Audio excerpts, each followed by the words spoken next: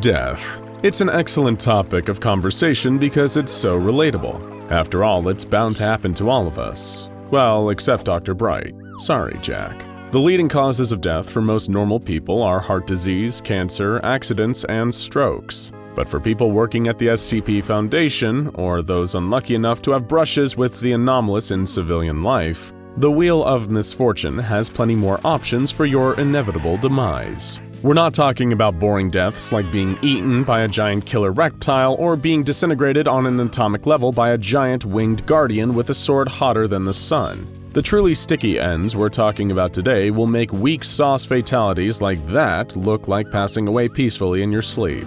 Prepare for a big warm spoonful of existential terror, because this is the worst ways to die. SCP Foundation Edition. Let's kick off this carnival of death with an old friend of ours, Uncle Larry himself, SCP-106, also known as the Old Man. This SCP celebrity is infamous for two things: his ability to walk through solid objects and his absolute adoration for causing pain. Seriously, this is a guy who loves torturing people so much that he has his own pocket dimension specifically tailored for the grisly task. That's why, if you fall into his greasy black claws, you've got an utterly nightmarish death in store for you. Expect to be tortured and mutilated over an extremely long period of time.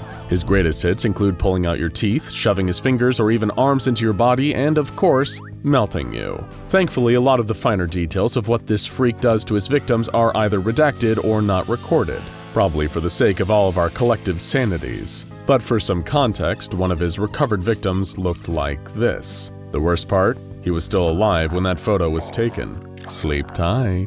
Or alternatively, don't. Because if you have SCP-966 on your tail, you won't be sleeping at all. These nasty little gremlins are called the Sleep Killers, which is somewhat ironic because as part of their protracted stalking and hunting period, they disable their victims' ability to sleep. Picture that. Invisible monsters keeping you awake forever, leading to a period of deadly insomnia. You'll become tired, but you'll never know rest. You'll start hallucinating. You'll get weak. Everyone around you will just think you're very sick, and they'll probably recommend everything from NyQuil to valerian root. But none of that will help. Nothing will help. Technically, you're a walking corpse already.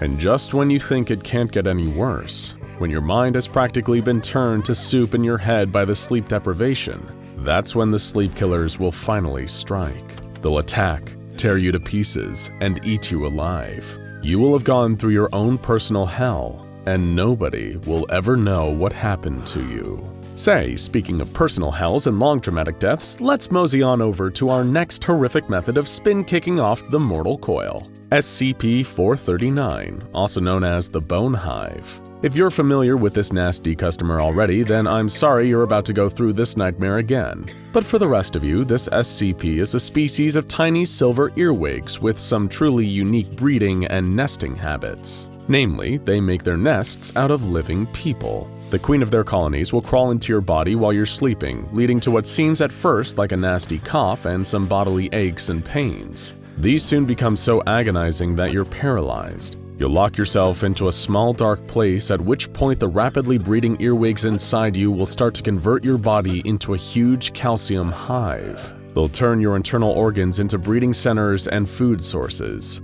You'll be alive through all of this too. Why? Because your living body acts as an internal heating system. You will die in the end, if that's any consolation, of starvation. Wow, what a bummer, right? I think we could all use a good laugh after that last one. Thankfully, we've got SCP-2030, also known as Laugh is Fun, to deliver some levity into this otherwise dire situation. 2030 is probably the ultimate hardcore hidden camera show, where the terrifying anomalous pranks often lead to their victims meeting gruesome ends. While their victims and surrounding bystanders often find these nightmarish deaths weirdly funny, the ends that 2030 dishes out are enough to turn your stomach. Here are a few examples for you, just to whet or permanently destroy your appetite. An old woman feeding pigeons in the park had 100 pigeons fly down her throat, bursting her stomach open. A man was flayed alive and had his skin filled with live squirrels. A woman was attacked by a lump of flesh shaped like an amalgamation of Margaret Thatcher's, which then shoved its tongue down her throat, causing her body to be transformed into a collection of Margaret Thatcher faces too. And the scariest thing is that all of these victims technically died by more normal means already. That's right. Everyone who stars in this twisted show is already dead before they ever make their appearance. Their restless souls drawn into the nightmare of SCP-2030, where they're killed again in even worse ways. Whew, maybe that wasn't pleasant. Let's instead talk about the baby. No, not da baby. Ugh. We're talking about SCP-734, the baby. Let's go. This cute little baby seems innocent enough, and in terms of his personality, he is. However, the bodily fluids of this baby can give you a truly sickening death. If you come into contact with the baby's fluids, you'll begin to experience what first seems like an aggressive skin condition: pain, itching, and redness. This will then lead to even more unpleasant and painful skin flaking, which will soon begin to expand over your body, eating away at you more and more. The flaking will get wider and deeper. Your organs and bones will start to disintegrate. Little by little, you'll painfully fall to pieces over a number of hours. By the time you're dead, you'll look like a big pile of bloody dandruff. Needless to say, it's incredibly unpleasant. Speaking of big, unpleasant piles, let's talk about the horrifying death you can get courtesy of SCP-162, also known by an appropriately ominous name, the Ball of Sharp. This thing is so deadly that it's one of the many SCPs that the Foundation has tried to use to terminate SCP-682. It's an 8-foot-tall pile of fish hooks, fish line, needles, scissors, and almost every other sharp, pointy object you can imagine. You've heard of a needle in a haystack? Well, meet the needle stack, where the hay is you. And scariest of all, this SCP has a cognitohazardous effect of brainwashing you into wanting to jump into its spiky embrace. And if you jump into the Ball of Sharp, well, what the heck do you think happens? You'll get poked and stabbed and cut horrifically. And because of the cognitohazardous effects, you'll alternate between complaining about horrific pain to talking about how much you love it, and would like to be left alone with the ball.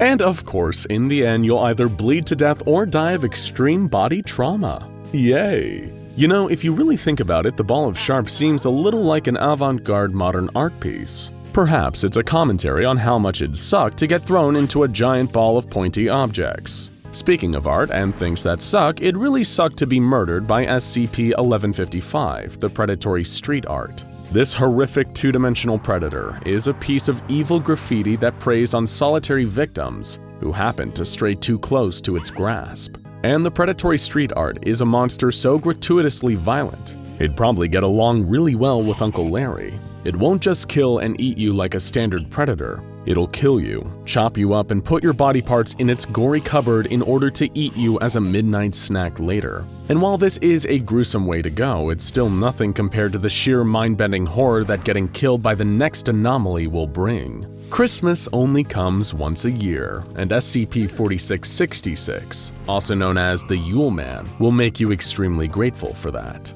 This living nightmare of an anomaly only operates over a 12-day period during the Christmas season, and if you happen to be on this sadistic Santa's naughty list, you're probably in for a horrible fate that is literally beyond what we're able to fully describe here. To give you some perspective, if you're lucky, he'll just murder you and your entire family in one evening, normally using torture, mutilation, and cannibalism. And if you're unlucky and also underage, then the Yule Man will take you down to his workshop, where you'll act as his slave and spend the rest of your life making morbid toys. And then, if you're the luckiest among the unlucky, he'll take you aside and eat you when he's feeling hungry. If not, he'll work you until your body breaks, then force your fellow workers to convert you into a toy while you're still alive. That's right. If you're not fit enough to keep slaving away and make the toys, you'll literally be made into the toys. Needless to say, you certainly won't be having a Merry Christmas. Okay, that was a little intense. Maybe we should take a seat and relax for a second. Wait, where's my chair? This is just a pile of wood chips. Oh, I see. It's SCP-1609, the remains of a chair. What's this doing in the video? We're making a video on gruesome deaths. We don't need a goofy pile of wood chips throwing everything. Okay, I'm sorry. I won't talk down to you again. I should have remembered. When SCP-1609 feels threatened, it teleports wood chips and metal fragments into the lungs of its victim, tearing them apart from within and leading to their victims choking to death on their own blood. Come to think of it, this probably does deserve to be on the list of the worst deaths. And finally, we've got SCP-149, also known as the blood flies. To the untrained eye, these nasty little suckers are just mosquitoes. Non-anomalous mosquitoes might give you malaria if you're unlucky, but outside of that, the worst thing you'll probably get from these guys is an itchy bite mark. That's definitely not the case for SCP-149. If one of these creatures bites you, you're infected with a retrovirus that mutates regenerating human cells into fertilized mosquito eggs. We're off to a rough start already, but it gets worse. Within a 5-hour period, the victim is covered in large, hard cysts filled with live mosquito larvae. By this point, they've reached full maturation and begin to exit the body en masse through the nose, mouth, and eye sockets. Infection by SCP-149 is fatal, and the chance of infection has been estimated to be 50% from one bite. It almost has you wishing for malaria. And there you have it, folks. Some of the most horrific ways you can die at the hands of some of the monsters, objects, and concepts from the SCP Foundation. But if we're being totally honest with you, that's barely even scratching the surface. There are so many awful ways to die in the SCP universe, it'd almost be impossible to cover them in one video. If you want to see more horrifying SCP deaths, let us know down in the comments. If, of course, you live that long. Okay guys, so to wrap this video up, I really don't think this cursed episode of this show was real. It's obviously just a really good scary fan animation, and the fact that the creators behind it didn't come out and claim ownership of it sooner, allowing it to be reposted and re-uploaded so many times, is really what got people thinking it was legit. That being said, it's still a good attempt at what a cursed lost episode would look like, so shout out to those animators, man. Anyway, I've been the GOAT Hellholder98, be sure to like this video, subscribe to my channel down below, and hey, if you know about any more lost media you want me to cover, leave it in the comments, I'll check it out. And be sure to follow my socials at Hellholder98. I go live most days and post updates about new videos on my story, so go check it out. Alright, until then, I'll see you somewhere down the line. The moment his finger pushed the button to stop the camera recording, the practiced false smile dropped from Holden's face. It was hard not to feel down after he'd finished filming a new video, not thanks to any post-creativity slump, but the more depressing knowledge of just how much of an uphill battle this whole thing was. It felt like yesterday when Holden had first gotten into the creepier side of the internet. He never ventured into anything illicit or outright illegal, mind you, but there was a distinct corner of the web that had pulled him in when he was still at school and just starting to spend more time online. This part of the internet was filled with scary stories that were mostly fake or made up for likes, but that could have been real. There were unsettling animations, short clips that were hand-drawn to give people the creeps and keep them up at night. Not to mention a whole archive of public safety announcement videos, terrifying workplace and road safety warnings that used to be broadcast on TV, and were as petrifying than the most acclaimed horror movies. Speaking of things that were broadcast to TV, that had gradually become Holden's specialty. One of his friends had sent him the link to a fictional account of someone who had supposedly uncovered an unaired episode of a Saturday morning kids cartoon. Or so this person claimed anyway. They went on to describe bizarre imagery, so intense and terrifying that it was unbefitting of a show for children. Then the person who made the original post explained how they got into contact with the show's creators via email to ask them about this cursed episode. The showrunner responded stating that the episode the poster had allegedly seen didn't even exist. To Holden, it didn't matter if the story was real or not. That wasn't the point. What was far more important was that it felt real.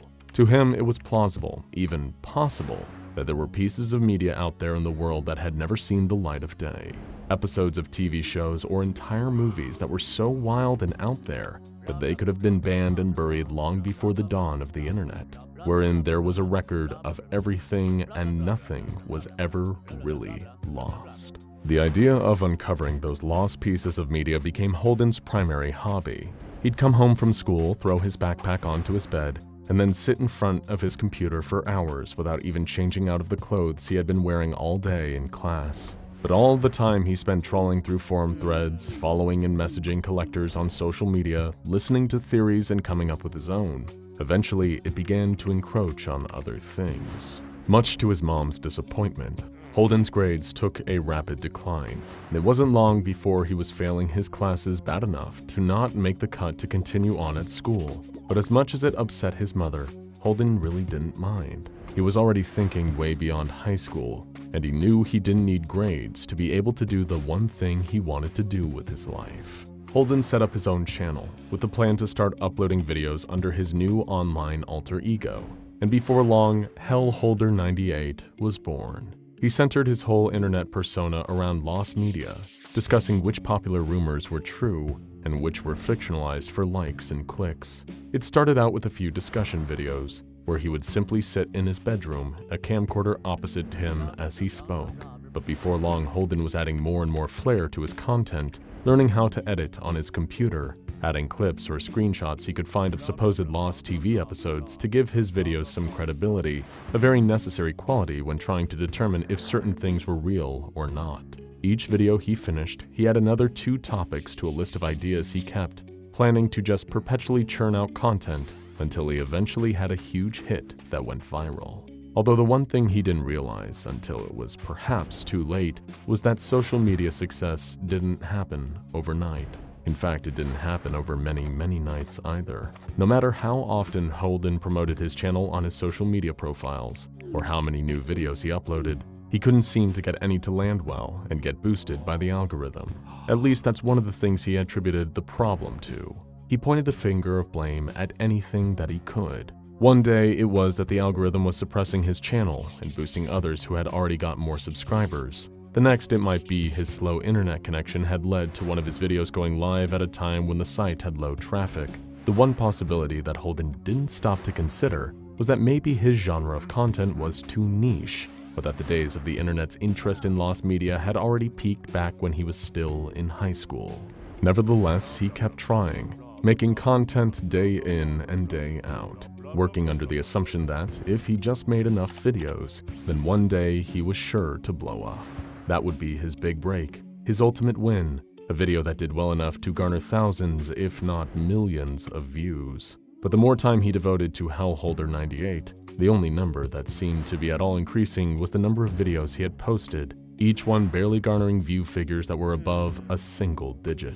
To make matters worse, getting help with growing his online brand was next to impossible. Every now and then, he would post on forums asking for advice, or if anyone wanted to collaborate so he could gain some exposure from creators with bigger followings. Those posts were often met with a slew of apathetic, snide responses, or comments telling Holden to just, quote, make better content, as if that was solid, specific advice. On top of that, his mom had outright refused to support her son's chosen career path, citing his failure at school as the main reason. Speaking of, any friends Holden previously had at school had all moved away in the years since, going off to pursue college and other higher education. Some were even starting their new and exciting professions. The old saying said, "It's lonely at the top," but Holden was just as lonely down at the bottom, posting his content in total obscurity, as if he was just shouting into an empty void, with no one around to hear. The few people Holden did still consider his friends were all as chronically online as he was,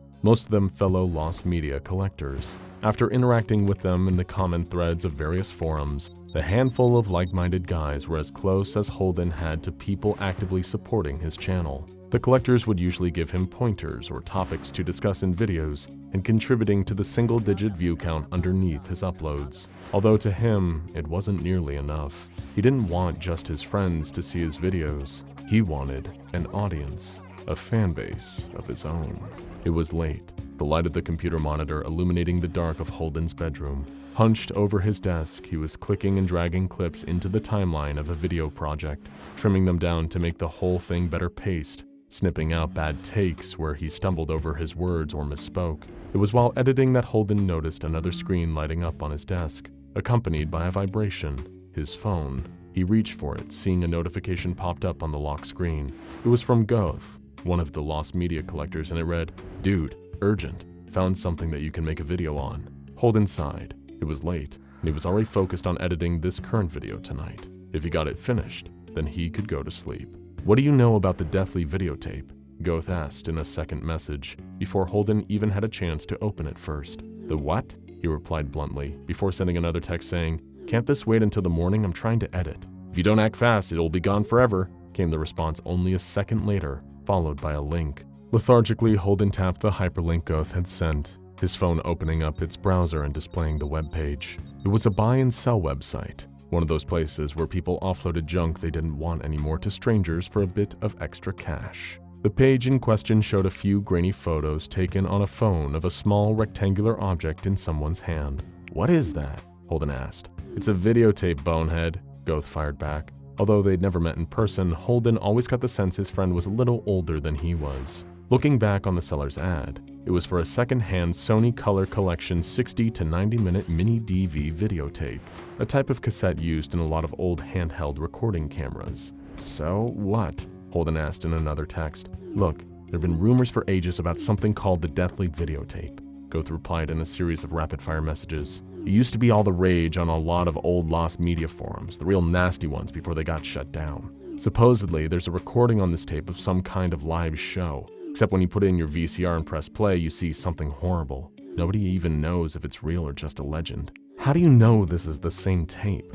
Holden queried. By now, he had typed out the same link on his computer and was looking at the for sale page on the bigger screen while he texted back and forth with Goth. "Read the item description," he answered. Holden's eyes scanned down the page, finding a short message from the seller. "To anyone interested, I'm giving this old mini DV tape away. I don't know where I got it or why I watched it, but I wish I hadn't. It had ruined everything for me. It's impossible to enjoy anything else now that I've seen what's on it. Let me make this clear, I am not selling this tape, I'm giving it away free of charge. I hope that getting rid of it will help." "Sounds ominous," Holden texted. "If you're so sure if this is the Deathly Videotape, then why don't you get it?"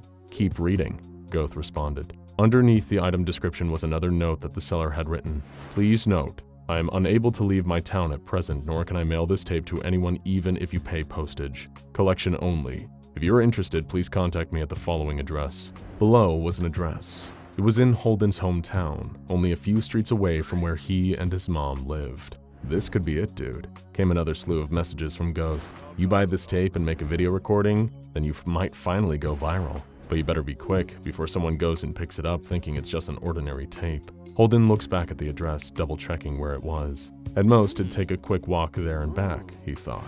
And if this tape was as elusive as Goth said it was, then owning it would mean Holden would be the only one who could make a video featuring it. After messaging the seller the night before, Holden found himself rushing through his quiet neighborhood to the address. All night as he tried to sleep, he kept thinking of the video he was going to make, how it could finally put him on the map, and at long last, bring him the E-fame he'd been working towards. Rapping his knuckles against the front door, he was met by an older man who stood on the other side. He was walking with a crutch, with a few bruises and stitched-up cuts on his face. The second that Holden explained he was there for the tape, the man reached to an unseen shelf just inside the doorframe and thrust the rectangular cassette into his hands before shutting the door as quickly as he could without it hitting Holden square in the face. He stared at the tape in his hands, though through its transparent green plastic case, he could see a hand-scrawled note. "I know you'll ignore me if I tell you not to watch this," it read. "So if you do, then on your own head be it."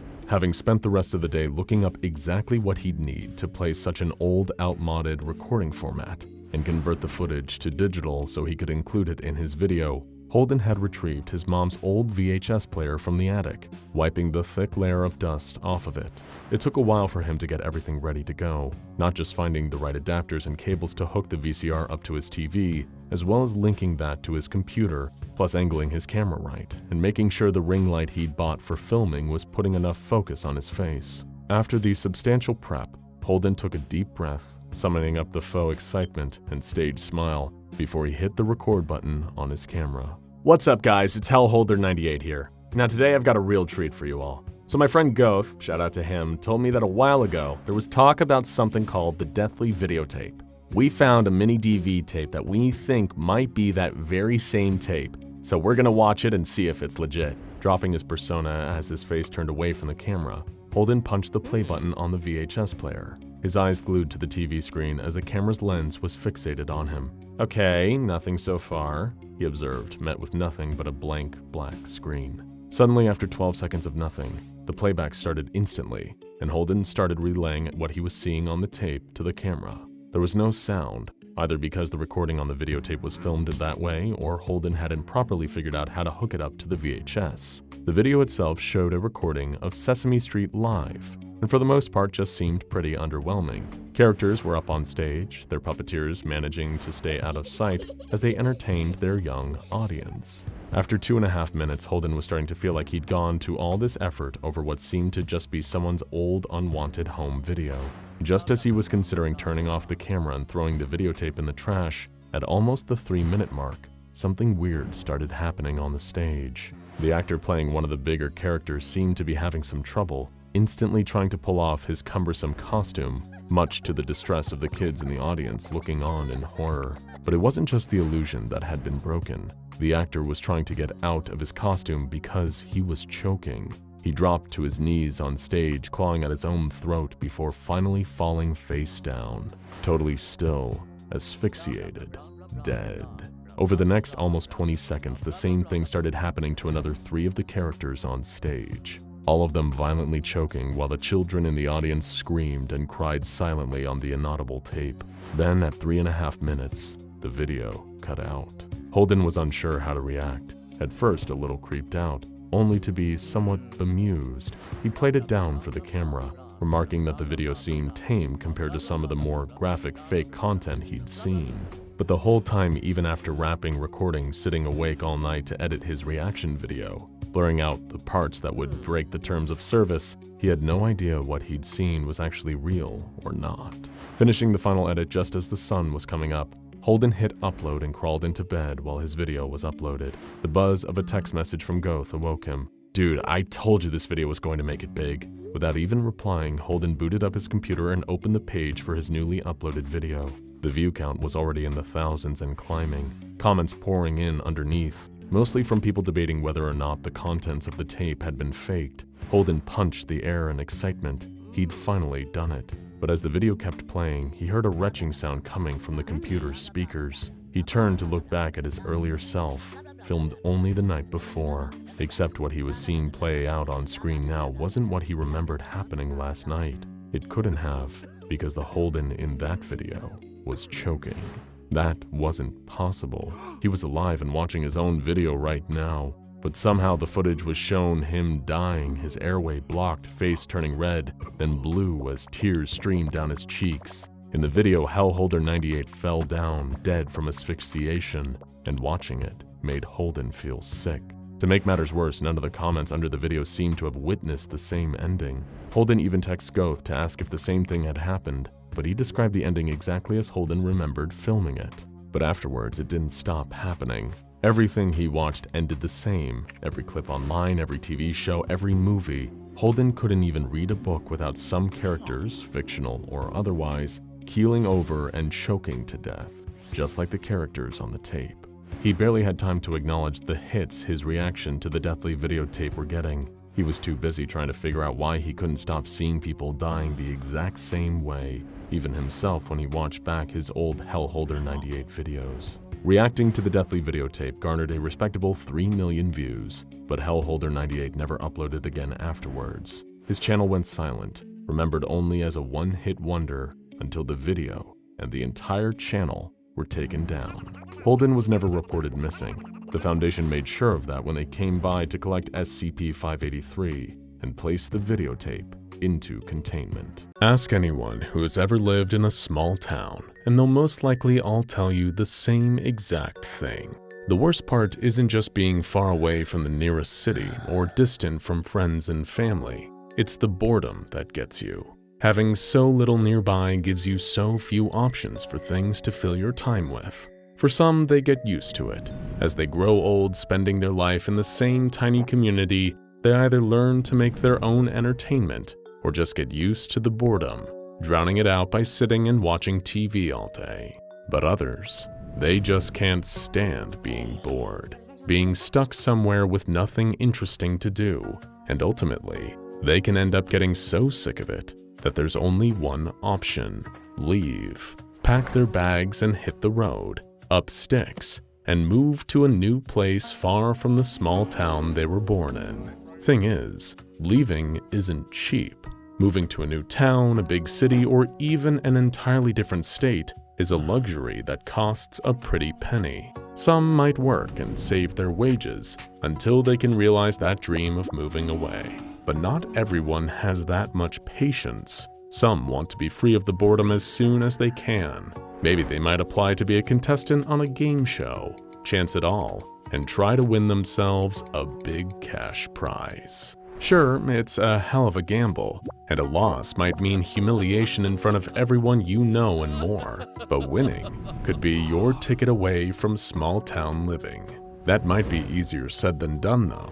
Not only does someone looking to move away need to be picked as a contestant, they also need to play by the rules and actually win the game. But as if that wasn't enough, they also have to live to tell about it. For as long as she could remember, Kat had always hated it here. Her hometown was tiny, too small to include more than the main street with few local stores, the one school that everyone who had ever lived there had studied at, and little else of note. And as for things people could do for fun in the town, well, as you can probably imagine, the options were severely limited, especially for a group of teenagers like Kat and her friends. Most of the time, all that she and the others, Leo, Ricky, and Danny, could do to pass the time was sit in the back of Ricky's truck and park in the middle of town, watching people and waiting for something even mildly interesting to happen. Not that it ever did. The four of them had a name for the rest of the townsfolk, everyone that had lived there for their entire lives and never dared to venture anywhere else. Lifers, as in they were imprisoned, serving a life sentence in this small town, never to escape or move on or make something of themselves. As much as they liked to poke fun at those people, each of the group knew that every weekend they wasted just sitting around, the closer they were getting to one day become lifers themselves. "We need to just go," Kat would say, trying to rally the other three into taking a spontaneous trip away as a group. "Just load up the truck one day, pick a direction, and drive until we find somewhere." Ricky and Leo would nod their heads in agreement, and Danny would talk for hours all about the places she might like to go to one day. But none of them ever actually made any plans to leave. Nobody knew where to start, until they heard rumors about an abandoned TV studio just outside of town. Apparently, according to Danny's older brother, it had been there for years, just sitting there completely empty. It wasn't just a small local studio either. One of the big national networks had owned it, and used to film there regularly back in the day. "Why would someone set up a studio here of all places?" had been Leo's immediate response. "Look at where we live," Kat replied. "It's the literal middle of nowhere. The network must have got the land dirt cheap. The real question is, why don't we go and check it out?" "What for?" Danny asked. Kat silently gestured at the cramped main street that surrounded them, the place that may as well have been the center of the known universe to the four teenage friends. "Do you see anything else to do around here?" Before long, the four of them were in agreement. Ricky's truck pulled up in front of their houses in the middle of the night, and under the cover of darkness, they drove out towards what was left of the TV studio. This was it. They were finally going somewhere beyond the choking, cramped confines of their tiny hometown. Although whether or not they'd all make it back was another matter. Here's a hard lesson for you kids. You can't fight for life you believe you deserve if you don't have a little skin in the game. With home a few miles in the rearview mirror, the truck stopped at a chain-link fence. A pair of signs were hanging from it, one welcoming them to the studio, while the other simultaneously warned them to keep out, that this area was private property. Ignoring it, the four of them stepped out of the truck and started to climb the fence, throwing Leo's jacket over the top to avoid injury. Beyond the fence was a huge building, almost the size of a warehouse, with a door marked "Studio Entrance" that practically invited the intrepid teens to open it up and have a look inside. Each one of them carrying a torch in hand, the group walked up to the abandoned studio and gently pried open the door, trying not to make too much noise. Even though they knew the whole place was abandoned, they still didn't want to attract too much attention and get caught trespassing. The lights were all dead as Kat led the group, her hand being tightly squeezed by Danny next to her, the two boys behind. None of them had been sure what to expect. It wasn't exactly like anyone in the group had ever set foot inside a TV studio before, but they were met with a narrow, concrete-walled corridor, so underwhelming that it almost made it extraordinary in just how profoundly dull it was. Lifting his torch, Leo pointed out some lettering on the wall that read, "To TMDG set," with an arrow pointing the 4 friends further down the corridor. Naturally driven by her curiosity and need to be literally anywhere apart from her hometown, Kat followed the arrow's direction to another door. Pushing it open, she stepped inside, her torchlight immediately being blocked by a thick curtain. Brushing her hand against the material, she started looking for a parting, but before she could... "Welcome, contestants!" A voice boomed through the dark, coming from somewhere in the space beyond the curtain.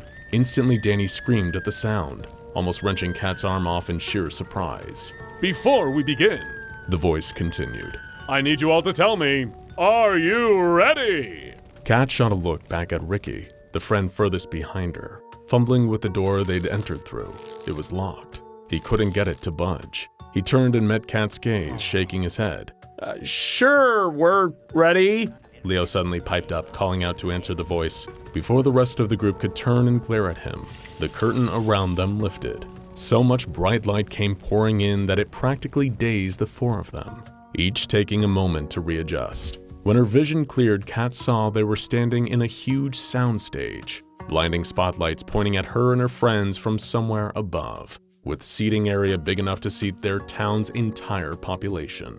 "In that case, folks, you know what time it is," came the voice again, talking as if there was a live studio audience present, despite every chair being unoccupied. "These 4 lucky challengers will go head-to-head, each one looking to take home the victory as well as a huge mystery prize. But only if they dare to take on the most dangerous game!" There was a pause, as if this unseen announcer was waiting for a round of applause. Without warning, more lights came on, illuminating the space in front of the 4 very confused friends. Standing before them was what looked like part of an obstacle course, a series of 4 horizontal beams over an empty space. The glare of the light was so intense that even squinting, Kat couldn't tell what was beneath. It just looked like a void, nothing but total darkness, with 4 narrow beams bridging the gap between where they stood and another platform beyond. "Well, what are you all standing around waiting for?" the announcer declared, almost mocking the 4 teens urging them on. "Oh, the rules, of course." There was another awkward pause, like the voice was waiting for laughter. "It's simple. The 4 of you will be competing to make it through each of our obstacles. Make it to the end before our timer hits 0 and you'll be tonight's big winner. But fall behind or cheat, and it's out with you." A huge digital countdown illuminated on one side of the soundstage, telling the group they only had 10 minutes to play. Kat, Leo, Danny, and Ricky barely had a chance to question what was going on, exchanging quick, concerned looks before the announcer started urgently counting them down. 3, 2, 1. He cheered. Simultaneously, the 4 teenagers felt a presence looming behind them, like a figure was standing just out of view, blocking them from turning back. Carefully putting one foot in front of the other, Kat started shimmying along the beam in front of her, trying to keep herself steady while also moving as fast as she could without falling. Out of the corner of her eye, she could also see Danny on the beam next to her, doing the same, but finding it a little easier to balance. Leo was having no problem at all, sidestepping with enough speed to keep him practically neck and neck with Kat, but Ricky was wobbling. Every foot he placed on the beam, he felt like it might give way beneath him, but it was just a game show, right? Sure, it shouldn't even really be running right now, but regardless of why or how, the worst that could happen was that he would fall. His next step missed the beam entirely and Ricky could feel himself toppling. "Guys!" he called out to his friends, trying to shift his weight onto his back leg. Kat, Danny, and Leo all froze and snapped their heads back to look at him, just in time to see Ricky wildly flailing his arms. His whole body toppled to one side, and he dropped off the beam with a loud scream. Not one of them saw him land, or even heard it for that matter. It was as if Ricky had just been swallowed up whole by the dark void beneath them, his scream getting more and more distant until it couldn't be heard anymore. "Oh, tough break. Talk about falling at the first hurdle," the voice exclaimed, as if what had just happened was some kind of joke. "So long, Ricky. We hardly knew you." Staying perfectly still, but clearly distressed, Danny called out Ricky's name. There was no answer. Kat just stared wide-eyed at the abyss below, only looking away as she heard Leo jump the last bit of his beam onto the platform. "Danny, come on!" Kat whispered to her friend. who looked back at her with tears streaming down her face. The pair of them carefully stepped further along their respective beams, trying to stop themselves from looking down or at the huge clock, seconds ticking away and putting them under even more undue pressure. Reaching the other side, Danny dropped to her knees, unable to hold back her sobbing. Kneeling down to comfort her, Kat looked up at the soundstage's bright lights for any sign of who was putting them through this. "Bring Ricky back!" she yelled. "I'm sorry," the announcer replied, the game show bravado dropping from their voice. "But you agreed to play." "He'll be fine," Leo said. "Bet you anything he just screamed like that to scare us." "Leo, you don't seriously believe that?" Kat asked as she helped Danny stand up, wiping her friend's tears away. "Is he dead?" she sobbed. I don't know," Kat replied honestly. "Of course he's not," Leo interjected. "It's a soundstage. It's not like this place is dangerous." "Then why was it abandoned?" Danny asked. Leo didn't give her an answer, either because he was distracted by the lights coming up on the next part of the obstacle course, or because he didn't know and wouldn't admit it. Ahead of them was a long stretch of the course, forming a narrow, square-shaped walkway. Wide portions of the top side were dropping to the bottom in regular intervals, separating the tight space before opening it up again. Every time the segments lifted up, the 3 remaining contestants could see all the way to the other side of the walkway, where a new platform waited for them. With Danny under one arm, Kat looked at the far end of the walkway as it disappeared and reappeared behind the rising and falling segments. Then she noticed the timer, the seconds rapidly ticking down. But Leo had noticed it too, and turned to look at the 2 girls with a determined expression. Kat shook her head at him, but it was too late. With all his strength, Leo shoved Danny and Kat, both of them landing flat on their backs on the platform. He bolted towards the walkway as fast as he could, managing to dodge between each portion, pausing as they came down, only to run into the next one as they lifted back up. Helping Danny back to her feet, Kat ran after Leo. He already had a head start and would easily make it to the other side of the walkway before the girls. So instead, Kat held Danny close and took it slow, methodically waiting for each segment to lift back up before they went further into the next safe zone. They were gaining on Leo, who was sprinting to the finish between the rise and fall of the ceiling's crushing weight. Kat watched him disappear behind each block, only to see his back when it came back up. He had made it to the platform opposite, panting but otherwise unscathed when she next lost sight of him. That's when the announcer spoke up again. Now, Leo," it said. "That was hardly fair, was it? And we all know what happens when you break the rules." As the segment in front of her and Danny rose again, Kat caught sight of Leo just ahead, but it was what was standing behind him that stopped her in her tracks. 2 huge figures, each like a shadow without anything casting it, towered over Leo. One of them reached forward and grabbed him, shrouding him in a cloak of darkness, and he was gone. Just like Ricky, he vanished. Kat had been so transfixed by what she had just witnessed that she didn't notice where she was standing, right under a block that was about to drop. Grabbing her hand again, Danny pulled her out of the path of the descending slab. Kat felt it brush against the back of her leg just as the pair of them made it out on the other end and onto the platform. The last 2 contestants. And then there were 2. The announcer cheered, pausing again for a reaction from the empty room. "We don't want to play this sick game anymore," Danny yelled. "Well, you made it this far," the unseen host replied. "Time for our 3rd and final challenge, the final stretch of the course. Make it through this and you're home free. But fail or break the rules like Leo, and you'll be disqualified. Game over." "It's okay, Danny," Kat whispered. "Whatever's next, we'll get through it." "Do you think the boys will come back if we do?" her friend asked. Just like Leo had, Kat didn't answer. The lights revealed the last stretch of the course. The final platform was overhead, a net climbing wall in front of them. It was a straight vertical ascent up, with a wall behind the next and holes in its surface. Wasting no time, both Kat and Danny started climbing up the rungs of the thick rope, staying level with each other as they went higher. "And then they're off. Look at them go, ladies and gentlemen," the announcer commented, still speaking as if to an audience. "But it's not gonna be so easy." The sharp sound of metal made both girls gasp as long spikes shot forward from the holes in the wall. The blades retracted, fortunately having missed Danny and Kat this time. What had started as a simple climb up had become something akin to a twisted game of whack-a-mole, with each of them trying to avoid staying in front of the holes in the wall for too long, dodging the spikes as they went in and out. They climbed higher and higher until... "Kat! Danny screamed. She looked over her shoulder, only to notice she was in the lead. Below her, Danny was calling up to her with a fear-stricken expression. Her foot was caught in the rigging of the net, kicking and thrashing wildly to try and free it. Kat looked back up. She was almost at the platform, close enough to nearly reach it with her fingertips. But behind her, her friend was stuck, and with no idea when the spikes would come next shooting out of the wall. Kat threw herself over the edge of the platform and landed on her back, just as she heard the gut-wrenching sound of the spikes extending ring out. She was beside herself, tears streaming down her face. It wasn't uncommon for people to be overwhelmed to the point of tears at the end of a game show, but Kat wasn't crying with joy. We have a winner! The disembodied voice declared, barely audible to the surviving contestant as she wept. After she'd finished explaining what had happened to the police, a group of mysterious agents flocked to the soundstage to lock it down, stopping anyone else from getting close to it. They'd found a VHS tape in the mailbox at the front office of the studio.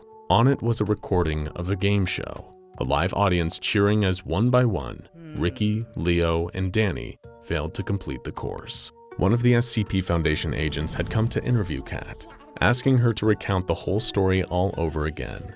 Her account lined up perfectly with everything seen on the tape. Then the agent asked her what her prize had been after she won.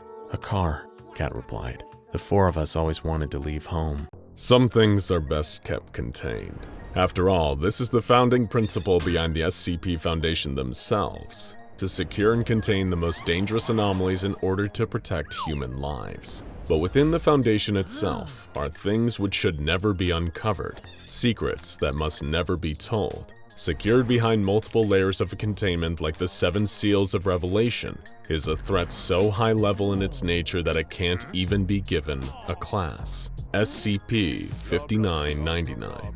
But in order to truly understand this late series SCP, we have to go all the way back to one of the earliest. Anyone looking for SCP-001 will quickly realize that there are several different entities and anomalies that share this designation. Many reasons have been given for this classification quirk.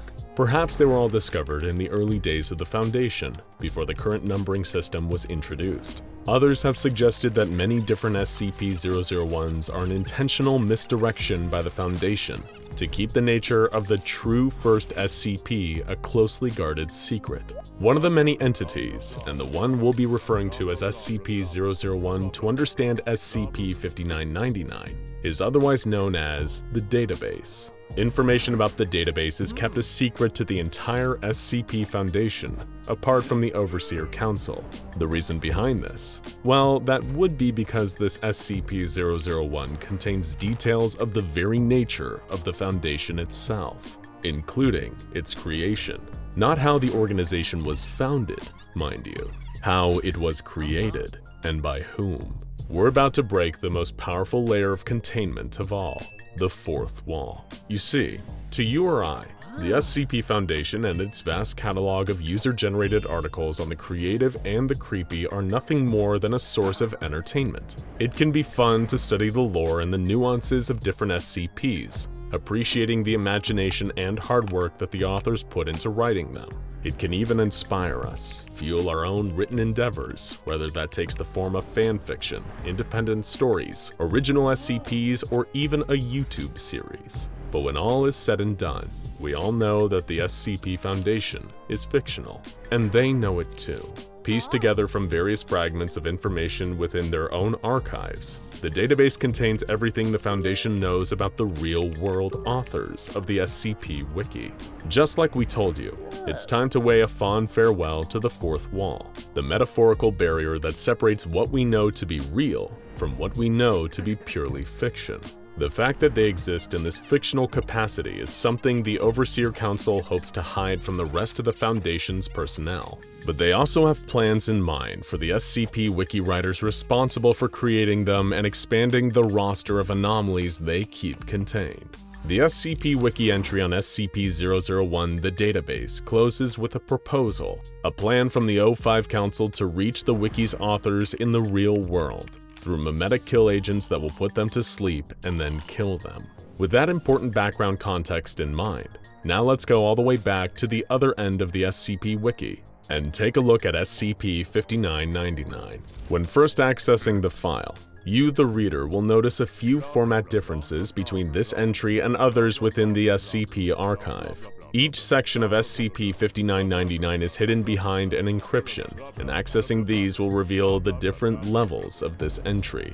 Remember how we mentioned the 7 seals of Revelation at the start of this video? That wasn't a coincidence. In the Bible's Book of Revelation, there are 7 symbolic seals securing a book that John of Patmos saw in his vision of the apocalypse. When these 7 seals are broken and the book is opened, this symbolizes the second coming of the Messiah and marks the beginning of the biblical apocalypse. In much the same vein, SCP-5999 is sealed in 7 different parts, each behind its own encryption, culminating in one apocalyptic ending. So at this point you're probably thinking, what actually is SCP-5999? What could be so dangerous that it has to stay hidden in multiple segments? Well, on the surface, SCP-5999 is just a story. It details one of the SCP Foundation's many investigations into an anomalous object. Nothing too strange about that. But there's something more to it, since with the Foundation there always is. And it has something to do with the images at the header of each section of the entity. At the top of each part of SCP-5999 is a picture of a group of candles, 7 to be exact. But the further down you read, one by one the candles start to go out, until you reach the end of SCP-5999. Delving into the first of these sections, the SCP-5999 entry describes a corpse that seems to be cursed with multiple anomalous properties. After the assault and murder of one Miss Jacqueline Holcroft, her remains were scattered. According to this entry, any person coming into contact with a part of Miss Holcroft's deceased body, or anyone who learns about what caused her death, will experience anomalous effects. These manifest in various ways. For example, subjects may hallucinate that they see a disheveled woman with wounds similar to Miss Holcroft's before her dismemberment. This sight is sometimes accompanied by sounds of whispering, and even begging that calls the subject seeing and hearing things by their name. Others have reported hearing an unknown song set to the tune of Twinkle Twinkle Little Star. The anomalous influence of Miss Holcroft's dismembered remains is known to continue until a subject's death, with many reporting seeing the woman's deceased body lurking in their old photos, or suffering sleep paralysis as they feel something being forcibly removed from their guts. Some subjects even report discovering body parts and organs, anything from fingers to eyes to teeth to hair, and finding it at random places, such as when opening a drawer or in their food. Finally, a number of subjects affected by the remains of Miss Holcroft have reported a specific irrational fear, the fear that the chains are weakening.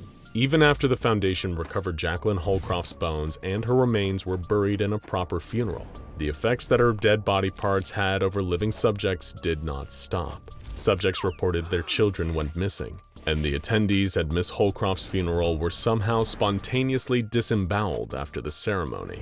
To keep these effects to a minimum, the Foundation apparently has a containment procedure in place. The SCP-5999 entry details something called Procedure Sevenfold, wherein the SCP Foundation gathers 7 civilians and brings them to a location called Albright Manor.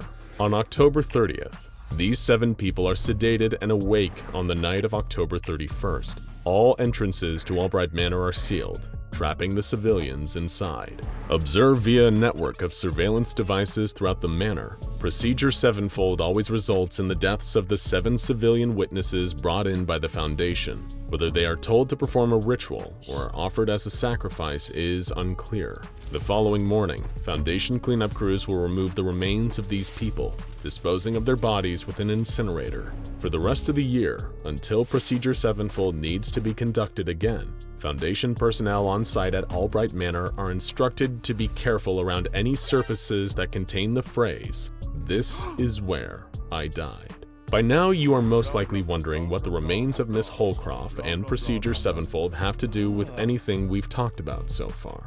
What is the connection to SCP-001, the database? Is there something linking an anomalous corpse with the Foundation's knowledge of its own fictional existence? What does a fear of the chains weakening mean? And why do none of these questions seem to acknowledge what those 7 candles represent or why they're still gradually going out? Scrolling further through SCP-5999 doesn't seem to yield many more answers though. In fact, the more of the sections you look into, the less it seems to be about Ms. Holcroft or even make any link to the database. And the deeper you go, the fewer candles remain lit. The next few portions of the SCP-5999 entry are dedicated to completely different investigations that have little to nothing to do with Procedure Sevenfold. Ms. Holcroft's corpse and the anomalous effects it creates are also absent in later segments of this entry in the SCP archive. So if the cursed body parts of Jacqueline Holcroft are not SCP-5999, then what is? One report details the fates of a mobile task force trapped in a fog-shrouded town. Here they encounter a lamb that appears to be undead and evolves into an ungodly winged beast before the MTF team's very eyes. Another that follows is a transcript of an exorcism. During a classified Foundation operation, one Agent Grace was possessed by a demonic entity and sent to the Department of Demonology. Specialist in demonic psychology Dr. Peter McNeil attempted to remove the demon inhabiting Agent Grace. However, after trying to intimidate the demonic entity with various passages from biblical texts, it appears as though maybe the demon was able to spread its influence to both Agent Grace and Dr. McNeil. Of course, neither of these reports seem to answer any of the pressing questions or explain the exact nature of SCP-5999. As you go further into the entry, you can't help but notice how often chains are referenced. In fact, that seems to be the only thing constant in all these disjointed segments. Mentions of a failure of the chains to hold what lies beneath, and chains that have become too few in number to hold it, all create the sense that something once was locked up, sealed securely away, is managing to break free. Then finally, as the last candle goes out, you are literally brought face to face with the horror of SCP-5999, and its true nature is revealed to you. A decaying, desiccated corpse stares out of the screen at you. Its eyes are sunken deep into its skull, lips shriveled almost completely away, exposing rows of rotten teeth. Could it be Miss Holcroft's body? You aren't sure.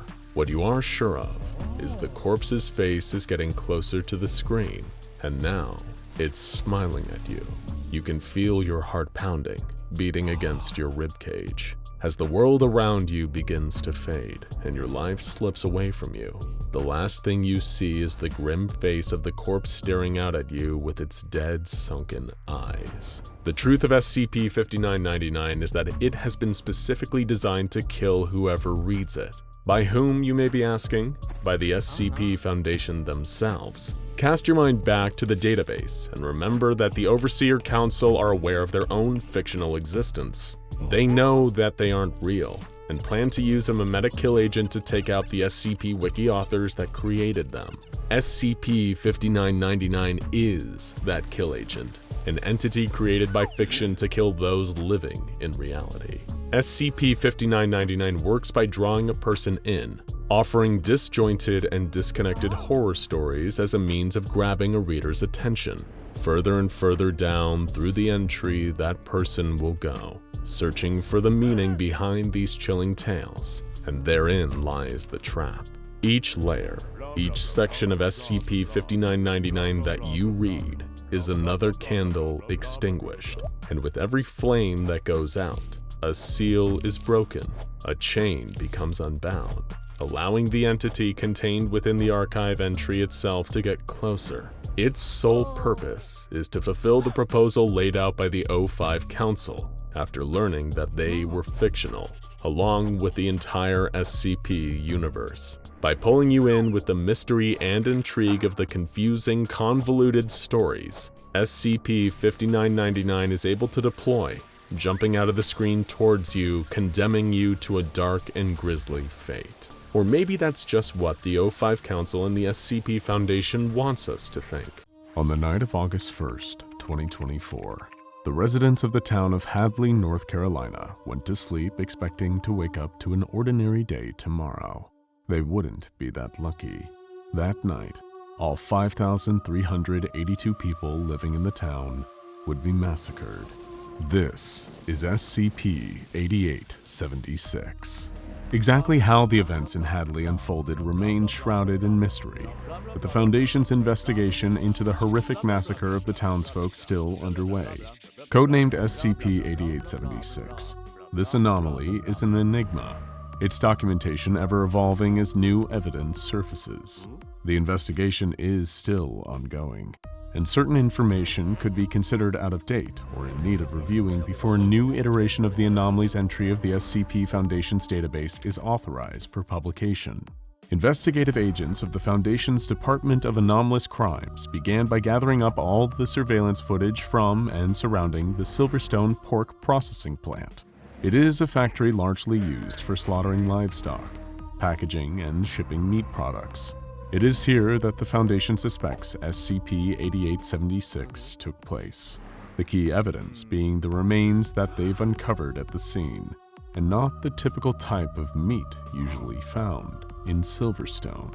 When agents arrived on the scene, several of the plant's livestock were loose, having seemingly been freed from their pens and able to walk freely around the storehouses. Of course, loose animals are hardly an issue that warrants the intervention of the SCP Foundation, but what investigators found when they scoured the rest of the factory certainly did. The interior of the property houses an assemblage of human viscera. These remnants were found in various parts of the plant, littering the area mainly contained within the building itself, but also found scattered throughout the premises. This viscera has been collectively referred to as SCP-8876-1. The majority of these human remains are not anomalous themselves. Preliminary rapid DNA testing performed on the scene provided the Foundation with the first horrifying answer in their growing list of questions. That being, yes, SCP-8876-1 is what's left of the 5,382 residents of nearby Hadley, North Carolina. That fatality figure includes all staff who made up part of the Silverstone pork processing plant's workforce, and the factory owners.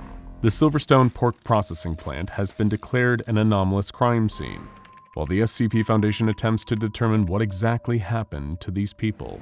The Department of Anomalous Crimes has confirmed that while the body parts and remnants of the people of Hadley aren't anomalous, there is a strong indication that the way in which they were dispatched was. As for what that is, though, the answer is still unknown.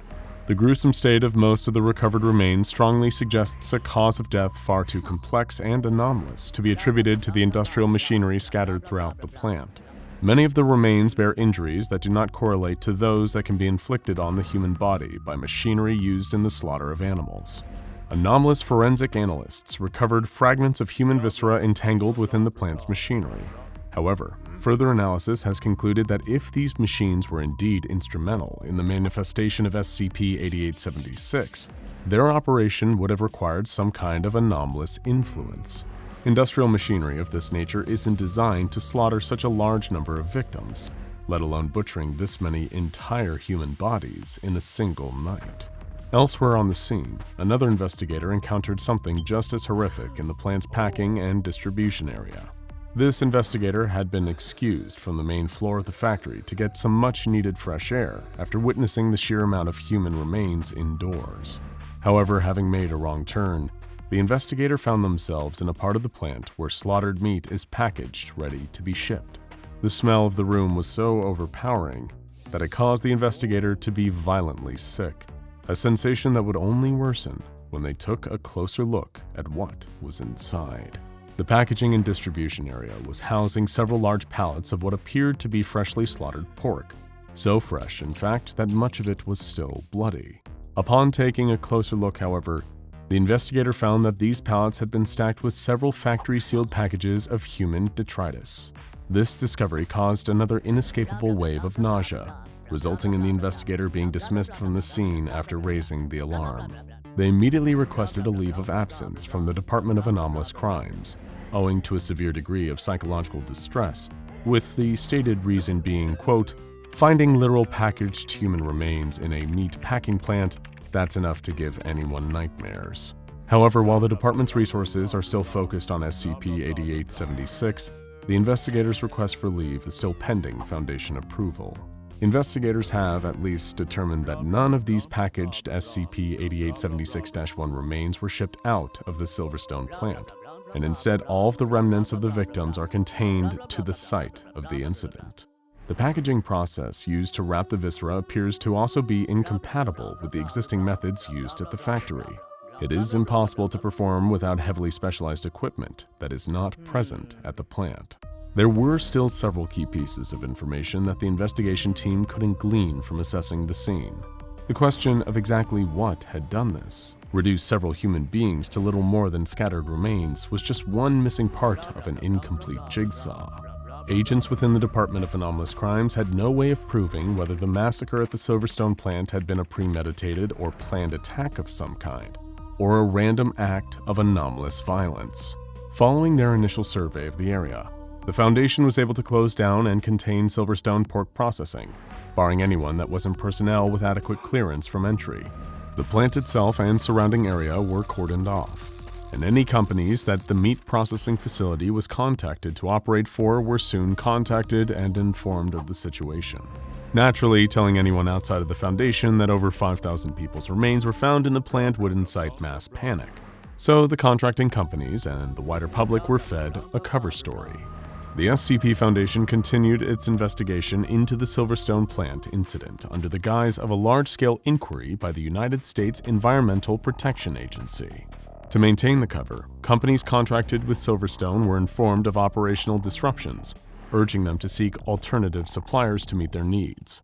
In other words, the Foundation's counterintelligence efforts turned all eyes away from Hadley, North Carolina, and the factory full of human remains. The first week of examining the scene drew to its grim, muted close. Nobody was eager to be working on this case. There had been over 800 carcasses that anomalous forensic analysts had been able to sift through and identify. Most of the positives were thanks to medical and dental records, since the remains themselves were mangled beyond all recognition. Investigative teams continued poring over every nook and cranny of the packaging plant, scouring every detail looking for evidence. As for what they were hoping to find, anomalous residuals, proof of trauma, or anything else that could help them narrow down the cause of death for the over 500 victims of SCP-8876. Before the week had ended, members of the Department of Anomalous Crimes assigned to the Hadley case had a nickname for the plant itself. Given its use as a slaughterhouse and the sheer amount of still unidentified human remains, many took to calling the place the Killing Floor. Despite the work they'd already done, the Foundation's investigators were still clueless as to what caused the SCP-8876 massacre. An inciting incident couldn't be determined from the carnage left at Silverstone. Even examining the plant's work logs and the backgrounds of its numerous employees didn't uncover a shred of evidence. Looking for any kind of advantage in understanding this mess, the Department of Anomalous Crimes Unit Director, James Barnes, filed an official personnel request with the SCP Foundation only 5 days after the massacre was thought to have taken place. The unit director wanted to bring in investigators with psychic capabilities. Overwatch Command quickly approved the request and dispatched Detective Allison Presley to the scene. Presley was handpicked for her experiences in studying anomalous abilities, in particular extrasensory animal communication. Those with enough training in this field are able to retrocognitively view the memories of a simple organism through direct physical touch. The only possible living witnesses to the SCP-8876 incident were the livestock kept on site. The conference room of Silverstone Pork Processing was converted into a makeshift office for Unit Director Barnes, known as Temporary Site 8876. The room came complete with an observation window, giving him a view into the room being used as a chamber for Detective Presley to conduct her extrasensory viewing sessions with the various pigs kept at Silverstone. The initial viewings with one of these pigs was disrupted when Presley had to exit the observation chamber and retrieve a syringe of HA9 from a briefcase. This chemical compound is used by individuals with psychic abilities in order to suppress their own emotional and cognitive limitations. And by limitations, we mean the natural emotionally traumatic response that a person would have to retrocognitively relive a mass slaughter. Taking the HA9 syringe, Presley guided the needle into the sclera of her right eye, and pushing the pump, injecting herself with the suppressant in one eye and then the other, ready to continue her viewing sessions. The first of these to unearth any notable details was with POI 8876-0573, a specimen of an adult male pig.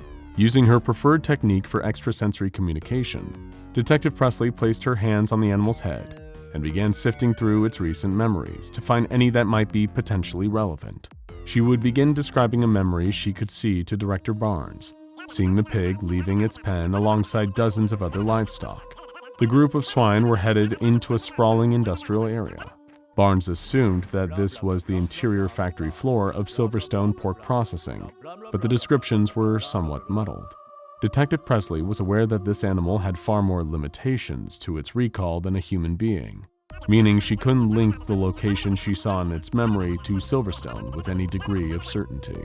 She also pointed out a particular sensory issue, similar to the one that had prematurely ended her initial viewing session only a few minutes prior, leading her to need a boost of HA9.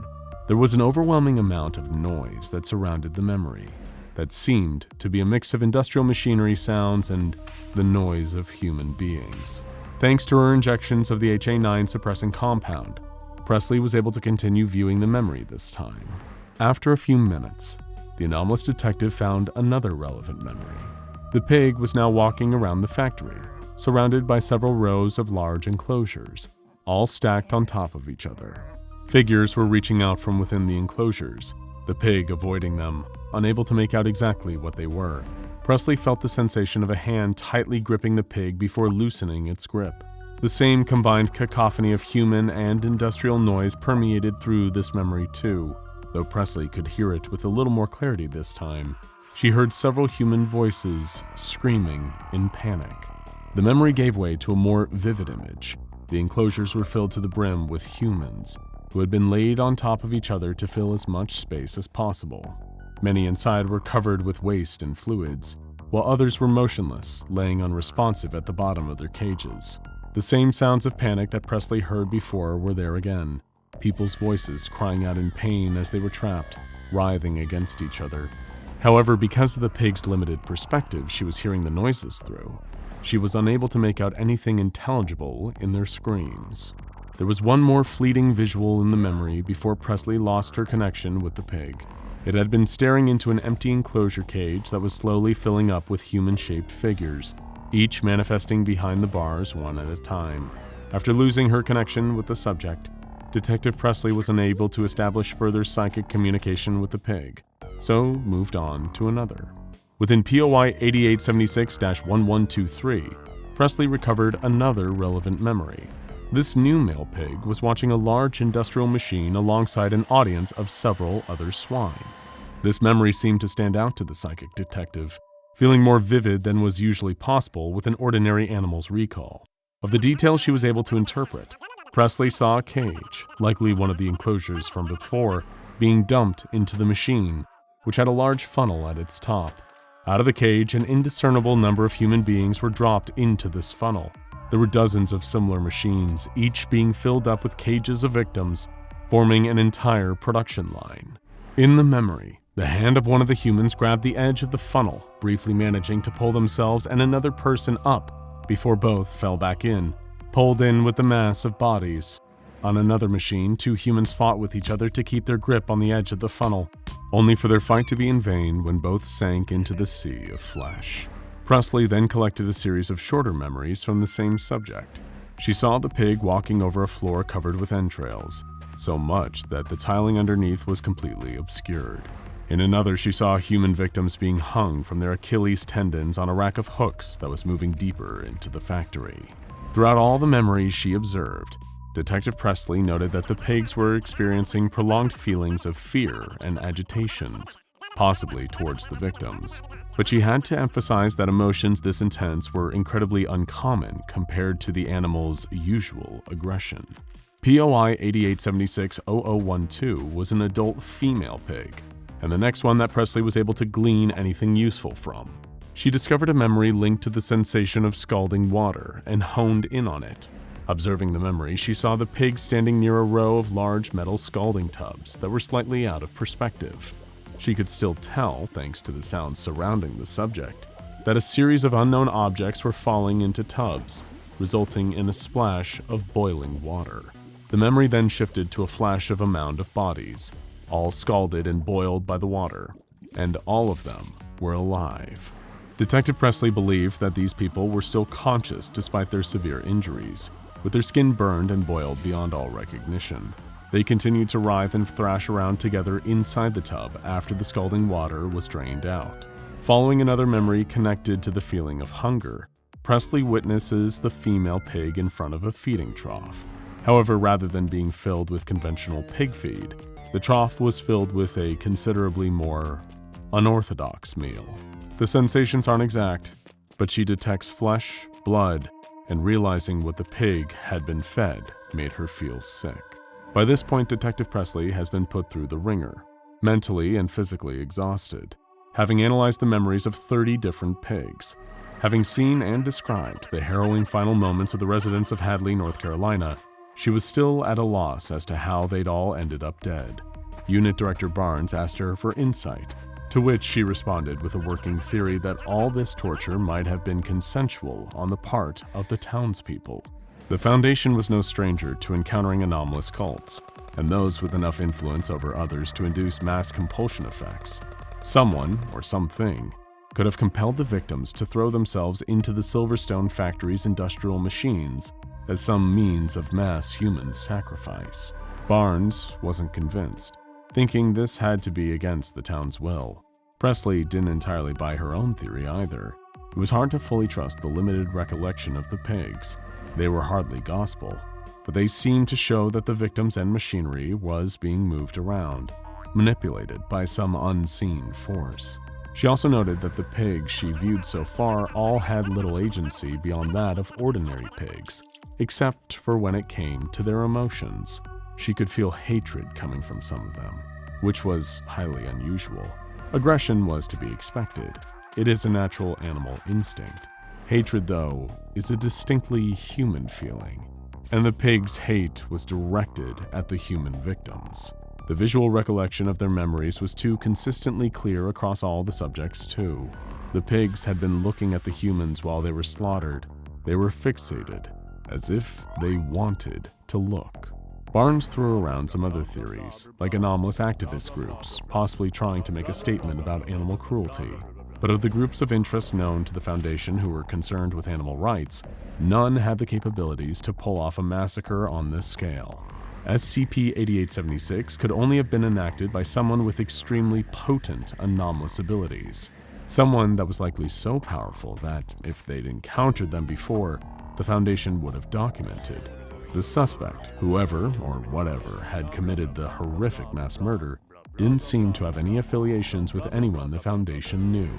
And it couldn't have been the pigs.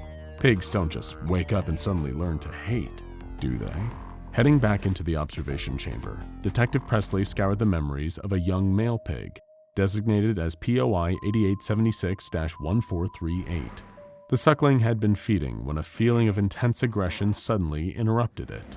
There was a commotion somewhere in the factory, and the subject, along with other pigs, scrambled to see what was going on. Through flashes, the psychic detective saw the human victims of SCP-8876 running around the factory.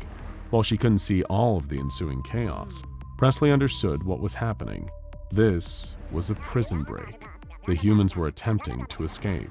Many were running through the enclosures she'd seen in the other pigs' memories, freeing their fellow captive humans from the cages.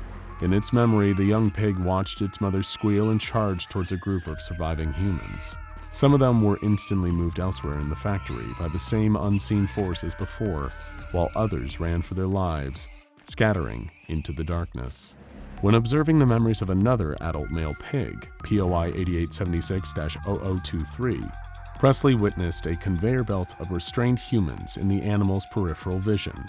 It was moving steadily, stretching each victim's limbs to their limits as it did. The creature felt alert, as around it dozens of other pigs were rushing through the factory floor, underneath machinery and atop balconies. Presley continued viewing the subsequent memory, seeing the pig standing alongside several dozen others on a balcony that surrounded an enclosed depression down below. There, pipes were funneling a constant stream of blood, viscera, and other byproducts into a pit, where a group of humans were.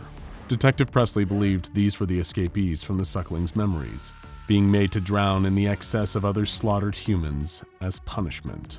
The next pig, POI 8876-0282, an adult female, contained memories of a room filled with several dozen pallets, all stacked with unmarked aluminum cans. One of the cans rolled towards the pig and burst open with a hiss. A large clump of tissue oozed out of the can, a muscle that expanded and contracted despite being severed from a body. The pig then ate the contents of the can. Presley had determined several pieces of crucial information from the latest batch. Whatever was responsible for SCP-8876 was using the pigs as an alarm system of sorts, allowing their commotion to notify it that humans were trying to escape. The unknown anomalous entity had somehow kept the animals on high alert, making them rush at the escapees, using them as extra eyes to observe the captured residents of Hadley. But even more important was that the memories she had viewed didn't take place inside the Silverstone pork processing plant. The surroundings were different. So was the excessive machinery, and the plant itself wasn't capable of a mass slaughter on such a scale. The lack of any anomalous residuals on the factory or the collective SCP-8876-1 remains also ruled out any kind of reality bending being used to alter space. Detective Presley believed that the victims and the pigs had been moved out of Hadley to a second location, the place where the memories took place, and then delivered back to Silverstone afterwards. When it came to why, Barnes and Presley had one of two answers. Either the pigs at the processing plant had been the closest cluster of animals that entity had encountered to use as its extra eyes, or two, this had been a targeted attack on Hadley and Silverstone from the beginning. It almost read as a statement, an act of retaliation. If all the anomaly knew was the slaughterhouse, then it made sense that it would dump the remains of its victims back at the processing plant. Barnes suggested that it might have been the work of an employee having some kind of anomalous episode, perhaps in reaction to seeing the day in and day out loss of life at Silverstone. But Presley had a different theory. She thought that whatever had done this had emerged from the factory itself, some kind of thought form or egregore created by mass feelings or ideas. If an anomaly like this became strong enough, they could sometimes manifest a physical totem, a representation of themselves. And Silverstone, a place full of constant animal death and suffering, with a clear power dynamic between the workers and the livestock for the slaughter, seemed to be the perfect place for an entity like that to appear. Examining more pigs, Presley didn't focus on specific memories, but instead performed an unconscious probe, allowing the animal's recall to present itself without any other prompts. What she saw were flashes of the poor conditions at Silverstone. Pigs in crowded enclosures unable to reach water troughs thanks to being packed so close together. One pig, POI 8876-1391, had a memory of accidentally stomping a suckling to death just to get a drink. Scenes of intense slaughter flashed through Presley's mind. She was shown pig carcasses being chopped up by machinery in the assembly line. Then she was shown the factory's workers, unpacking the pork products they had brought home from work as they sat down at the dinner table. These were accompanied by an intense feeling of aggression. The memories then shifted to those that Presley had seen in the other subjects. The roles of the slaughterhouse reversed, with humans enclosed together, made to writhe in pits of filth and viscera. Then came POI 8876-1948. Like with the other subjects before, Presley placed her hands on the animal, expecting to repeat the process of viewing its memories, only to pull her hands away and scream. She rushed into the makeshift office, visibly shaking, thinking that the psychic detective had reached her limit. Unit Director Barnes held down on the intercom, signaling to the rest of the research team that they'd need another batch of HA9 suppressant. There was no response. Barnes tried the intercom again, instructing everyone on site to report in. The rest of the unit should have still been on standby, but there was no response.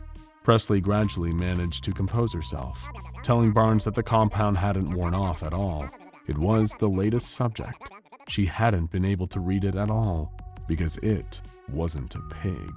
Monitoring recorded surveillance footage of Silverstone pork processing and the surrounding area, the Foundation quickly became aware that Detective Presley, Unit Director Barnes, the entire Department of Anomalous Crimes research team, and all the gathered livestock seemed to have suddenly disappeared. Any attempts to discern their exact whereabouts have failed. The SCP Foundation is still looking into alternative methods of monitoring the site of SCP-8876. However, time is not on their side. And if Presley, Barnes, and the research team ended up in the same place that the other humans did, then time's not on their side either. Once all ongoing investigations are complete, the SCP Foundation's Department of Dissolution will permanently shutter the Silverstone pork processing plant, the process of which was already started when the Foundation discovered evidence of SCP-8876.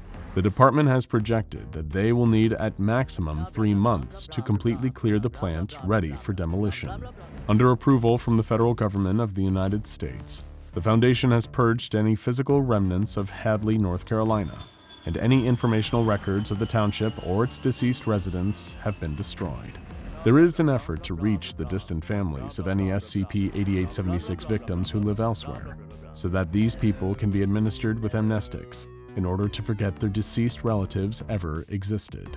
As far as the world will know, there is no Hadley, North Carolina. There is no Silverstone pork packing plant. 5,832 people did not die in a meat packing factory. There is no SCP-8876. There is no killing floor. A man is sitting in a chair inside a containment cell at the SCP Foundation. The man is dressed normally, and he isn't trying to escape or attack the researchers who are observing him.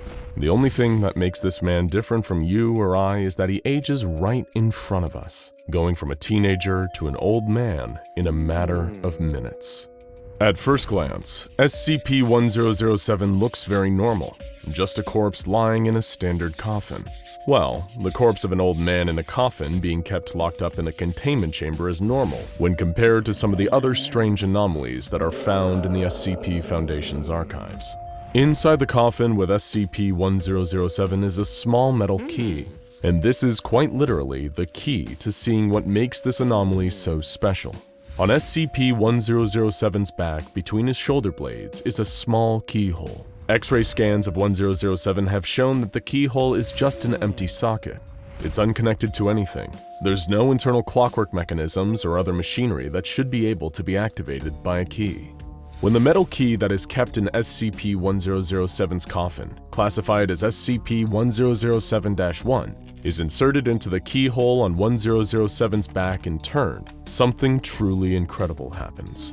As the key is turned, SCP-1007 undergoes a change unlike anything the SCP Foundation has seen before. With each turn of the key, the subject's physical age is reversed by 1 full year. Foundation researchers are able to watch 1007 age in reverse in real time. Even any decay that had set in on the corpse is completely reversed and disappears as the key is wound and 1007 gets younger and younger. As the key is turned, 1007 will continue to de-age, physically compacting and shrinking down until it appears to have the form of a newborn human child. It's unknown where the physical mass of 1007's body goes to, since this should defy the laws of physics. But those laws we assume to be a bedrock of our universe's reality are often more of a suggestion when it comes to anomalies the SCP Foundation deals with. Once SCP-1007 reaches the newborn baby stage, it will suddenly reactivate, coming to life immediately, regardless of how long it has been dead and lying in its coffin. Once 1007 is brought back to life, he will go through the entire human life cycle within a 75-minute period, experiencing what looks to be approximately 1 year of normal human growth and development for every minute that passes.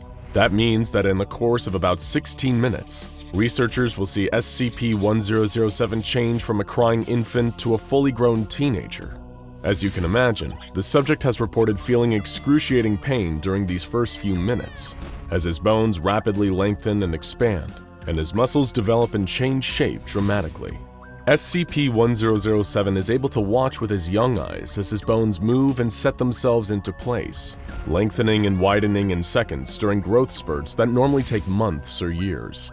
After about 5 minutes, provided his legs have grown to the same length at the same time, he's usually able to prop himself up and stand. At around 10 minutes, the pain really starts. The bones crack and ache as they grow at their fastest for the whole cycle.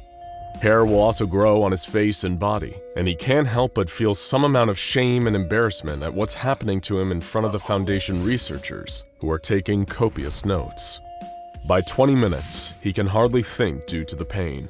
At this point, he usually lies down and curls into a ball, whispering to himself that it will all be over soon, that the pain won't last forever.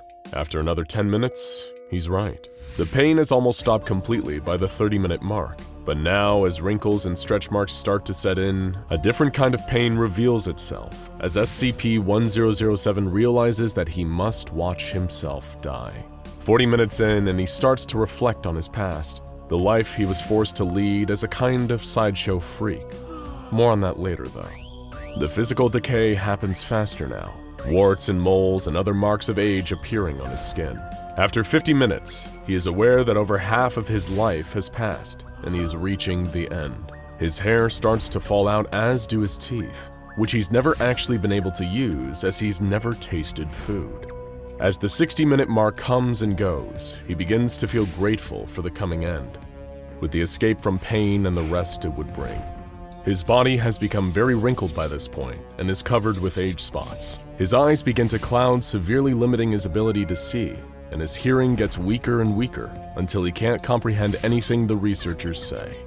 At 75 minutes, it's all over. SCP-1007's body expires and he dies once again.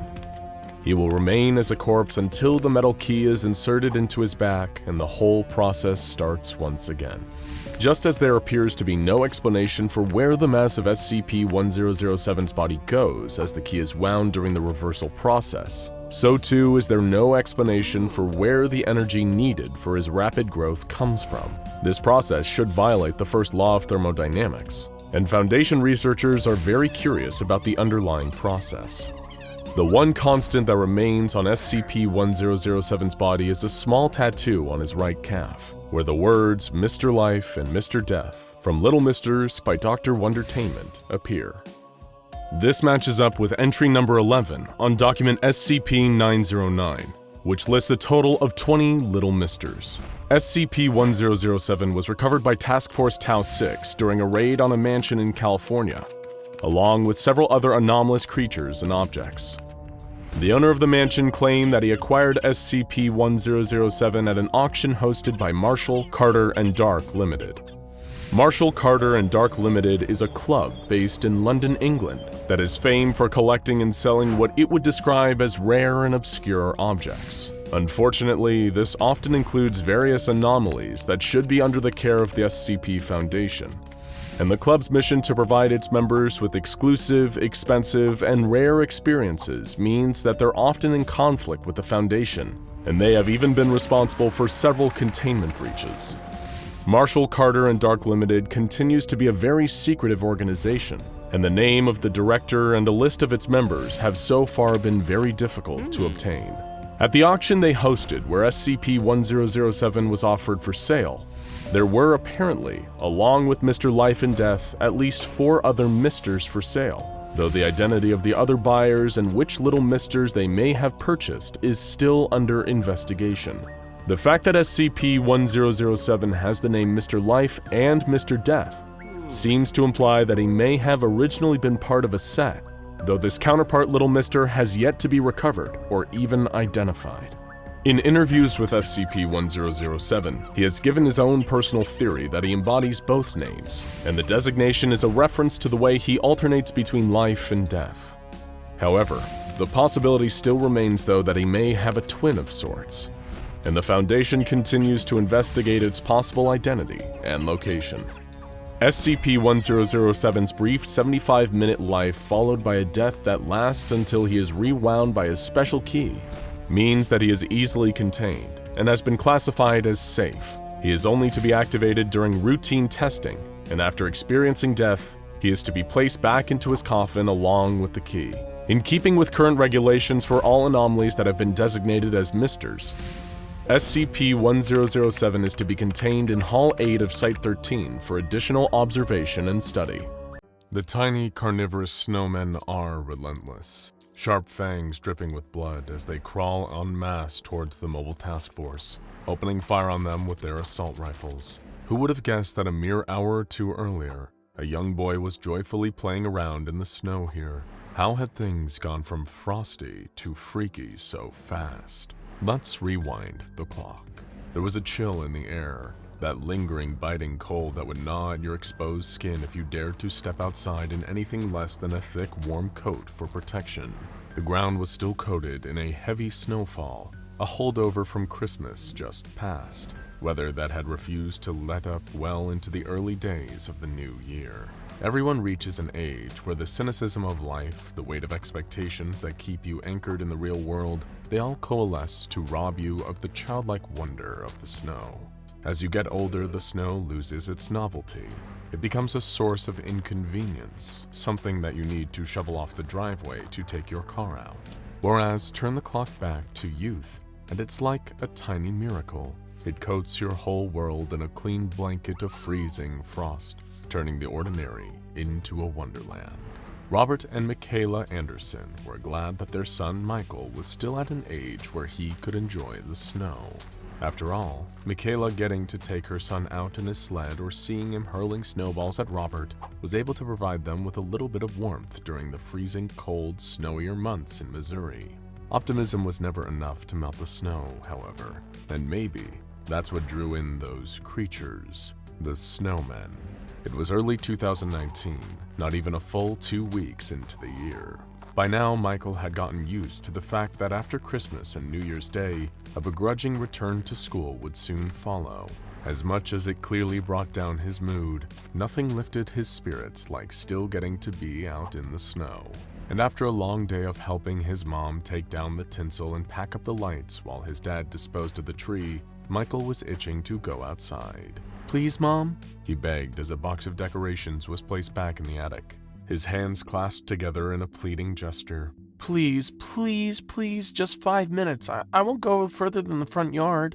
Michaela sighed, partly from exhaustion, but a smile crept onto her face. It was hard not to find her son's love for the snow endearing. "All right, but only for 5 minutes," she insisted firmly.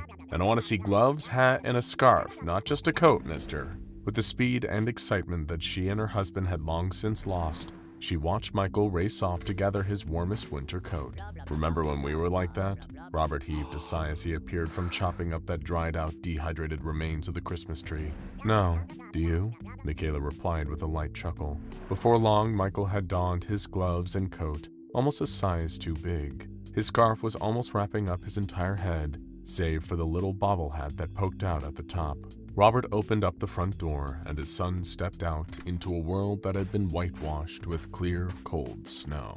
Given that the Andersons lived on a small street in Grain Valley, there weren't many other people around, especially not with another flurry of snowfall moving closer in the clouds up above. But it wasn't the next snowfall that the residents of Grain Valley, Missouri should have been worrying about. It was the previous one, the one that had already fallen, and what was now hiding among the snow in the Anderson family's front yard.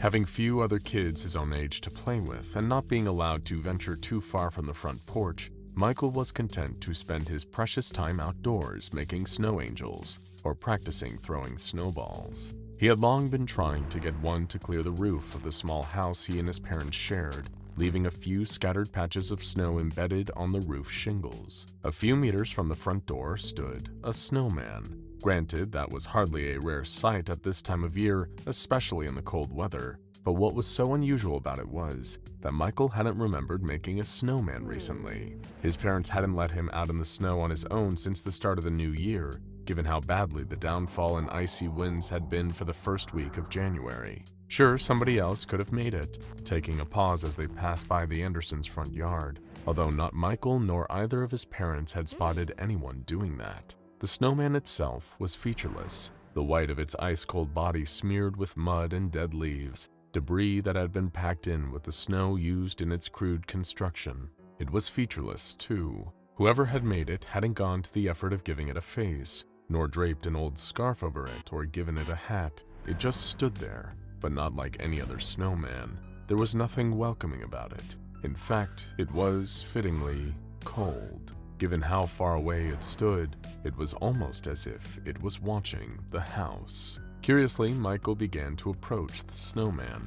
Being only 9 years old, his imagination was immediately running with the possibility that this snow and mulch construct could be alive, much akin to the likes of Frosty the Snowman. Little did young Michael Anderson know that he wasn't far away from the truth, although this particular snowman wasn't quite the happy, jolly soul from the much-covered holiday song. He hadn't got that much closer to the snowman when he heard something move nearer to where he stood. There was the rustle of leaves and the snapping of small twigs coming up from a bush next to him. Michael couldn't see what it was, but it was far too low to the ground and too close to the house for it to be a bird. Maybe a possum or raccoon had gotten trapped in the thin branches and was now scrambling to try and free itself. Diverting from approaching the snowman, he walked closer to the plant. As he did, the rustling got louder, more frantic, almost hungry. There wasn't just one creature lurking out of sight beneath the leaves, but lots of somethings. Robert and Michaela had been sitting indoors watching the TV when they heard a spine-chilling scream coming from outside. Instantly, they were both up on their feet, racing toward the front door. Robert threw it open, and Michael dashed inside in floods of fearful tears. "What happened, sweetie?" Michaela asked, concerned, brushing snowflakes from her son's coat. "Are you okay? Did you slip?" Through crying and sniffling, shaking uncontrollably with how afraid he was, Michael couldn't find the words to answer. Instead, he pointed through the still open door directly at the snowman, still standing at the edge of the front yard. "How long has that been there?" Robert wondered aloud, taking a single step outside. "Don't, Dad!" Michael screamed, but it was already too late. Something small and speedy had leaped out of the snow in the front yard and latched onto Robert's leg. He howled as he felt searing pain, bitten by rows of tiny pointed teeth, as sharp as needles and as bitterly cold as ice. Stumbling back, Robert Anderson fell over and landed on the floor in the front hallway, inadvertently carrying whatever had attacked him into his home. Both Michaela and Michael screamed in fear as the tiny creature clawed its way up Robert's leg while he swatted at it frantically, trying to brush it away before it could get closer. With a blind swipe of his hand, he knocked the creature to the floor and clambered to his feet, arms outstretched, keeping his wife and son behind him, while staring in disbelief at what had bitten him. It was barely more than half a meter tall, a tiny, white snowman. Bulbous, bloodied eyes bulged from its head, much like those of an insect. Directly between the eyes was a hole, a mouth not unlike a lamprey, lined with rows of sharp teeth that all pointed inwards. It reared up and lunged toward the Anderson family in a display of aggression that caused all three of them to jump, warily backing away from the snow creature.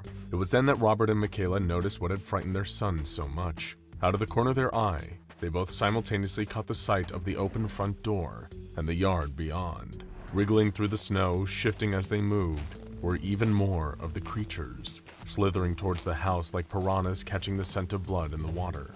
And standing ominously just beyond the driveway was the snowman, as if it was the general commanding its troops to storm the house. The Andersons raced upstairs as the swarm of snow creatures came spilling into the house, crawling from the yard onto the floor and piling on top of each other, like ants to climb the stairs. Naturally, Michaela's first instinct, as well as protecting her son, was to call the police. While Robert held the door to the bedroom shut, Michaela held Michael close and pleaded with the local Green Valley Police Department to come and help them.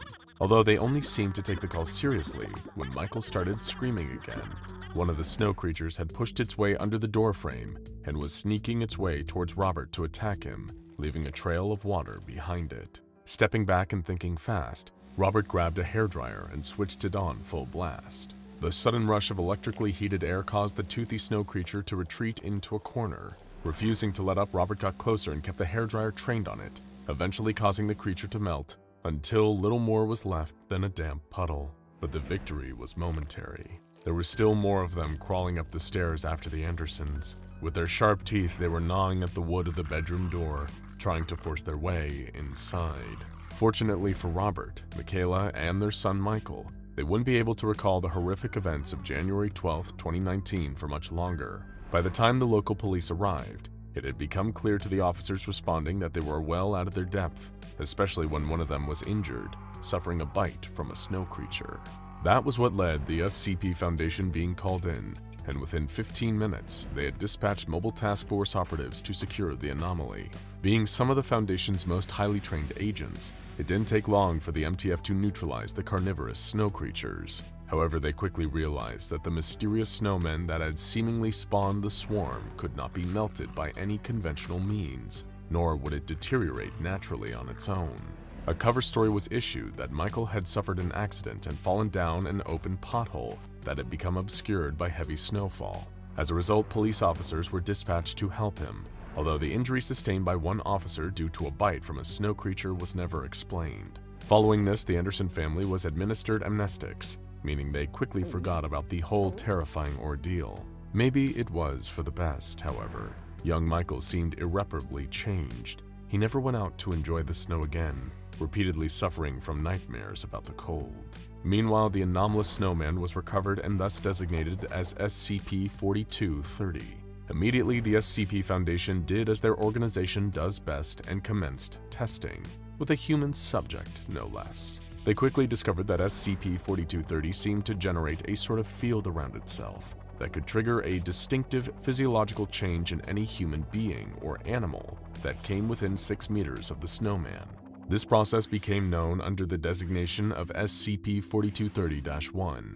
It appeared that Michael Anderson had managed to unknowingly escape this fate purely by not getting too close to SCP-4230, staying just far enough away so as not to trigger SCP-4230-1. The Foundation placed D-19375, a member of their D-Class personnel, within this 6-meter radius of the snowman, and observed the gradual changes he underwent over the following week. For simplicity's sake, we'll refer to D-19375 as Frost, a rather fitting moniker, and you'll soon see why. Within a day of exposure to the snowman, Frost complained to a senior researcher that he felt a lot colder than usual, although he exhibited no other observable symptoms beyond the coughing and sniffling of a common cold. By the following day, Frost was far worse for wear, appearing to have lost significant body mass to the point where he'd appeared to have been malnourished. His cold-like symptoms had continued, accompanied by disorienting dizziness, and as if all that wasn't bad enough, his skin tone had seemingly lost its natural pigment, reduced to an unnaturally pale shade, as white as snow. Day 3 saw Frost's body continue to change rapidly at an alarming rate. He was internally producing an unknown chemical that looked to be responsible for enacting certain alterations, namely the dissolving of his femur and fibula. The cold and dizziness were also now made all the worse by the addition of pain to the man's lower body. Frost even reported to Foundation researchers studying him that every movement he was able to make caused him to suffer extreme levels of physical pain. But yet, rather than attempt to cure his condition, the Foundation apathetically observed, noting down the process of SCP-4230-1. Within 5 days of exposure to SCP-4230, naturally occurring substances within Frost's body had traveled downwards and solidified. This was followed by the most shocking stage of the SCP-4230-1 process so far, and one that made the Foundation realize that these weren't just changes, it was a transformation. When Day 5 saw Frost's skeleton physically reshaping itself, his head becoming a sphere and his arms extending outwards like brittle twigs, it soon became clear what was happening to him. He was turning into a snowman. Rendered immobile and blind, a week after SCP-4230-1 began to take effect, Frost had started to secrete an unknown substance. This liquid lowered his body temperature, freezing almost instantly, and turning his skin into an icy white mass, worryingly similar to snow. Sure enough, on the 8th day, the extent of the SCP-4230-1 process was made evident. Frost had already perished, his body now looking identical to a plain, featureless snowman. No eyes or face, just a blank, cold slate.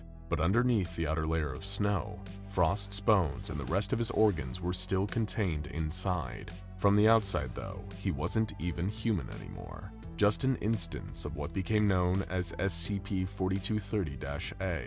However, being turned into another snowman by close proximity to SCP-4230 wasn't even the worst part. By now, you might be wondering, what were those snow creatures that attacked the Andersons? You'd be forgiven for thinking that perhaps these were rodents or other wild animals affected by SCP-4230-1. After all, testing has shown that the process doesn't just alter human physiology, but these carnivorous needle-toothed creatures are known as SCP-4230-Bs, and they are nasty little critters, to say the least. When a person or animal is turned into a snowman during SCP-4230-1, becoming one of these instances is far from the full extent of the transformation. The test the Foundation conducted on Frost, and presumably on numerous other D-Class personnel as well, led to them discovering the further alterations made when someone becomes an SCP-4230-A instance. Their freezing snow-encased bodies become hosts for white, spherical eggs. After a subject like Frost becomes an SCP-4230-A snowman, these eggs will hatch within 72 hours, producing up to 19 instances of SCP-4230-B creatures. The Foundation was quick to examine these bizarre snow spawn, gathering up as many as they could for testing.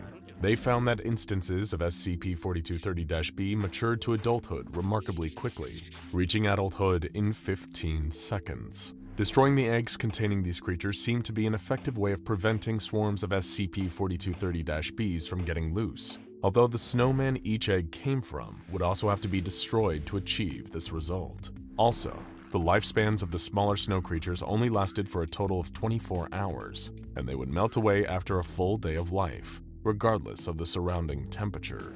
SCP-4230-Bs seem uninterested in food that was presented to them.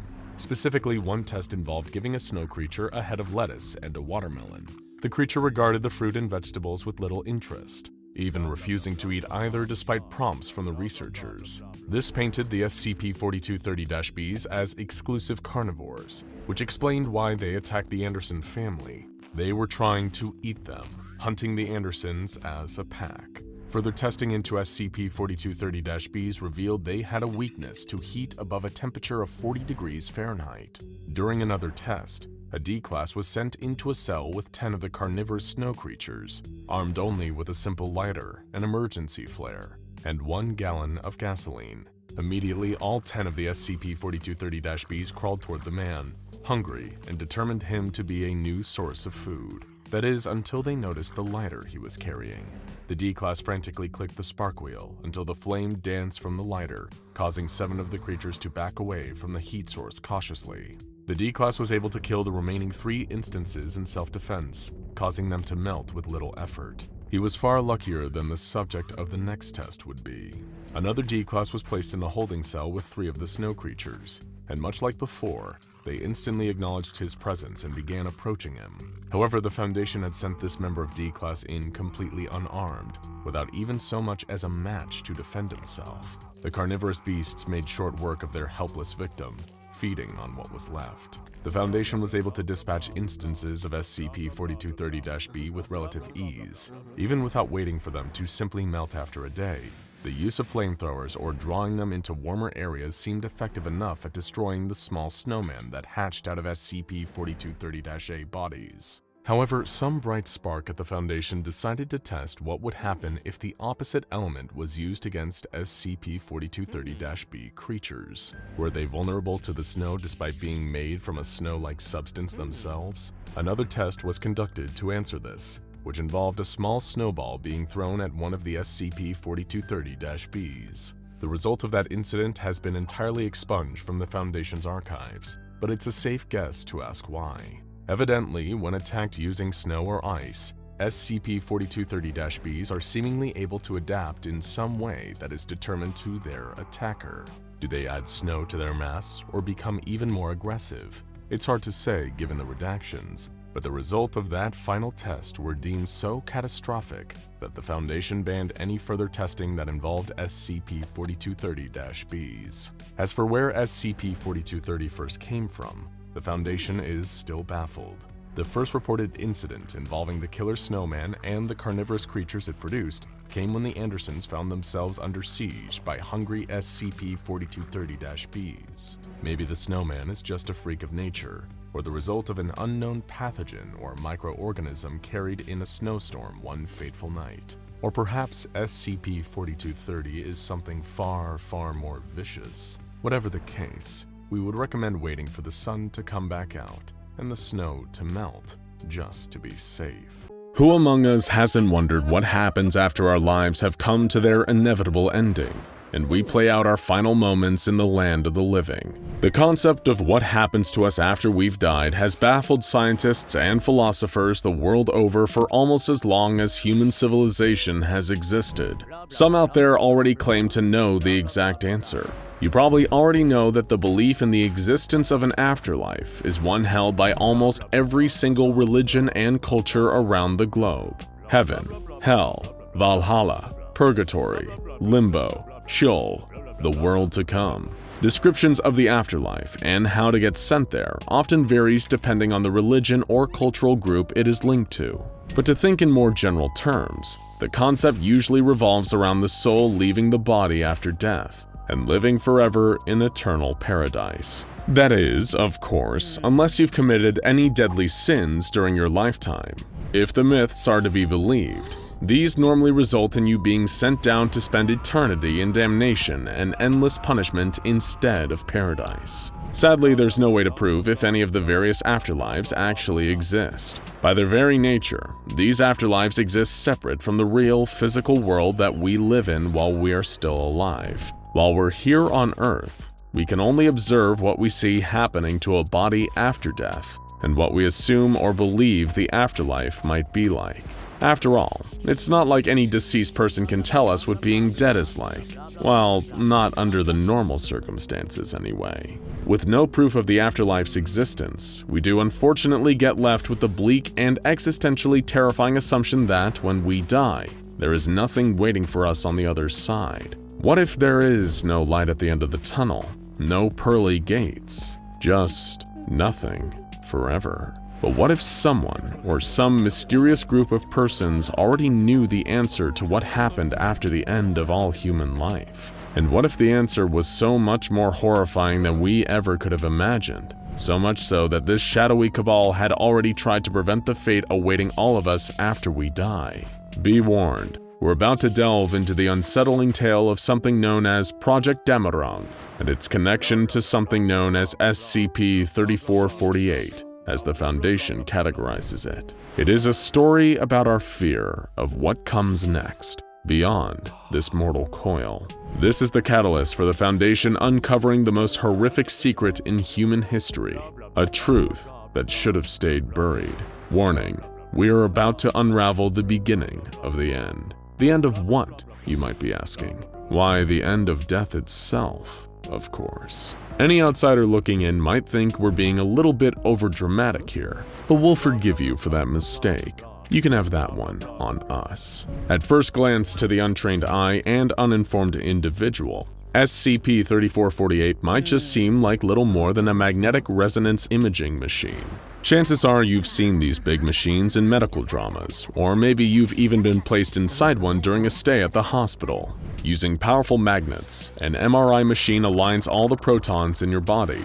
Then the machine generates a pulse of radio frequency current to create a detailed image of the inside of a patient's body. Basically, to put it in extremely oversimplified terms, it's a big camera for looking at your internal organs. Now, don't forget to smile, really show off that pancreas. It looks great at this angle. Of course, when dealing with anomalies encountered by the SCP Foundation, few things are ever really exactly as they first seem. And in that very same vein, SCP-3448 is far more than just a harmless piece of medical apparatus. Look beyond the main bulk of the MRI machine, and you'll start to notice that a few unique modifications have been made to the device. For one, the winding mass of jumper cables connecting the machine to its rudimentary upgrades, namely the same type of technology used in particle accelerators, along with a whole collection of custom circuit boards. For another, although you wouldn't know just from looking at SCP-3448, the contraption has also been through a number of anomalous rituals,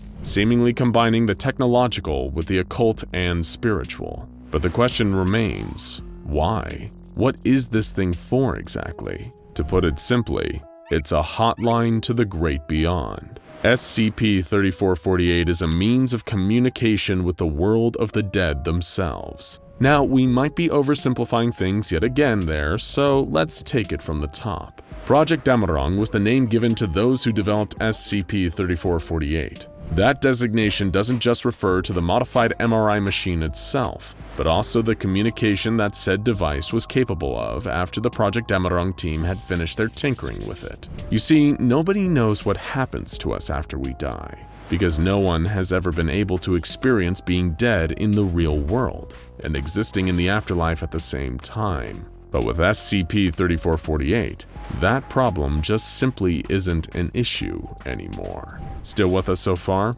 Okay, here's how the machine actually works. A living human is placed inside, just like those ordinary MRI machines at your local hospital. However, the difference here is that the extra anomalous components of SCP-3448, the rituals, the particle acceleration, and so on, allow this person to enter a unique state of being halfway between life and death. Their bodily functions are halted, brought to a stop by the machine.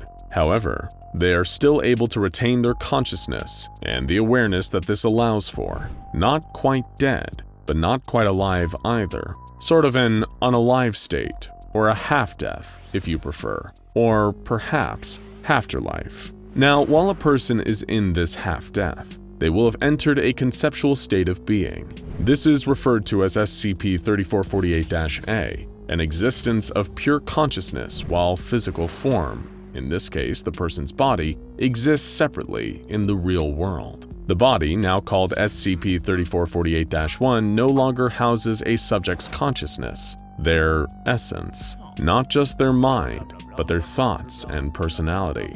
If it helps to think of it in theological terms, you could even think of it as their soul. But while the machine's function is all very impressive and interesting, what's the actual point to it? Why spend so much time trying to create a controlled separation of consciousness from a dead body? What's Project Dammerung for? Well, that's easy.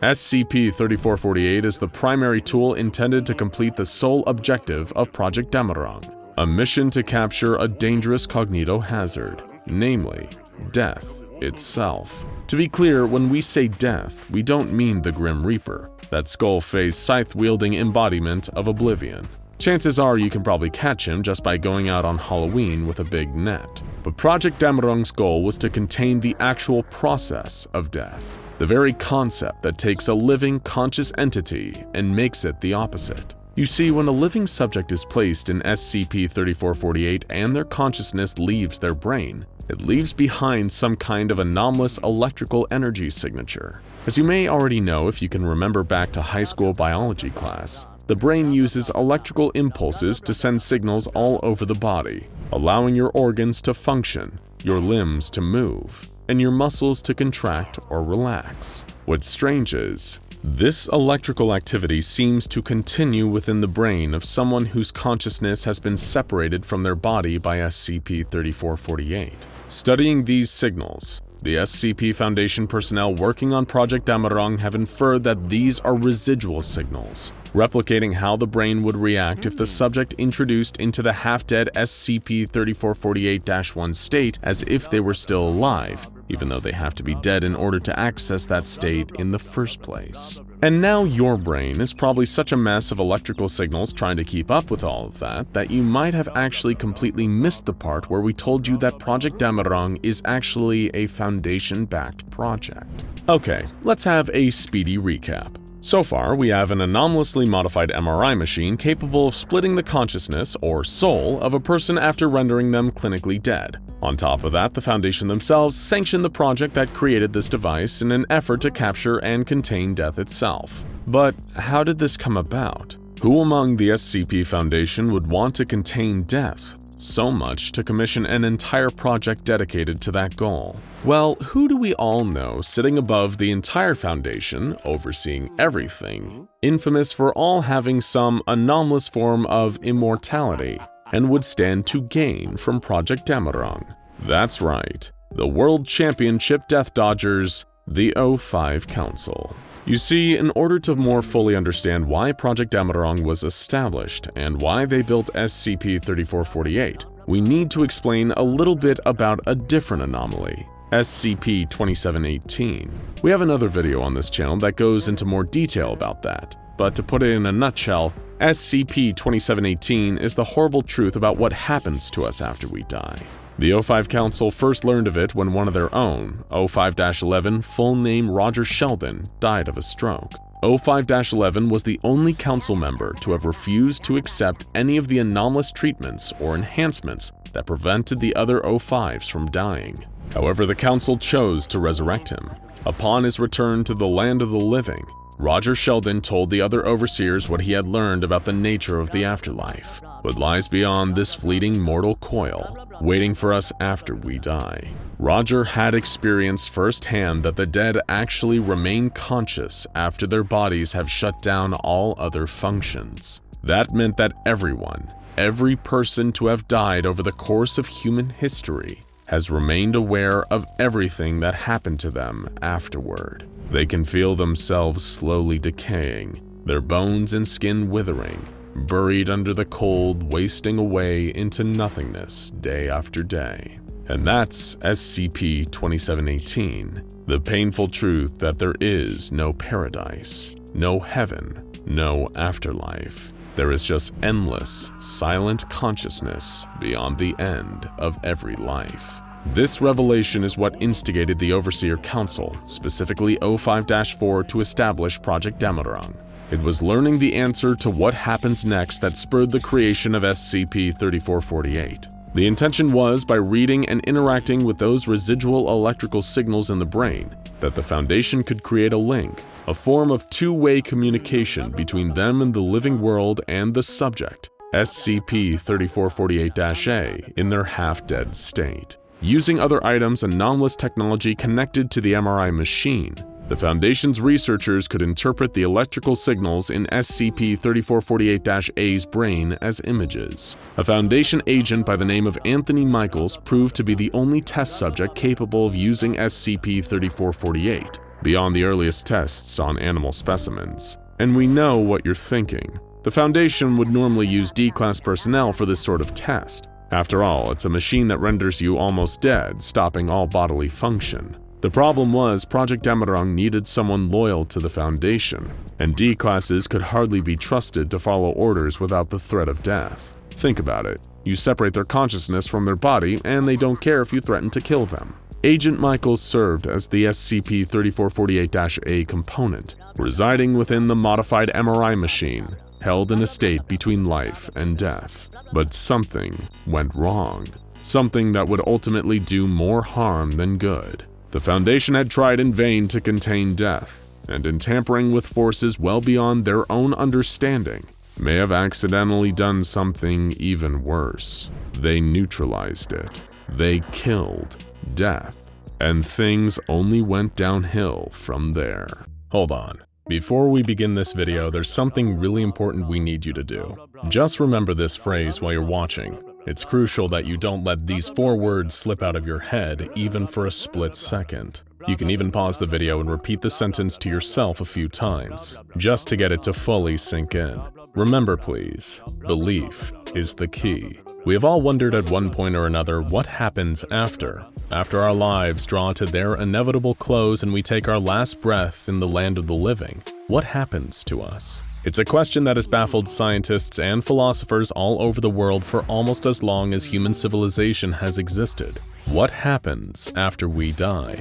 Well, the answer to that particular question normally varies depending on who you choose to ask. There are, as you probably already know, numerous beliefs held by all religions and cultures around the globe, that there exists an afterlife. While the description of the afterlife is often dependent on the religious or cultural group it is linked to, the concept usually revolves around the soul leaving the body after death and living forever in eternal paradise. That is, of course, unless you've committed sin during your lifetime, which normally results in being sent down to spend eternity in punishment instead of paradise.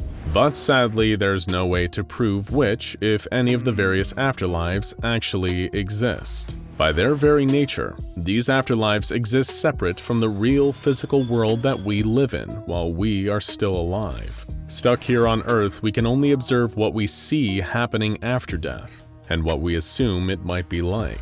After all, it's not like a dead person can tell us what being dead is like. Well, under usual circumstances anyway. With no proof of the afterlife's existence, we do unfortunately get left with the bleak and existentially horrifying assumption that, when we die, there is nothing waiting for us on the other side. No light at the end of the tunnel, no pearly gates, just nothing. Forever. Of course, being unconscious for eternity isn't quite as bad as the other possibility. What could that other possibility be? Well, according to the SCP Foundation's entry for SCP-2718, you might not want to know. Anyone attempting to access the data file on SCP-2718 will immediately notice a few details that set it apart from others contained in the Foundation's archive. Firstly, an ever-changing SCP number. It perpetually swaps numbers with other files to keep itself hidden. Next, a unique object class that is only found in this entry.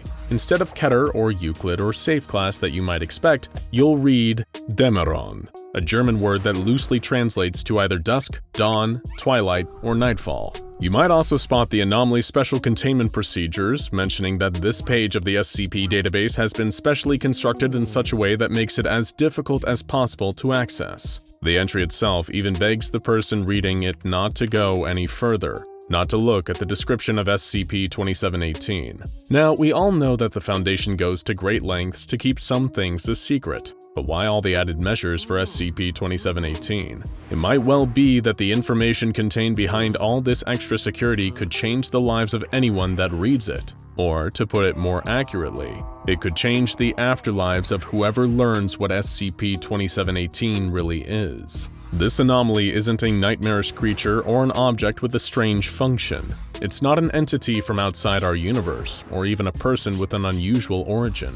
SCP-2718 is a cognitohazard, a piece of information that poses a direct danger to anyone that is able to understand it. That's why the Foundation has so many pleas to not read it any further. They're not doing that to protect the organization and their secrets, but to try and protect the reader themselves. All personnel, regardless of clearance, are forbidden to expose themselves to the description of this article under any circumstances. Do not discuss the existence of this article with any person. No disciplinary action will be necessary, provided you close this article now and clear your browser cache. Sounds serious, right? So serious, in fact, that anyone trying to learn about SCP-2718 is actively discouraged to do so. Even members of Foundation personnel are offered exemption from punishment if they just do what they're told and turn away. But you still want to know, don't you?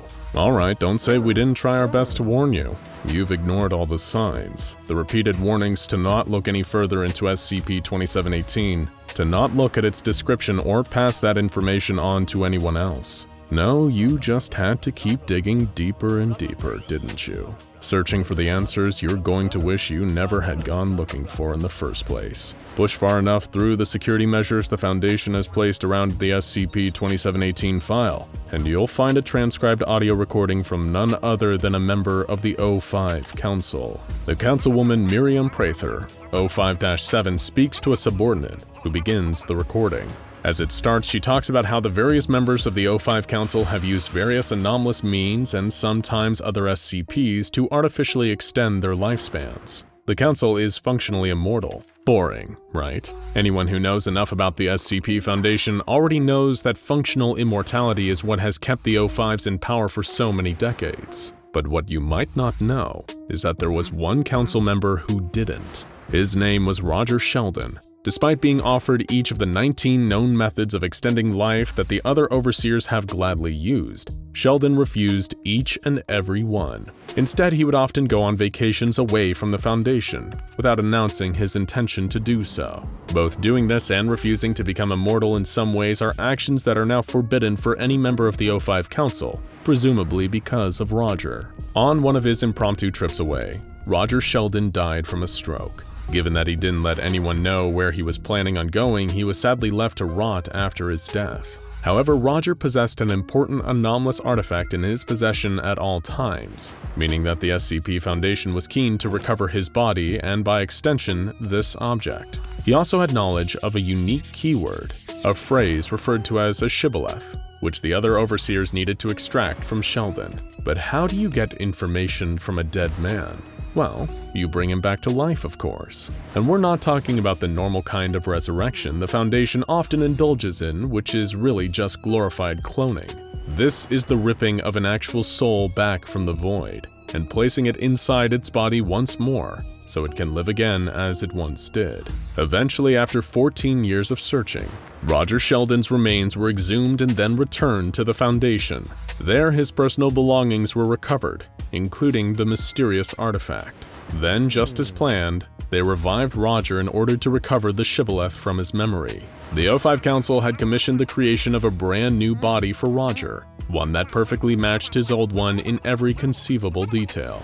And it worked. What was odd was that the formerly deceased overseer, who had refused to extend his lifespan and live forever, seemed overjoyed to be brought back from the dead. The resurrection seemed to work exactly as intended, even better in fact, with Roger now firmly back among the living. He appeared to have a newfound interest in preserving human life and empathy for others that he'd never shown before.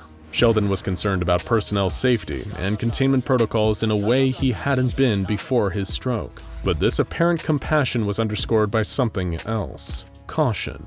Roger never went anywhere without an entourage of medical staff and bodyguards, almost frightened of how fragile life was. You might think there's nothing too alarming about this behavior, that maybe death had given Sheldon a new perspective, an appreciation for the delicate nature of human life. But it was more than that. It was an unprecedented fear, a phobia of allowing people, anyone, to die. Then came Roger Sheldon's most unpredictable course of action. Acting against all regulations and Foundation protocols, he secretly rushed into the containment chamber of SCP-106. This anomaly is a humanoid that secretes a black goop from its body, capable of dragging human beings into a pocket dimension that it controls and uses to torture its victims. Sheldon was trying to make some kind of bargain with SCP-106 when he was detained by Miriam Prather.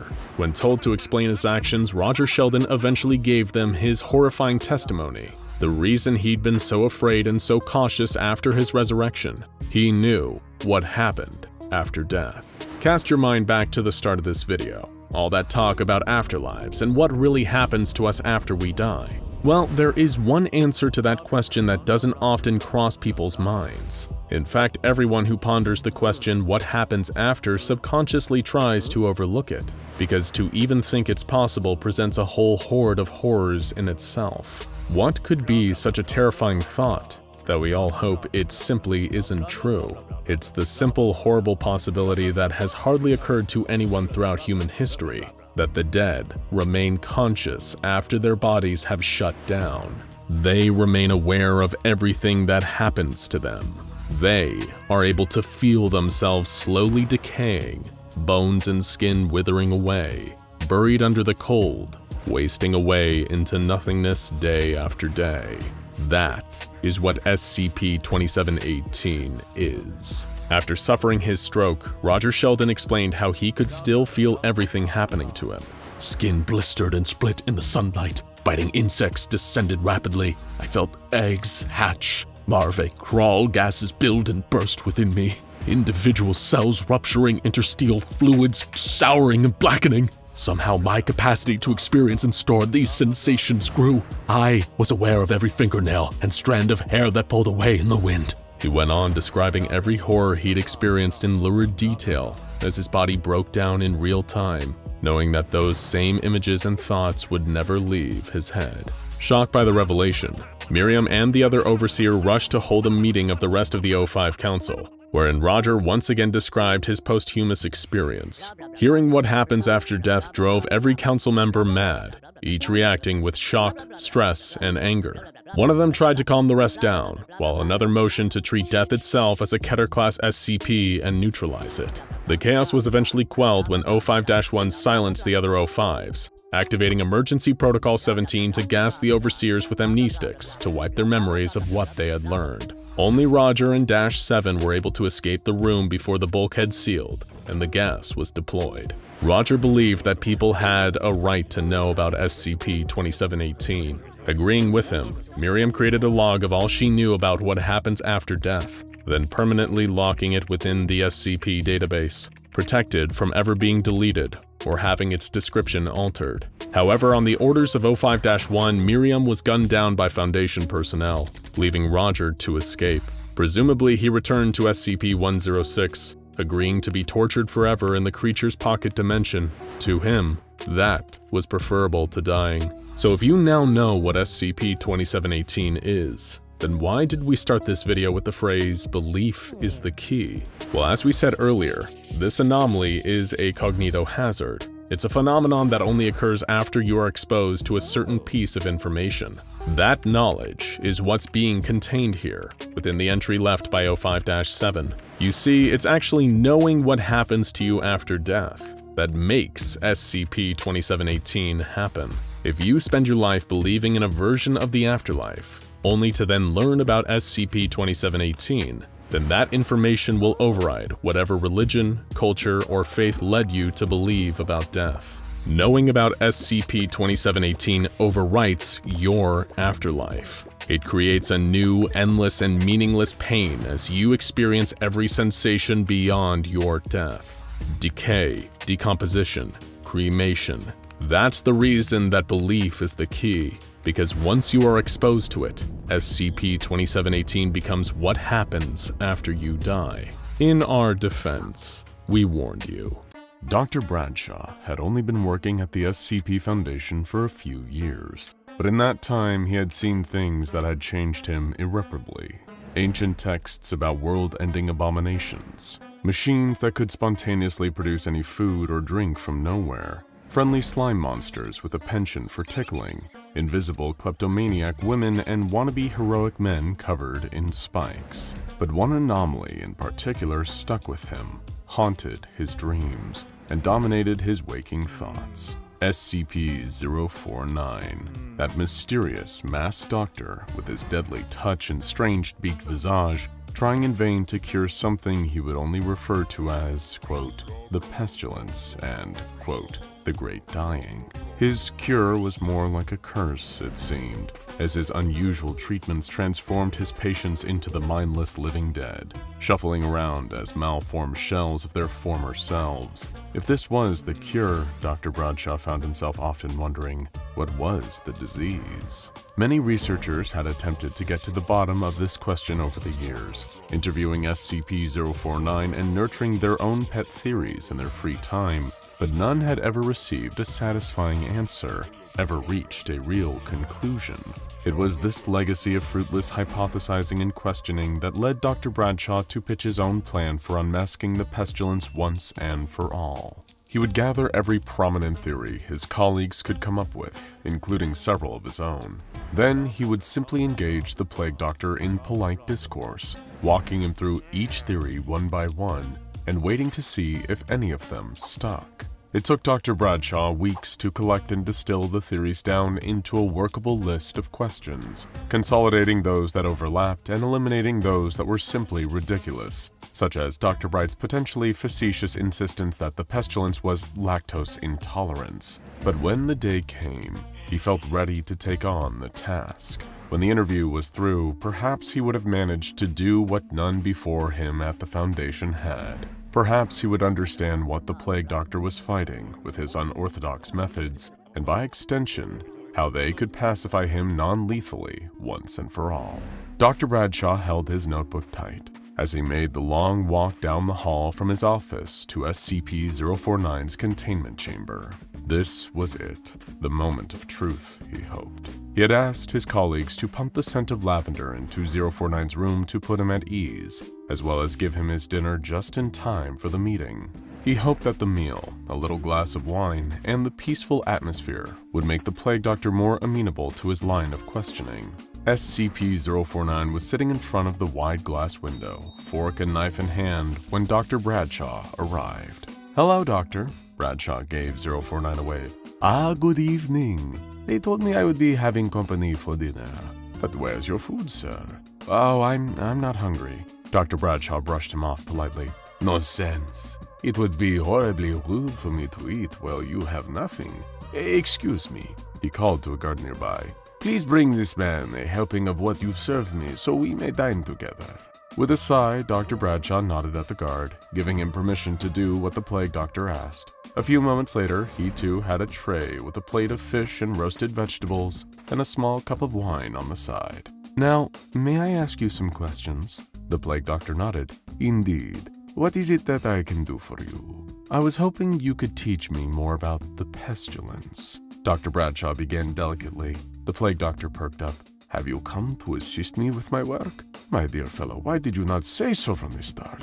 It would be my honor to provide you with all the knowledge I possess on this subject, if you intend to lend a hand." "I just want to understand more about it first," Dr. Bradshaw said. It wasn't quite a lie, not really. He did want to understand. He flipped open his notebook, scanning the page for the first of the posited theories he had gathered. "Is it possible that what you refer to the pestilence, you're talking about pain as a whole?" The plague doctor cocked his head to the side. "What do you mean?" "Well, you once described SCP-096 as being afflicted with an extreme case of the pestilence, I believe. And when you cure someone, they're no longer able to feel any pain, physical or emotional. I know that you mean well, but is it possible that's what you're trying to treat? The pain that naturally afflicts all human life, most living things?" The plague doctor scoffed. "You think that I, a physician, am so ignorant of pain? That I would misdiagnose agonies as something so devastating as a great dying? If you are here to insult me, sir, I will simply ask that you leave." "I'm sorry, that was not my intention. Please, let me stay. I promise I'm only here to try and understand. Will you withhold judgment until I'm finished? One man of science to another?" The plague doctor paused, mulling this over. He nodded. "I will hear your questions and do my best to answer them." "Thank you." Dr. Bradshaw smiled and returned to his notes. "So, you have been in the field of medicine for quite some time, and I imagine you've studied a variety of sciences. You work with a lot of liquids and substances none of us have ever encountered before. Were they the result of alchemy, used to balance the humors of your patients? I was curious if your treatments and if the pestilence itself is thaumaturgical in nature, that is to say, well, magical." The plague doctor let out a sharp laugh at this. "Magique? Sir, I am no magician, nor am I an alchemist, as I have never formally studied alchemy in any form.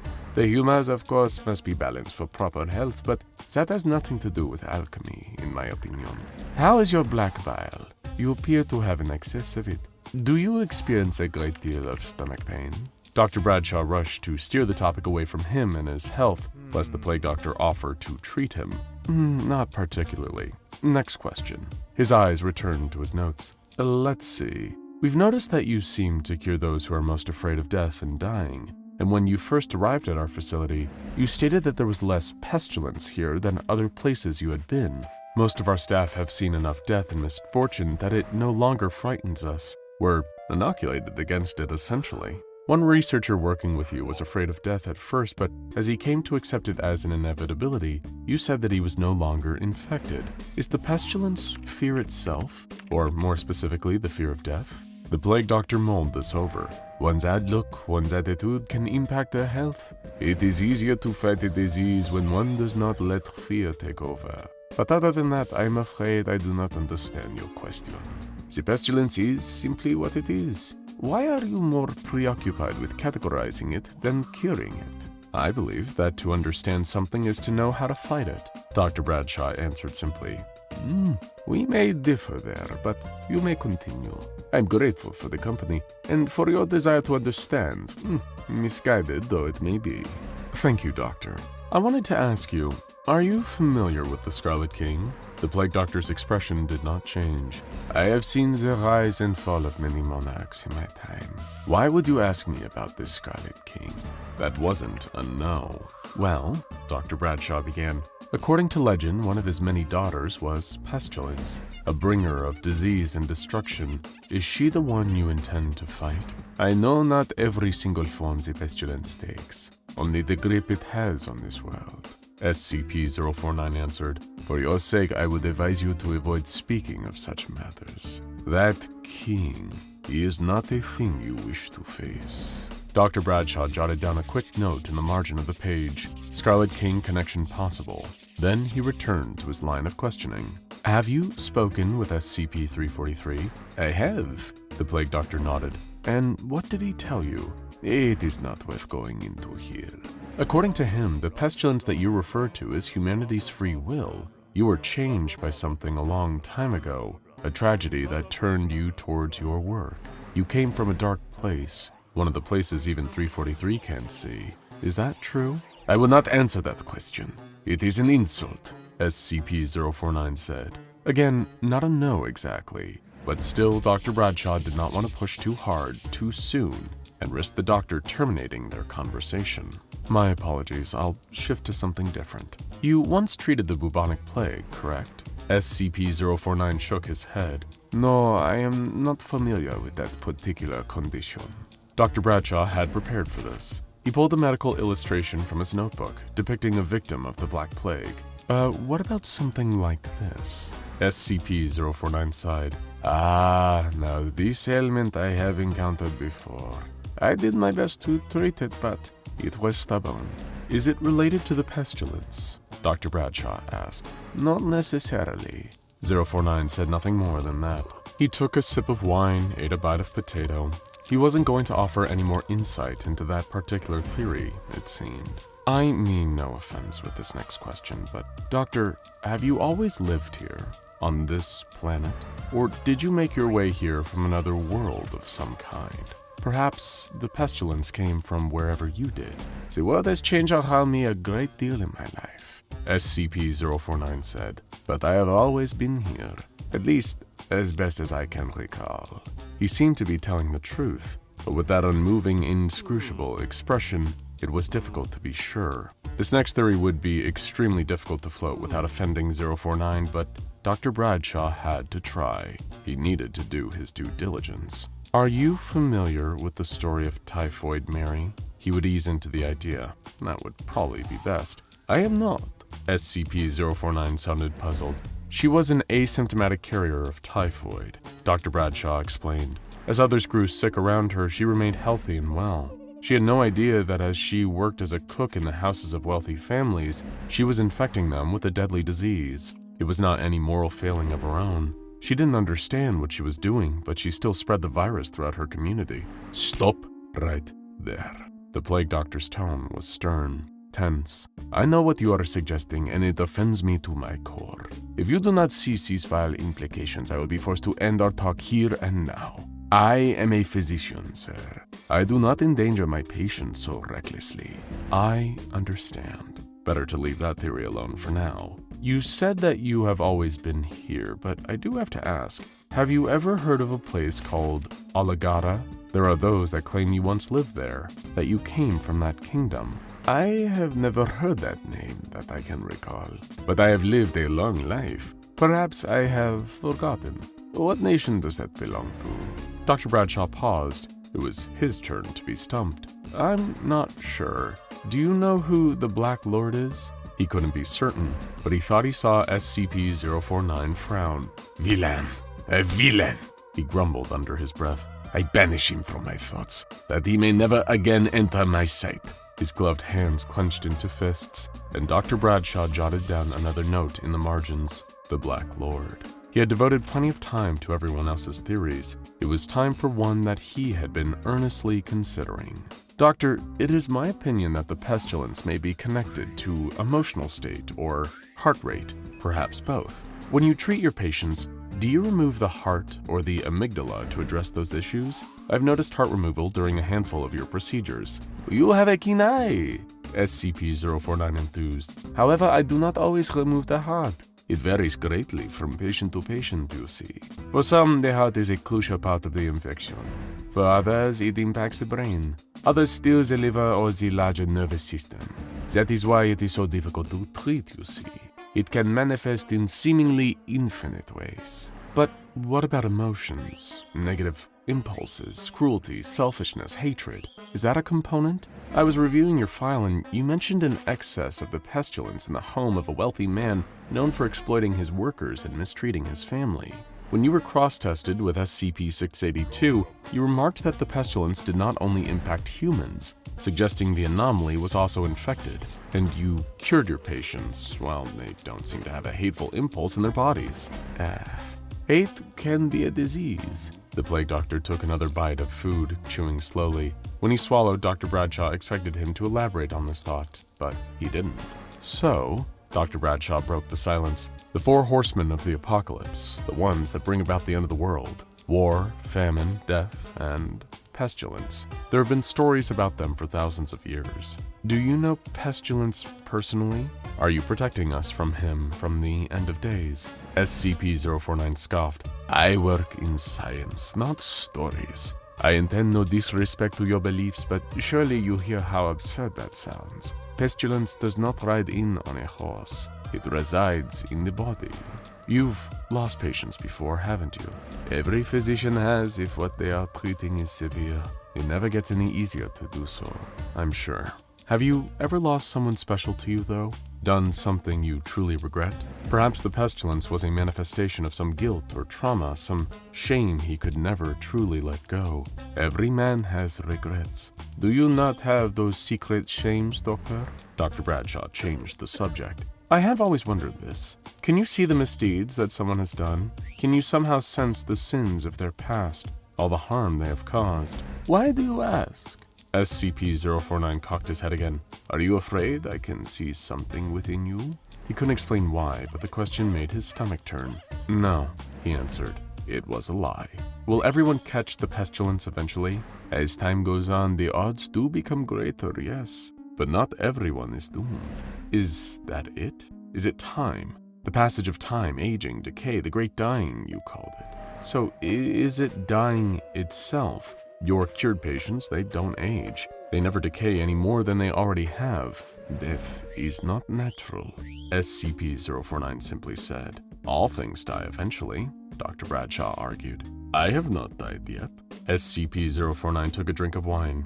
Well, there was no arguing with that. Something else I've been thinking about is the possibility that the pestilence is greater than just one thing. Dr. Bradshaw began his next theory.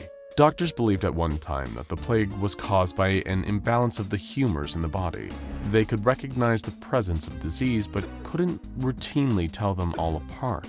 Several different illnesses were referred to as consumption, and leprosy was used as a catch-all for multiple illnesses as well. Clearly, you have a knack for knowing when someone is ill, but what if it's something else? Something equally bad, but different from what you think. It's cancer, or a stroke, or a heart condition. There is no one cure except for the massive transformational work you're already doing. Possible, SCP-049 mused. I will need to consider that point carefully. Perhaps you have unlocked a secret to the pestilence I missed. Then again, perhaps not. If the pestilence is not death, and I do have to wonder, is it the opposite? Life is a temporary state for so many of us less lucky than you, and it seems like you cure your patients of natural life when you treat them. They become something not quite dead, but not quite living, at least not as they were. And illness, ailments, hurt all comes as a natural side effect of being alive. So, is the great dying life itself?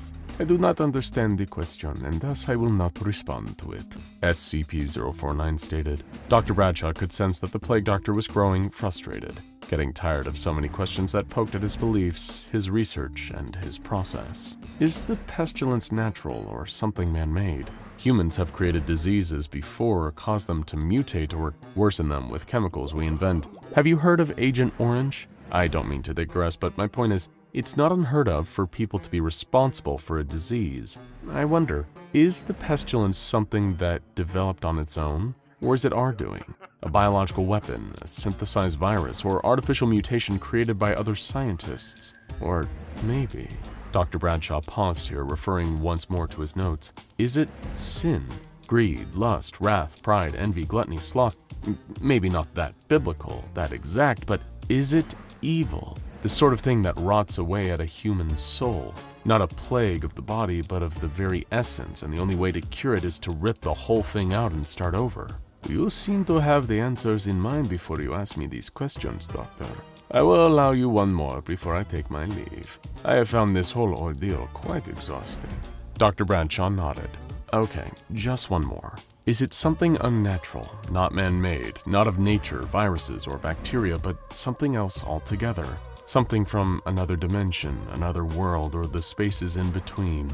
You have been cagey about the nature of the pestilence for as long as you have been here, and I understand if you are just being cautious, but I can't help but wonder if there is something else to the reason you keep so much to yourself. You promised to tell me about the pestilence, but you've barely responded to most of my questions except to dismiss my ideas. Is the pestilence something that spreads by thought, that lives in the consciousness or the subconscious of us all, waiting, dormant, for something to activate it and set the sickness free?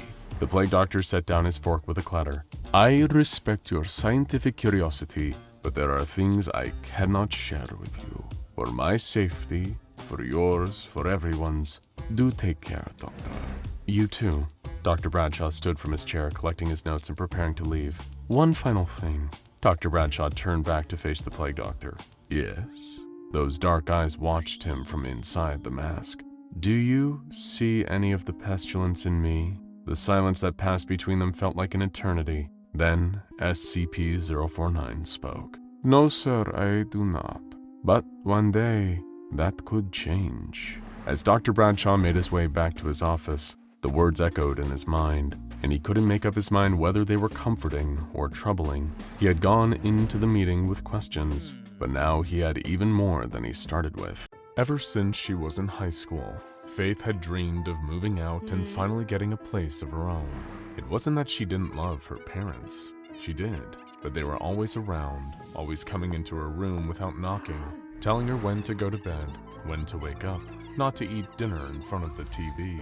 In college, she had some welcome independence, but she had to live with roommates. Again, they were perfectly nice people. Some of them she even considered good friends, but she hated having to share her space, having to come home from a long day of classes and see someone else's dishes piled up in the sink, to have someone else's music keeping her awake at night, to delay her morning shower because someone else had gotten there first. So she was thrilled when a few years after graduating, she got a new job at a marketing company that would finally let her afford a place by herself. At last, she could have some peace, some quiet, and most importantly, some privacy.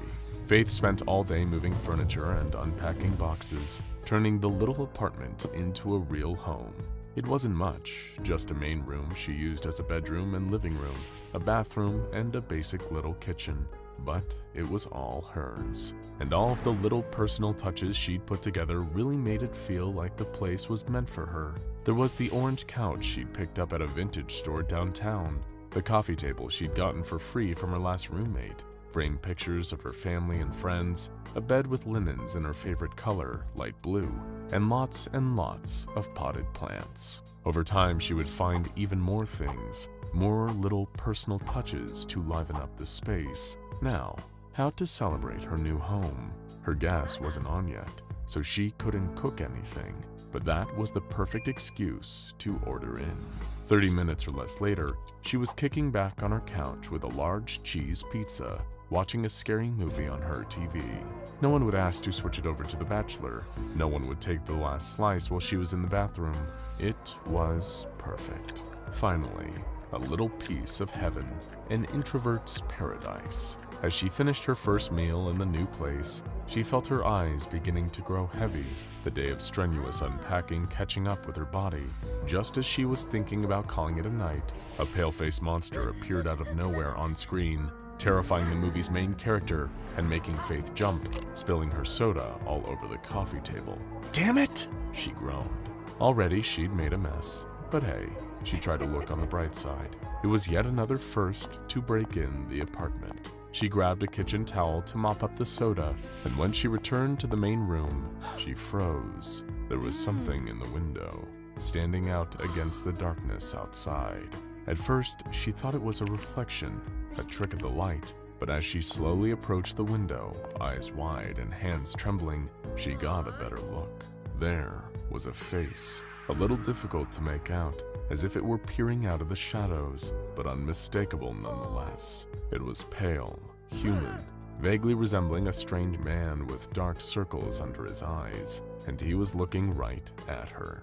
She didn't scream. She was too terrified to make a sound. She stared at the face for a long moment, waiting for it to do something, anything.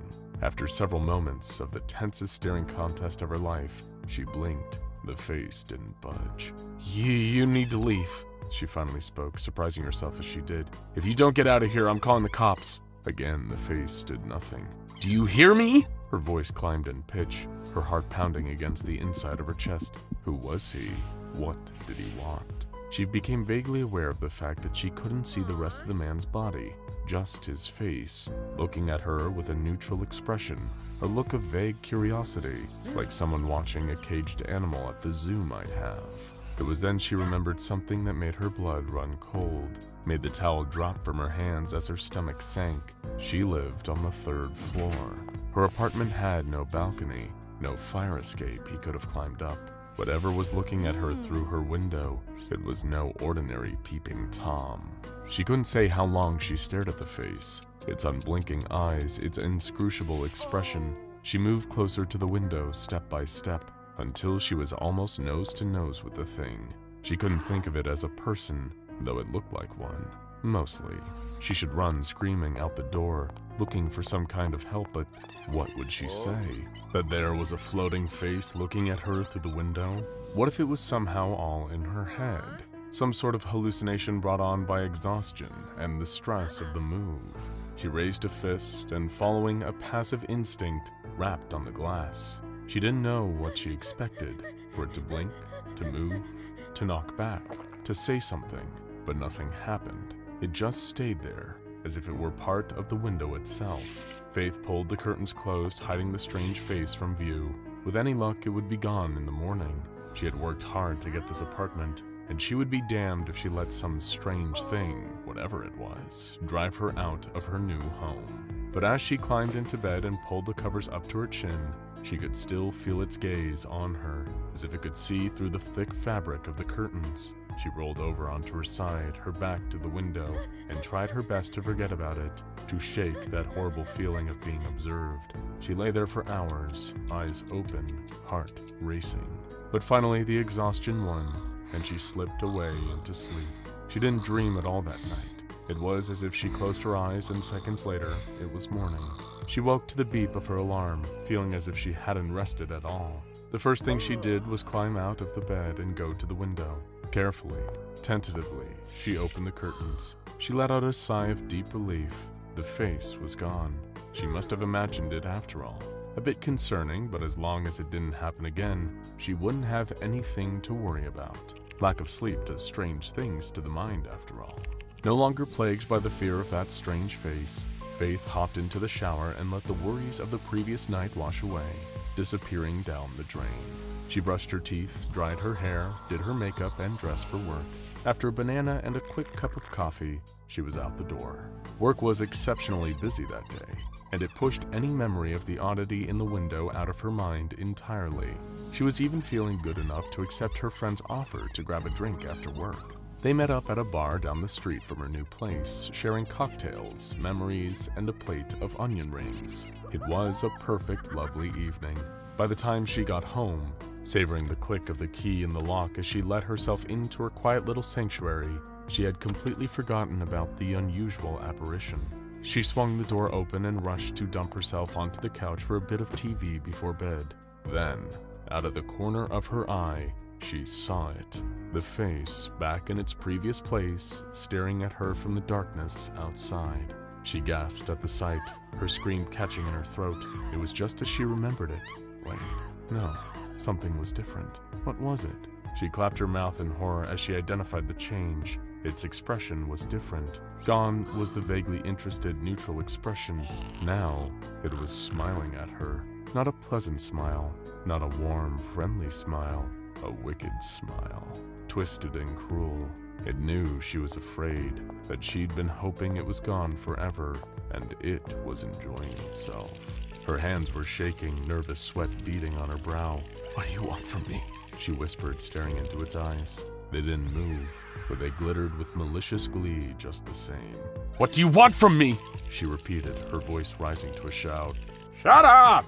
her next-door neighbor yelled, banging on the wall. "It's after midnight!" She couldn't bring herself to respond. She had more important things to attend to. Her stomach turned, bile rising in her throat. Would the face be gone again in the morning?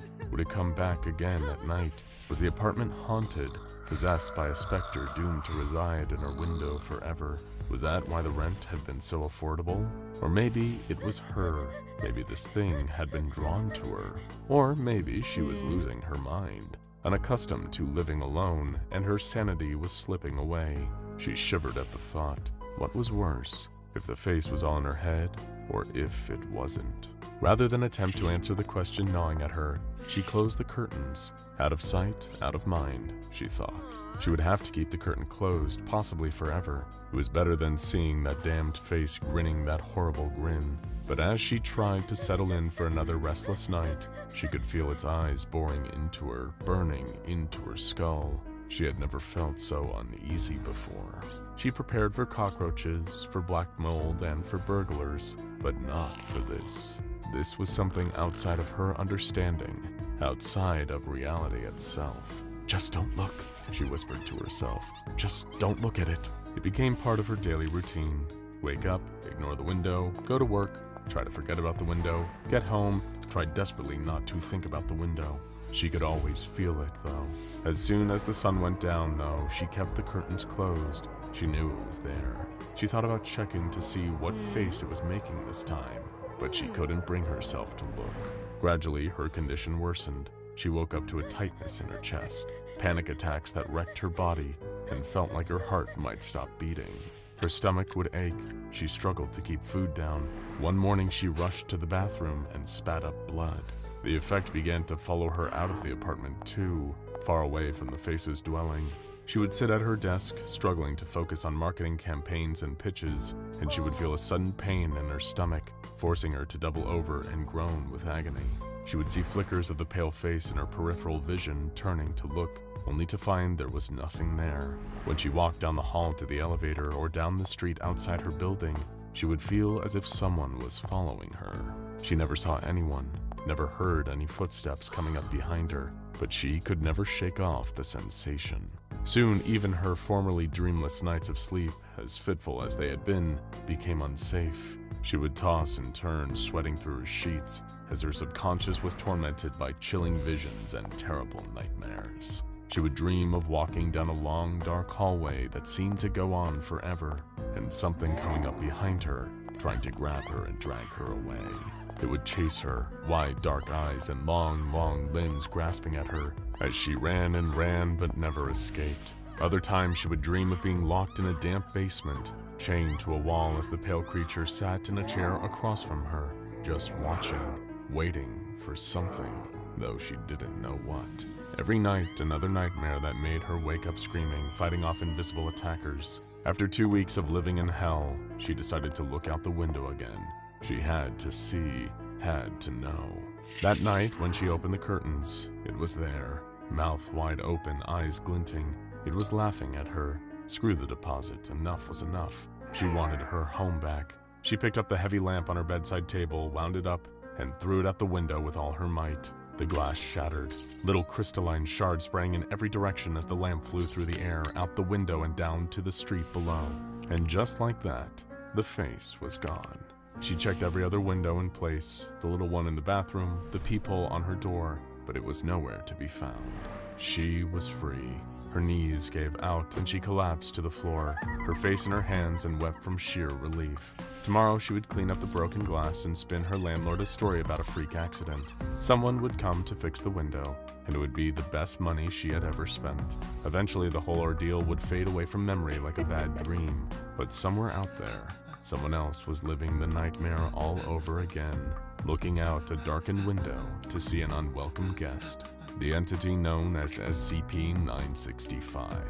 SCP-965 is a phenomenon affecting framed windows. When it appears, it manifests in the shape of a shadowy face, belonging to a pale man staring in through the window.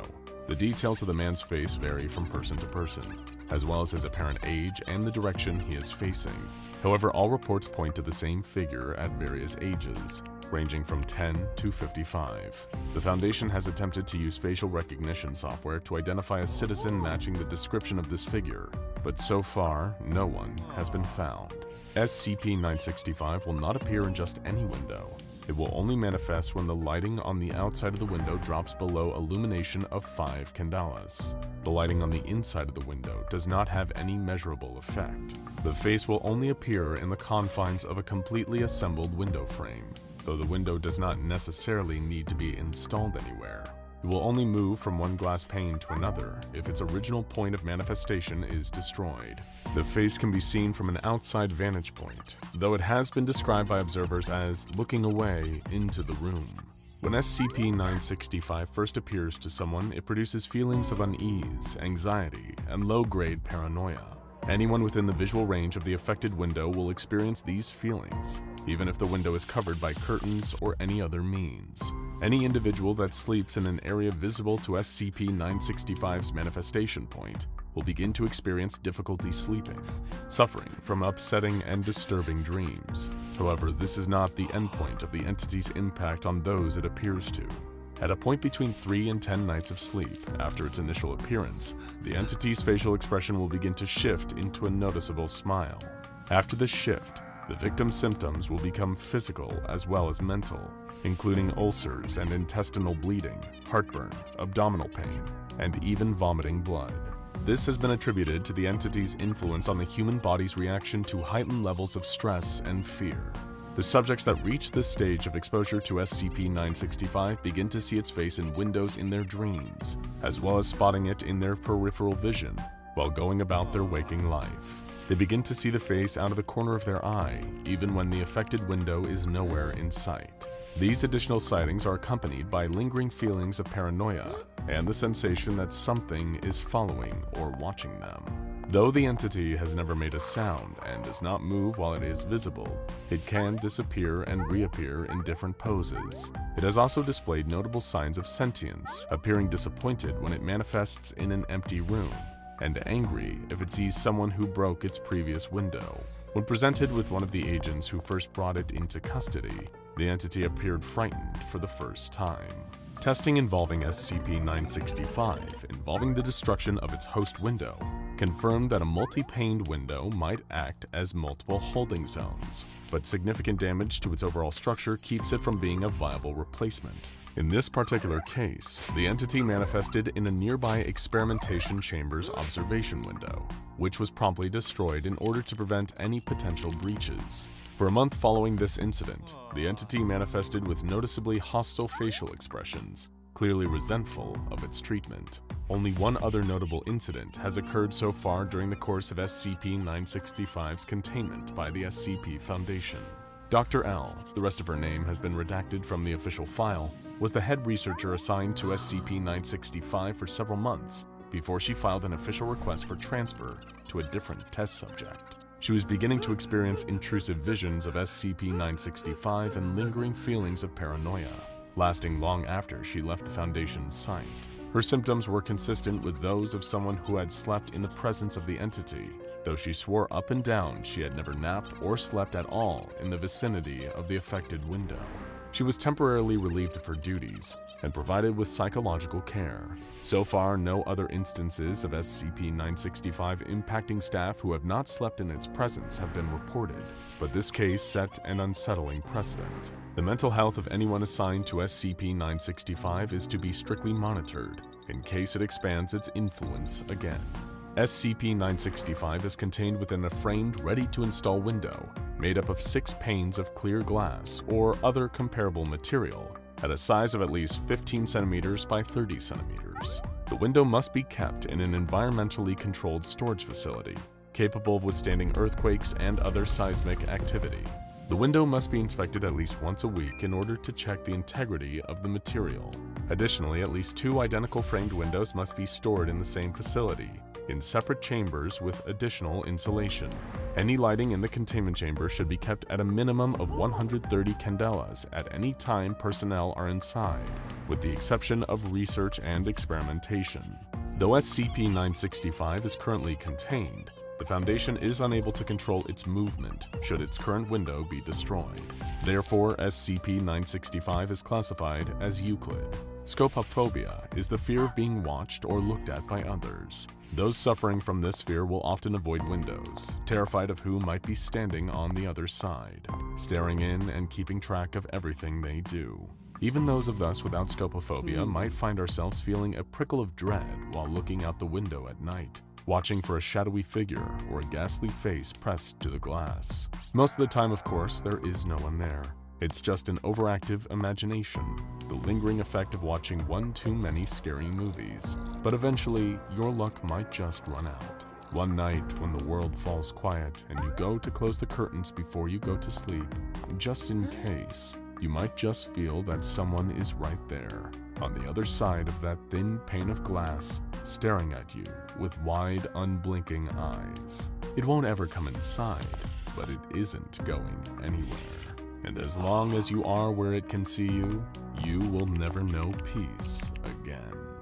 Growing up in a small Virginia town near the mountains right on the border of West Virginia, Zane heard all kinds of stories from his grandmother. Tales of mountain lions who could transform into ghostly women, the Talipo, a fluffy rodent-like creature on an endless quest to get its tail back from the hunter who took it, the Mothman that appeared with glowing red eyes to warn of impending tragedy. Most of all, she warned him about the deer. "Sometimes," she used to say, "when you're out in the woods late at night, you'll see a deer acting a little bit funny. Maybe it's making strange sounds. Maybe it's standing up like a man. Maybe it's staring at you from the shadows and won't look away. If you ever see one of these deer, promise me you'll get away from it as fast as possible. Don't look at it, don't talk to it, just get far, far away." He promised her every time. But as he got older, he started to forget his grandma's stories, letting them fade away with memories of the Easter Bunny and Santa Claus. He didn't think about the stories again until he was older,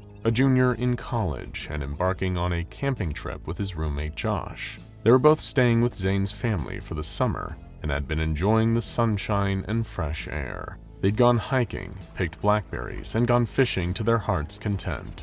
After a while, they got sick of sleeping in the cramped house and decided to have a proper camping trip out in the mountains. Campsites were crowded this time of year, but Zane knew a spot just isolated enough that they could kick back, enjoy nature, and relax in peace. They packed their supplies and headed out into the forest for a weekend they would never forget. By nightfall, Zane and Josh had pitched their tents, built a fire, and were starting to make some dinner. They roasted hot dogs and heated cans of beans over the fire and decided to start telling some classic scary stories. Sitting by the crackling fire, listening to the rustling leaves, snapping twigs, and the chittering of animals all around, Zane couldn't help but remember the stories he had almost forgotten.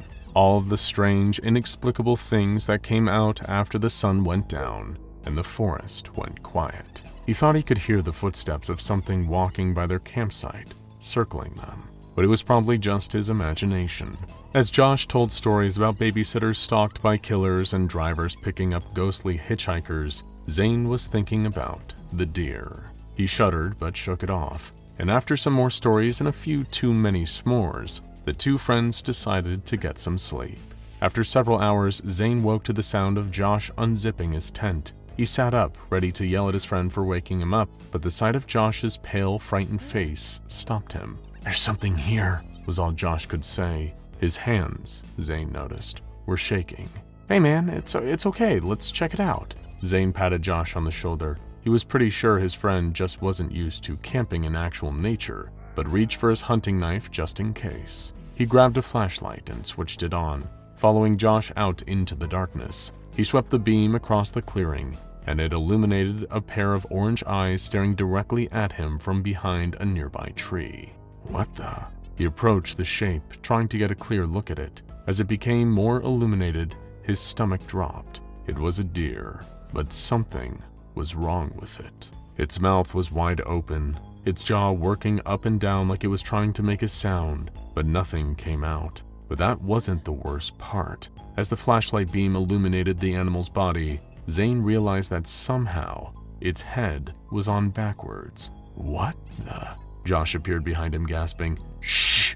Zane shushed him intensely. He suddenly remembered his grandmother's warnings. "You know what? I don't feel so great. I think we should go back to the car and head to my place." He gave Josh a look, shaking his head as if to say, "Don't say another word." By the glow of their flashlights, the two packed up their campsite, all under the gaze of the misshapen deer. They drove home in silence, Josh only speaking once to ask, "What was that thing?" Zane shook his head. "I don't know, but it wasn't a deer." They crept back into the house and went to bed. They knew they would never speak of tonight ever again. As Zane began to drift off to sleep, his last conscious thought was to glance out the window. There in the yard, not 5 feet away, was a deer, watching. He didn't know it, but that night Zane encountered an instance of SCP-6448. SCP-6448 is an anomalous species of creatures that appear to belong to the Cervidae family, nicknamed the Not Deer. They are highly intelligent and can be distinguished from ordinary deer by unusual behavior and physical deformities. Some of these have included legs that bend backwards, the eyes of an animal other than deer, forward-facing eyes, jerky movements, lack of fear towards humans, and walking on 2 hind legs. Most notably and most frightening, SCP-6448 instances will watch and stalk humans for a duration of hours or even days. They will follow humans home and steal items from their domains, including weapons, food, and other personal items. They're most frequently found in the deep woods at night when a person is completely alone. If someone encounters an instance of SCP-6448, if they acknowledge any of the creature's anomalous traits, it will attack. In order to limit the loss of life and ensure that the SCP Foundation employees exercise the utmost caution when dealing with SCP-6448, the Cryptozoology Division issued the following guidelines. If you notice a deer that seems off, look away and ignore it. If it knows that you've noticed it, it's too late. If you hear your name, whistling, or something else in the woods calling for you, don't acknowledge it. Never acknowledge it exists. Don't respond. Don't go looking for it. Don't call back to it. If you're walking at night and you feel something breathing on your neck or whispering behind you, the key to your safety is pretending that everything is normal.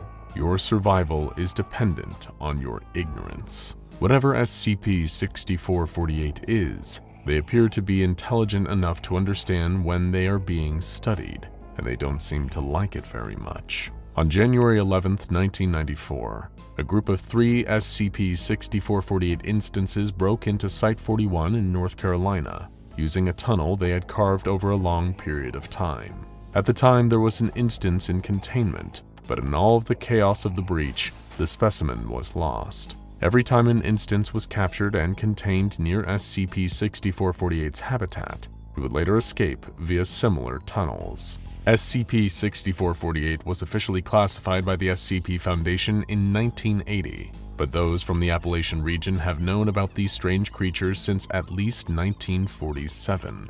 From folktales and campfire stories to secondhand and even first-hand encounters, the locals are aware of the Not Deer's existence and are largely familiar with the precautions necessary to avoid them. Though many of the civilians that encounter SCP-6448 avoid notifying the authorities, there have been several recorded 911 calls involving the Not Deer since 2000.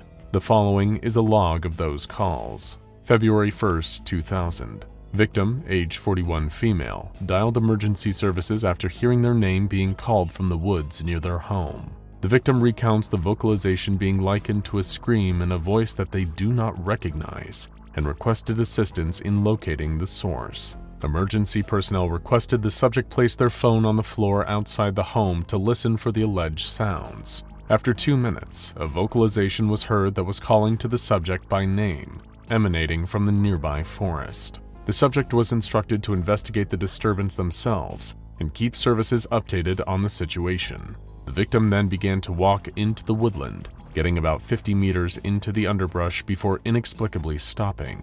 They claim there to be a noticeably large deer standing in the way of the path. She begins to walk closer, though states it does not move. Subject diverts from the path and begins walking in a different direction. After 30 minutes, no source of the voice is determined. The caller returns to their residence. June 13, 2002. Victim, age 28 male, calls 911 regarding a home break-in. The caller notes numerous items to be missing from their residence and requests an investigation. Operators dispatched 2 investigators to visit the home and pertain a potential perpetrator.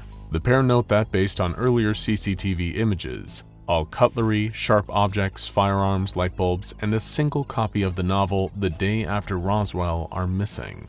Also noted is that there is a complete lack of any fingerprints at the scene, with no doors or windows having been broken into.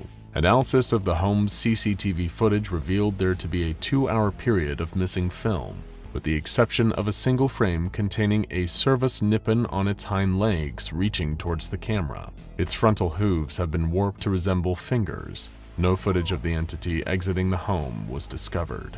November 19, 2005. A cattle farmer, age 54 male, reported to local authorities the sudden disappearance of over 30% of his largest herd. Response teams searched the nearby area for 4 hours, though found no trace of his cattle.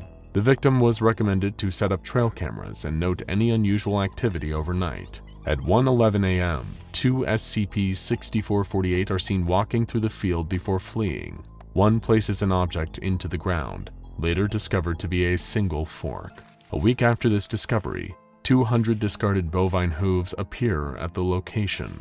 March 4, 2009. Victim, age unknown, gender unknown, dials 911 to request assistance from animal services. The victim is standing within a forest in front of a Servus elephas, which is violently contorting. The victim attempts to state, "You better get a vet or something, I don't think it's well," before a piercing screech is heard and the line falls silent. Recovered footage depicts the aforementioned animal squirming, seemingly in pain. A vicious churning is audible as a black mass erupts out of the instance, and the video turns to static. October 11, 2012. Victim, age 23 male, is a junior wildlife officer at the Cherokee National Forest, Tennessee. They radio their supervisor in the early morning regarding a herd of Odocoleus virginius within the reserve. Supposedly, there is a single animal that, upon first glance, appears average, though possesses divergent attributes, including backwards joints, enlarged abdomen, and forward-facing eyes. Upon stating this, a distant whistle is audible, and the victim stumbles slightly. They begin to say, "What the? Did it just whistle at me?" before the sound of hooves rapidly getting closer is heard. Notably, the hoofsteps did not sound to be in the traditional gallop of a cervid. October 12, 2012. The former victim's supervisor calls authorities following the victim's absence from the reserve night shift. Following this, their radio begins to crackle. The victim's voice can be heard on the other end, and he requests the supervisor's attention. He calls regarding a herd of Odocoleus virginius within the reserve. They claim there is a single animal that upon first glance appears average, though possesses divergent attributes including backwards joints, enlarged abdomen, and forward-facing eyes. Suspecting the creature to be a rare genetic malformation, the victim requests their supervisor to come to the location. The supervisor questions the victim about what happened the night previous. There is no reply. Upon the supervisor's and law enforcement's arrival at the site, a herd of approximately 80 Odocoleus virginius was present. A single entity is in the field's center and appears to be standing separate from the rest of the group. It flees the scene upon realizing the law enforcement's presence. Where it formerly stood lay a standard two-way radio. April 8, 2016.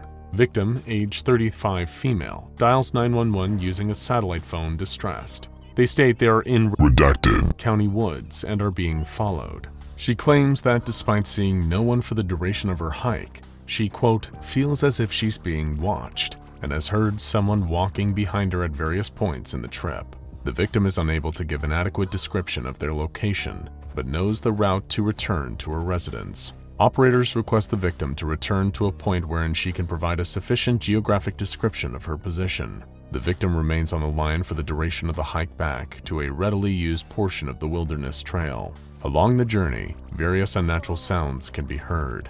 These include footsteps, rock slides, coughing, whispering, and whistling. Nearing the main trail, all woodland noises such as birds and wind cease suddenly, and the victim states she can see a malformed deer carcass coated in a thick layer of black slime. At this time, human screams can be heard in the distance. Operators request the victim continue and ignore the other stimuli. Agents embedded in local law enforcement, suspecting SCP-6448 involved, notify Gamma 4 to the situation. 20 minutes later, the victim returns to the main trail. Gamma 4, now operating the 911 call, informs the victim not to respond to any further unusual activity and briefly outlines service protocol. For the duration of the victim's journey to her home, 2 sets of breathing are audible. The victim successfully returns to her residence and shuts the door behind her. Now out of sight from SCP-6448, agents inquire of the victim's address, and the victim promptly complies. Operatives instruct the victim to have possession of all firearms and weapons on the premises and to barricade herself inside a safe space with 1 exit point. The victim swiftly begins grabbing all available weapons and throwing them inside a wardrobe. It is at this time there's a knock on the front door. The victim does not respond and continues to hoard sharp objects from kitchen drawers. The knocking becomes more violent as the handle is jostled and is shaken incessantly. A voice on the other side repeats the phrase, "Hello, it is me. Hello, let me in a calm manner as the door begins to shake. The victim retreats to her wardrobe, armed with a small firearm. Upon sealing herself in the space, the knocking ceases, and footsteps can be heard becoming further away. The sound of galloping is audible as the front door caves in. Hoofsteps can now be heard inside the home. The entity continues to repeat, "Hello, it is me. Hello, let me in," as it searches the small building. A bright light flashes overhead, seemingly circling the house. Eventually, the entity enters the victim's bedroom. Through a small slit in the wardrobe door, the victim can see a Cervus canadensis standing on its hind legs and surveying the room. Its movements are crooked and stiff, seeming to struggle to stand in a bipedal fashion. It slouches down to a quadrupedal crouch, similar to the stance of an arachnid. It inhales heavily, and its head locks on the view of the wardrobe.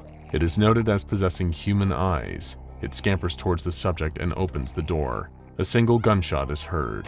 Responders found no trace of either SCP-6448 or the victim. Containment of SCP-6448 is focused on the investigation of any deer exhibiting anomalous traits in and around the Appalachian area. Any civilian sightings of SCP-6448 are to be handled by Mobile Task Force Gamma 4, or the Green Stags. Any possible deaths resulting from SCP-6448 will be blamed on hiking accidents, and any reported sightings can be explained away with chronic wasting disease. CWD, occasionally referred to as zombie deer disease, is a prion disease affecting members of the Cervidae family. Symptoms of the illness include loss of motor function control and damage to decision-making, as well as gradual degradation of all mental faculties. It is 100% fatal. However, though the disease does exist, most recorded cases of it in the Appalachian region can actually be attributed to instances of SCP-6448. Any captured instances of SCP-6448 should be transported to Site-44 for the Cryptozoology Division's containment and study. On November 29, 2019, they finally got their chance to bring a not deer into custody. The Green Stags were able to capture an instance of SCP-6448 with the help from MTF Nu 7 Hammerdown and their Heavy Vehicles Division, as well as some experimental shock rifles. One not deer was knocked unconscious in the conflict, and its body was loaded onto an armored helicopter and flown straight to Site-44 in Essex, England. At the site, it was then placed in a reinforced steel containment cell and heavily sedated. This entire process went off without a hitch. As the entity began to regain consciousness, cryptozoology specialist F. Oz watched it through a one-way glass window and attempted to speak to it through the intercom. "Greetings, SCP-6448, Researcher Oz began. At the sound of his voice, the creature jumped to its feet, staring at the intercom. "Can you understand me? We've seen your genus speak English just fine in the past." The animal did not answer, but began licking one of its legs and behaving as if it were an ordinary deer. Researcher Oz sighed impatiently. "Please, we know your secret." The not deer stopped what it was doing, freezing completely still as it listened to the words. "Admittedly, it wasn't exactly well kept. If you just look at yourself for more than a few seconds, it is very clear that you're not normal." At this, the creature, which had been facing away from the window, swiveled its neck 180 degrees, breaking its own spine with an audible crack. It stared unblinking at the window and directly at Researcher Oz. Oz turned to the containment staff, suddenly anxious. "I thought you said this was one way." The staff assured him that it was, and there was no way the not deer could see him. Still, its eyes were locked directly on his face. He shook off the sense of unease and continued his line of questioning. Are you something imitating deer? It is clear that if so, you possess basic anatomical knowledge of them, though details are clearly faulty. In fact, a better question would be, how? If in fact you are not what you pretend to be. The not deer opened its mouth at this, revealing unusually sharp teeth. It moved its jaw as if attempting to speak, but only a choking sound came out. Shall we move on? Oz asked. What I'm more concerned with here is why you take our people. Is it a vendetta? Spite? Food?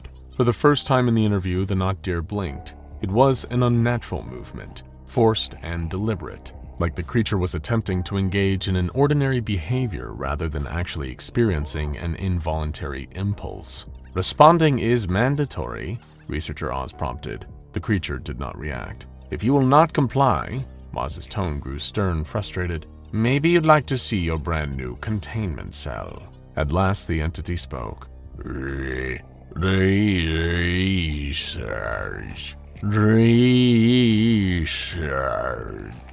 Its voice resembled a distorted version of Oz's. Research? What kind of... Oz wasn't able to finish his question. July 7th, 1947, the creature said before ramming into the one-way glass and cracking it. As Oz stumbled backwards from the force, the creature collapsed on the ground, seizing and screaming as its abdomen. Get the stags in here now! Oz cried out, but it was too late. A black mass of something shiny and tendrilled leaped out of the not deer, scuttling around the cell before shattering the window and leaving the empty shell of a deer behind. The Site-44 breach system activated and attempted to initiate emergency containment protocols, but the mysterious black mass escaped its sector, made its way toward the main exit, broke through the glass of the front exit door, and vanished into the shrubbery outside. The escaped anomaly could not be found and recontained. Ever since this incident, there have been a record-breaking number of chronic wasting disease cases identified in deer in the surrounding area, as well as an unprecedented increase in UFO reports. Further research is currently ongoing, but it is unknown whether we will ever truly know what these creatures are. Only one thing is for certain. They are definitely not deer. There's an app for that. Wait, hold on! I'm Steve Jobs! Stop it! It was a phrase so ubiquitous in the early days of the smartphone craze that it's hard to believe Apple actually has trademarked. It was a testament to a simple and immutable truth about the world these new touchscreen phones were creating. No matter how strange and obscure the need, there would be an app to fulfill it. Perhaps you remember iBeer, the app that allowed you to pretend you were drinking a tall glass of beer, for some reason. There was Car Matey, an app that reminded you where you parked your car, in a pirate voice. And who could forget I Am Bread, a surreal game about controlling a sentient slice of bread on a quest to become toast. But there's one app out there somewhere on the market that you probably didn't download. And if you did, well, you have our sincerest apologies. Because even seeing this video pop out onto your feed probably sent a chill down your spine. Well, if that chill ever even left. Take it from one gentleman whose life took a very strange turn after downloading a certain app that the SCP Foundation calls SCP-1471. Because the sentiment, "there's an app for that," doesn't exclude experiencing mortal terror. Joe Lillis, an insurance salesman from Milwaukee, had just gone through another atrocious date. After a mediocre meal and an uncomfortable 35 minutes of inane babble, sensing the whole time that she really wasn't that interested, his date excused himself to take a quick phone call outside. Sadly for Joe, she never returned, leaving him to pick up the check. Of all the many words you could use to describe poor Joe Lillis, the most pertinent would be lonely. Ever since Carol, his wife of 10 years, had passed away in a freak accident, he'd been trying to find some kind of way to fill the void. They'd been high school sweethearts, intent on spending the rest of their lives with one another. As fate would have it, only Carol would get that tainted luxury. Joe would be forced to endure life after the joy of living had run its course. He only hoped he might be lucky enough to find love again. However, Joe was on the wrong side of 40, and as so many others his age were already hitched, he could feel his options going out one by one. Would he be destined to live out the rest of his days alone? Joe didn't feel like spending the back half of his life catching reruns of Seinfeld and tending to his fish. He needed to get out there. And thankfully, like the rest of us, he lived in the internet age. He had more apps, websites, online services, and hot Russian singles in his area than he knew what to do with. So surely one would have the right person for him. He tried them all: Tinder, Hinge, Match.com, Plenty of Fish, eHarmony, Bumble, Zoosk, OkCupid, Friend Finder, Deeply Lonely Singles with Low Expectations.com, and so much more. However, all it seemed to achieve was setting him up for more disappointment. None of the dates he'd managed to get ever resulted in anything getting serious. Heck, it was a minor miracle if he even managed to get any of them on a second date. Was this it? Was this his life now? Had he only ever gotten one shot at love, and the grasping claws of fate yanked it away from him without a second thought? Would life continue on the hamster wheel of loneliness, sleeping, getting up, eating, working, and sleeping again, every day getting somehow both faster and slower as life trudged on to a disappointing yet inevitable conclusion? What a terrible fate to find yourself trapped in. Whenever Joe started feeling maudlin like this, he knew it was time to get proactive again. Maybe the right woman was out there. There were billions of them, after all. Surely at least one of them would be the perfect person for him. He just needed the perfect app. He'd burned through all of the most reputable apps already, and was now perusing some of the slightly seedier options, most of which were likely data mining fronts from the Balkans. However, as generic app after generic app passed, something different caught his eye. The icon was a smiling cartoon dog, and its name was MalO version 1.0.0.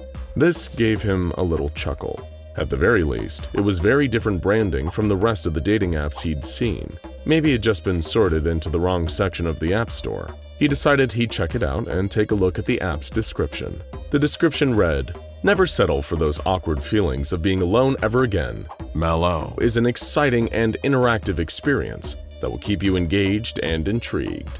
The anxiety of social situations can be nerve-wracking, but after just a few hours of MalO, you will soon forget all about those painful emotions of disappointment. Be part of the new craze that is quickly becoming the next social substitute. Remember, the more you participate, the more MalO will engage you.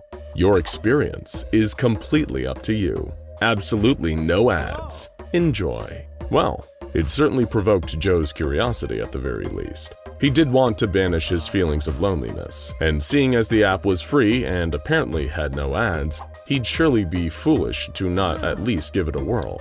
What's the worst that could happen? He began the installation, and only then noticed that the app had no listed developer. It took up 9.8 megabytes of memory, which he wasn't tech-savvy enough to see any issues with. More than anything, Joe was just enticed by the prospect of finally having another chance at companionship with MalO. After all, it is the next social substitute, whatever that means. However, Joe's excitement was quickly quashed when he hit the home screen button and noticed that the icon for the app never actually materialized. Strange. He checked the App Store portal again and saw that, according to them, the app had completely downloaded. What gives? Was it a glitch, or was MalO actually just malware? Either way, he was disheartened by the fact that this immaterial app certainly wouldn't be getting him any companionship. Or so he thought, anyway. Joe was used to disappointment by now, so he didn't take it too personally. He decided to just play out the rest of his evening on autopilot, making himself some soup, doing the laundry, watching more Seinfeld reruns, taking a cold shower, and preparing to cry himself to sleep again. MalO was already becoming a distant memory, just like all the deceptive sources of hope. But one strange thing happened that disrupted Joe's finely tuned evening routine. He received a text message. This was incredibly strange because nobody ever seemed to text him. The last text he got was from Carol just before her accident, so it was almost surreal to hear that alert sound now, after everything that happened. He checked and saw that the text was an image attachment sent from an unknown number. Perplexed yet curious, he decided to open it. His curiosity soon gave way to a kind of melancholy nostalgia when he saw that the photo was of his and Carol's favorite cafe in town. They'd spent many a morning there, back when she was alive, treating themselves to a nice cup of coffee and perhaps a croissant. Just seeing it again caused an involuntary smile to spread across his face. It never even occurred to him, as it probably would have to others, that this could be seen as a little creepy. He hadn't frequented the bakery since Carol died. How would anyone even know that this place held any significance for him? Was it a stalker, a ghost, or just a spooky coincidence? None of these thoughts even crossed Joe's mind. He was just grateful for the surprising reminder of the happiness he'd once had. For the next couple hours, things seemed lighter. He went about his evening, checking the photo every so often and smiling, until eventually he found himself in bed, still looking into the glow of his phone. It was such a beautiful little cafe. Then he froze. He noticed something in the picture. It'd been there the whole time, but only now he was seeing rather than just looking. It was in the corner, staring through the glass of the cafe's door. So faint he almost wanted to dismiss it as a trick of the light. It was a face. Well, not a face, more like a skull. Not a human, not anywhere near human. Long, slender, and canine, with protruding fangs and vacant white eyes. The pure white of the skull was buried in a nest of thick black hair. It looked like it was crouching behind the door, looking out and grinning, whatever the hell it was. Just seeing it changed the entire tone of the picture. It was no longer a simple reminder of bygone joy. Now all that was radiating out of that image was a palpable sense of dread. Was someone playing some kind of awful prank on him? Just then he was jogged from his contemplation by another alert. A new message from the same number as before. With great hesitation, he hovered his thumb over the push notification and clicked. That's when everything got a lot worse. It was a photo of a bus stop. Not just any bus stop, of course. It was stop C16, the one that Joe always took to get to work. It looked like it was taken relatively early in the morning, but nobody was there. Well, not quite nobody. There was that figure again.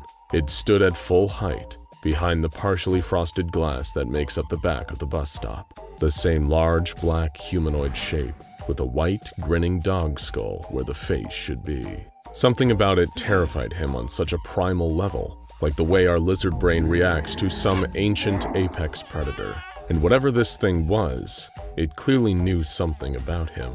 How else could it stage all these photos? Joe got out of bed and looked out of the window, down onto his dark front street. Empty, thankfully. But after this surprise nightmare, he wasn't going to take any chances. He grabbed a kitchen knife from downstairs and placed it on his bedside cabinet, right next to his phone, with 911 on speed dial. Joe Lillis, a 43-year-old man, slept with the lights on that night for the first time in over 30 years. Sadly for him, the nightmare was just beginning. The next morning, Joe woke up unharmed, but he wasn't pleased to see that he'd gotten several more texts in his sleep. There was one taken outside of the local insurance company office where he worked. The strange creature with the skull for a face was looming around the corner, peering at the camera with its lipless grin, like it was mocking him. Another photo was taken at the local supermarket where Joe did most of his grocery shopping. The frame was centralized on the cereal aisle, bordered on both sides by walls of garish mascots endlessly repeated. Down at the far end of the aisle was a looming dark figure with that cold canine skull where a human face should be. There were a few more, but worst of all was the last one. It was taken at the cemetery. In the foreground, a headstone reading, Carol Lillis, beloved wife and daughter. Joe was horrified to see that skull-faced beast was rising up behind his wife's grave, long clawed fingers curling around the top of the headstone. That was the moment that Joe decided to go to the police about all of this, before things got even more out of hand. He called an Uber to get down to the station. He certainly didn't feel like he was going anywhere near his regular bus stop after last night. He showed the photos he'd been sent so far to an officer posted at the station, and they agreed that there was certainly something strange about it. While the behavior undeniably bordered on harassment, it hadn't yet delved into criminal territory, so he would sadly be on his own until then. The best they could do was stay in touch and kept abreast of any new developments. The only sage advice they could give him was not to delete the photos, as they could always be used as evidence in court later if things escalated. This was literally the last result that Joe wanted out of this. Considering how bizarre and threatening things were getting already, he really didn't want to find out what escalation looked like in this case. But what else could he do but carry on, just trying to exercise as much caution as he could in these strange new circumstances? He went to work and tried his best to stay productive, despite the fact that every 3 or so hours, a new photo would arrive. Places that he liked to sit in the local parks, stores he'd frequent, restaurants he liked to eat at. The nightmare skeleton dog thing would be standing in all of them, just mugging for the camera. On one hand, every time he looked at one of the photos, Joe felt like he was giving this freak exactly what they wanted. On the other hand, how could he possibly look away? What if he missed something that could save his life? It carried on much like that until later in the evening. Joe may have not been a genius, but he was no fool either. He'd seen too many of those seedy true crime documentaries about kidnapping to take his normal route home. He took a real detour, frequently checking over his shoulder the entire time. Much to his relief, he didn't see anything out of place. Good. When he got home, he locked every door and bolted every window. Nothing would be getting the jump on him tonight. That's when the next picture came in. A photograph of Joe's empty office cubicle, with the bony face of the creature looming over the divider with a grin. He could feel his heart pounding away in his chest just looking at it. How did this thing get around like this? How was it able to infiltrate everywhere in his entire goddamn life? Suddenly, he felt a smile spreading across his face. This freak had just messed up big time. Before, all these creepy photos had been taken in public places, but the one taken in his office? Oh, this crossed the line into trespassing. The police would have to do something about it now. It had given him an ace up his sleeve. That confidence faded a few hours later when he received another photo. This time, it was the skull-faced monster just standing on the sidewalk. The sidewalk that Joe remembered walking on his covert alternative route. He could feel himself break into a cold sweat. It seemed whoever this was, he really did hold no secrets from them. Now more than ever, Joe didn't feel safe in his own home. So you can only imagine how he felt when a few hours later, he received a photo of the skull-faced stalker standing right outside his own front door, staring into the camera. It sent him rushing to the window again to check outside, but of course, nobody was there. The next day, when he called the police and updated them on the situation, they told him that they were doing all they could. The best thing he could possibly do was to remain calm, but vigilant. He needed to keep an eye on the photos being sent to him, so he could notify them if ever he was in any immediate danger. This put poor Joe's paranoia at a fever pitch. Even when he went to work, surrounded by his coworkers, by witnesses, he could scarcely tear his eyes away from his phone. He was a slave to the photos, forever waiting for the next one, only to experience crushing regret when the photo actually arrived. It looked like it was taken moments before it was sent to him. Joe saw himself looking at his own phone in his office cubicle, with that huge skull-faced figure looming behind him. He screamed out loud upon seeing it, and turned to see if anything was behind him. But of course, there was nothing there. The police inspected the office, talked to potential witnesses, and analyzed the photo. It showed no signs of any photographic manipulation, but there were also no witnesses around the office who claimed to see anything strange that day. There was also no security camera footage in the last several days that showed this figure coming in or out. Joe Lillis started to feel like he was going insane, and perhaps he was. But that didn't change the tangible and ever-present feeling that he was in great danger. He didn't come into work the next day. He'd received more photos like that in the night, of himself, taken in real time, with that skull-faced freak looming. He didn't want to leave the house. He didn't want to go anywhere anymore. He just didn't feel safe out there. How could he, with all this madness unfolding? There was a time where he could have said something like, "At least it only seems confined to my phone." He might have even suspected that it had something to do with that strange MalO app he downloaded a few days prior that hadn't seemed to do anything. But this situation had evolved since then. He wasn't just seeing the creature in photos anymore. It was here. He kept seeing quick flashes of it on the other side of windows. in reflections, in the corner of his eyes, always darting away if ever he turned towards it. It was everywhere and nowhere. It was here just for him. He just knew. The police couldn't help. Nobody could help. Joe just sat in the corner of his bedroom, clutching his kitchen knife, afraid to close his eyes. It could be anywhere. It could be anywhere. It could be anywhere. We know one thing for sure. Joe Lillis never felt truly alone ever again. He always had his new friend, waiting, just out of sight. And if ever you're feeling lonesome and decide to download MalO version 1.0.0 yourself, then you'll never feel lonely again either. It all started in 1983 with reports of human trafficking in the heart of Sin City. The FBI had gotten word of a potential trafficking ring operating out of an abandoned department store in Las Vegas, Nevada, and immediately began organizing a secret raid on the building. While they would indeed encounter something horrifying within that abandoned department store, it wasn't criminals or human trafficking. In fact, it wasn't human at all. This is the horrifying story of SCP-847. After weeks of planning, the raid on the department store was conducted in the dead of night. Agents covered all the exits and entrances, and a helicopter was stationed nearby in case anyone attempted to run. It should have been a perfect trap, but things never go as planned when you don't know what you're dealing with. The agents breached the door and began searching the darkened building. It didn't appear that there was any power, so the traffickers must have had great night vision and a high tolerance for creepy locales. Agents soon heard a faint humming sound coming from below, a generator. It must be located in the basement and be the hub of this criminal enterprise. Readying themselves for whatever they were about to find, the agents descended into the basement. As they moved deeper into the building, they found that lighting rigs had been set up. They must be getting closer to something, but that something was still a mystery. A senior FBI special agent was leading the charge, his pistol drawn and ready. It was quiet, too quiet. Did the traffickers already realize they were coming and clear out?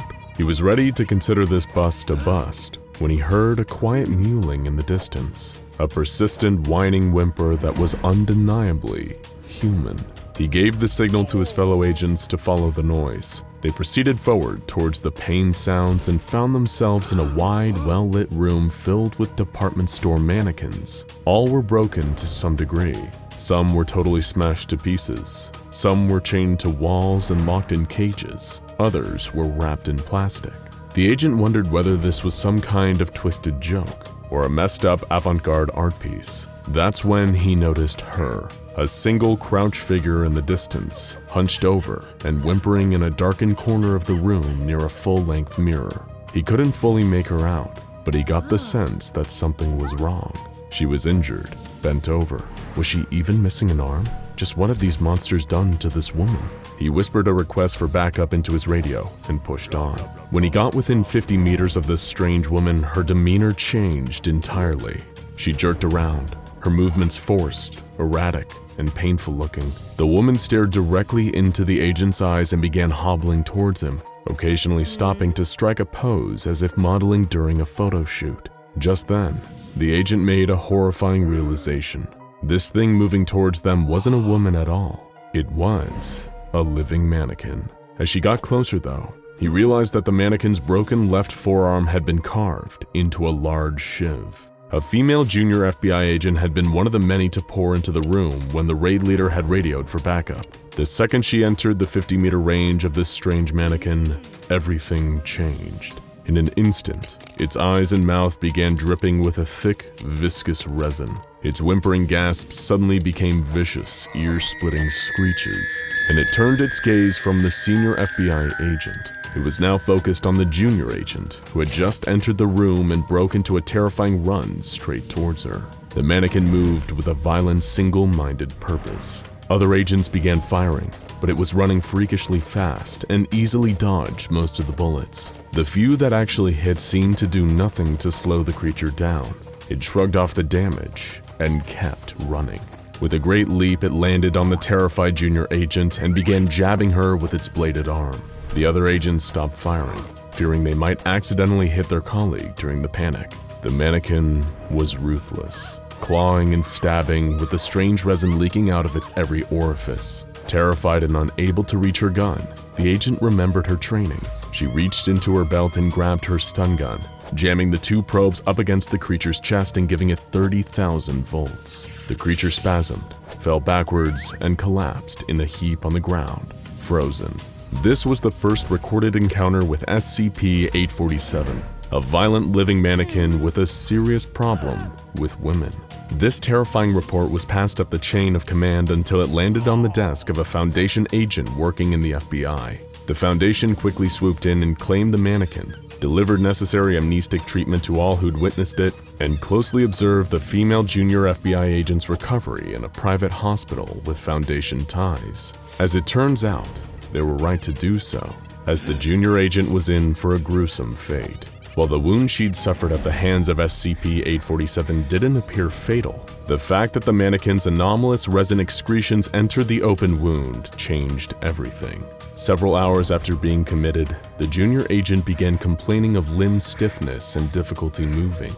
This quickly developed into full paralysis. Over time, her skin and internal organs began to harden, until the process, dubbed plastination, came to a gruesome end. The junior agent wasn't just dead, she had been transformed into a mannequin. Foundation researchers were met with a truly horrifying realization. This means that all the other broken mannequins found with SCP-847 were likely once living humans, attacked and transformed by the anomaly, now a source for new harvested body parts. Now safely interred at a Foundation containment facility though, the real tests on SCP-847 to determine its behavior and physical attributes could begin.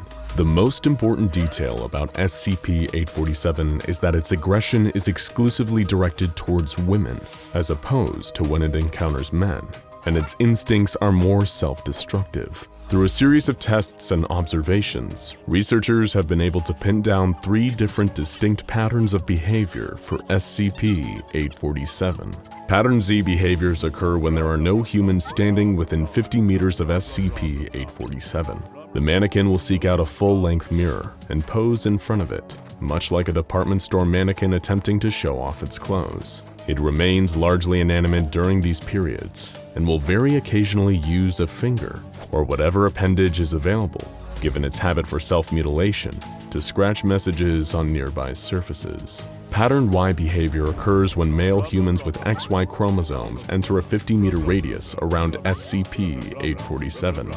Just like its reaction to the male FBI agents who found it, 847 will initially emit vocalizations that seem like whimpering gasps, before making eye contact and striking provocative poses while approaching the subject. It will then remain static and allow the male subject to pose its body.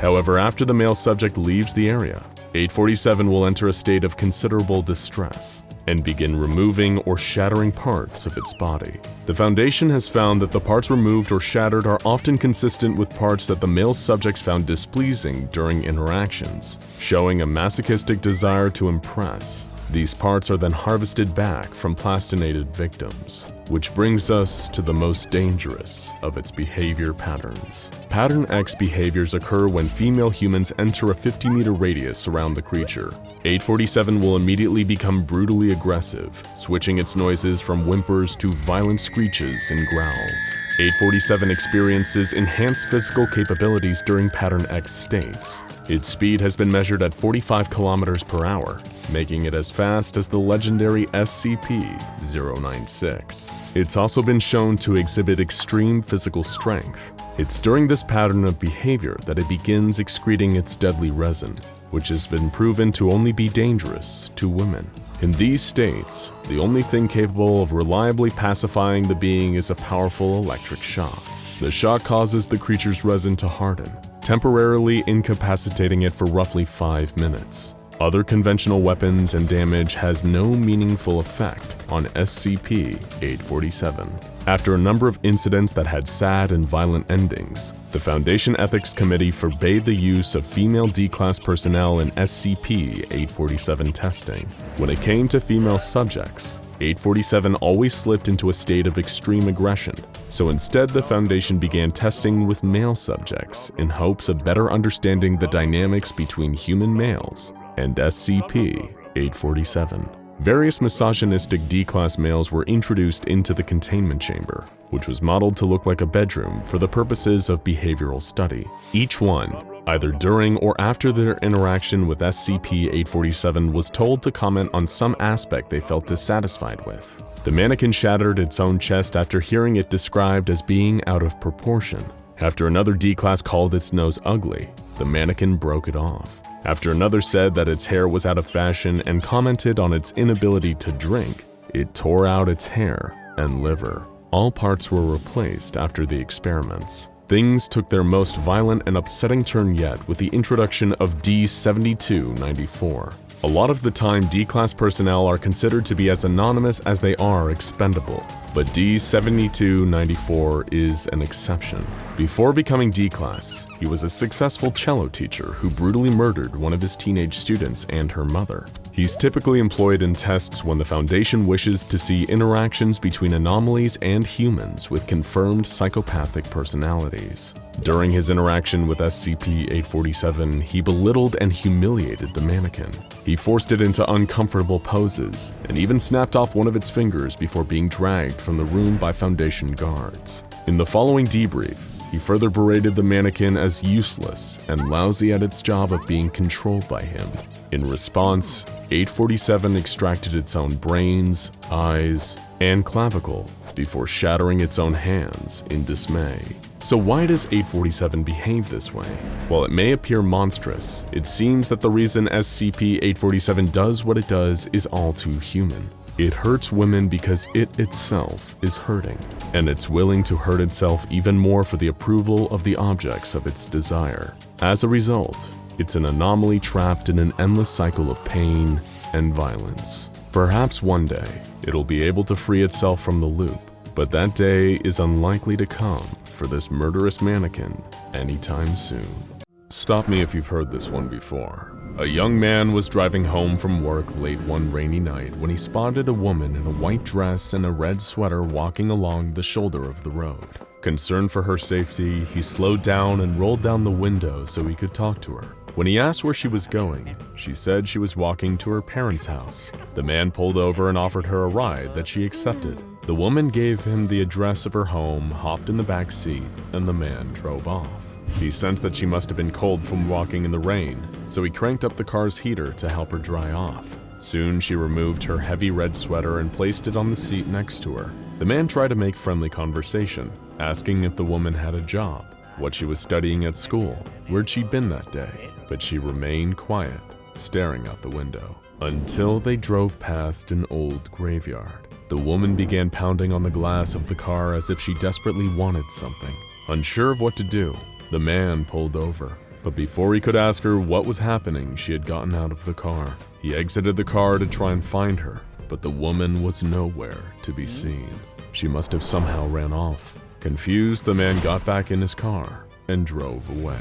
He went on his way and didn't think of it again until the next day, when he noticed her sweater was still in the back of his car. He decided to go to the house she had originally given him the address for and give it back to her. He found the home without any trouble, but when he knocked on the door, the old woman who answered it was confused by his story. She told him that her daughter couldn't have possibly left her sweater in his car because she died in a car accident 30 years ago. The Vanishing Hitchhiker is a classic ghost story, with the details varying from place to place and storyteller to storyteller. In Chicago, she goes by Resurrection Mary, named after the graveyard she asks for rides to.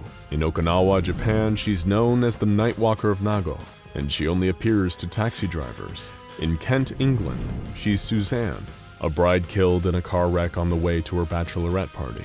In North Carolina, her name is Lydia, and in Hawaii, she's believed to be the goddess Pele in human form.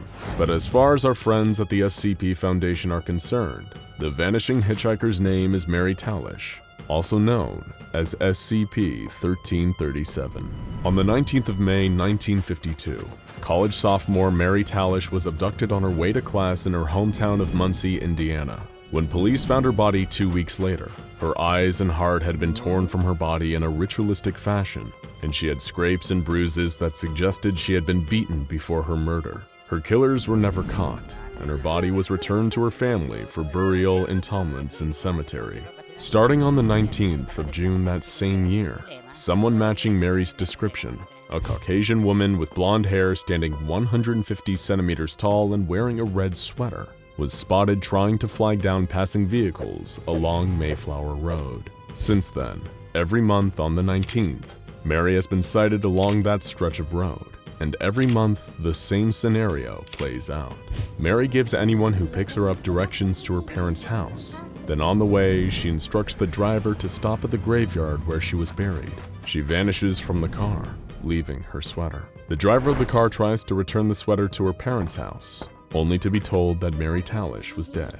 When the SCP Foundation was made aware of Mary Tallish's pattern of haunting in the late 50s, they set up a system where agents would patrol Mayflower Road at hourly intervals with the intention of picking Mary up. Agents were sent on their own, in non-Foundation cars, and instructed to stick to the accepted script of the vanishing hitchhiker legend, without attempting to engage Mary in further conversation. Mary's parents were also given E-Class agent status to keep them from speaking about the haunting, and told that the Foundation was working on a way to set the spirit to rest. Early attempts to study the apparition were inconclusive. It proved impossible for the Foundation to relocate her or trigger her manifestation outside of the 19th of every month, and attempts to analyze her sweater were fruitless, since if the sweater wasn't returned to the Tallish family home, it would simply vanish from containment at or around sunset on the next 19th.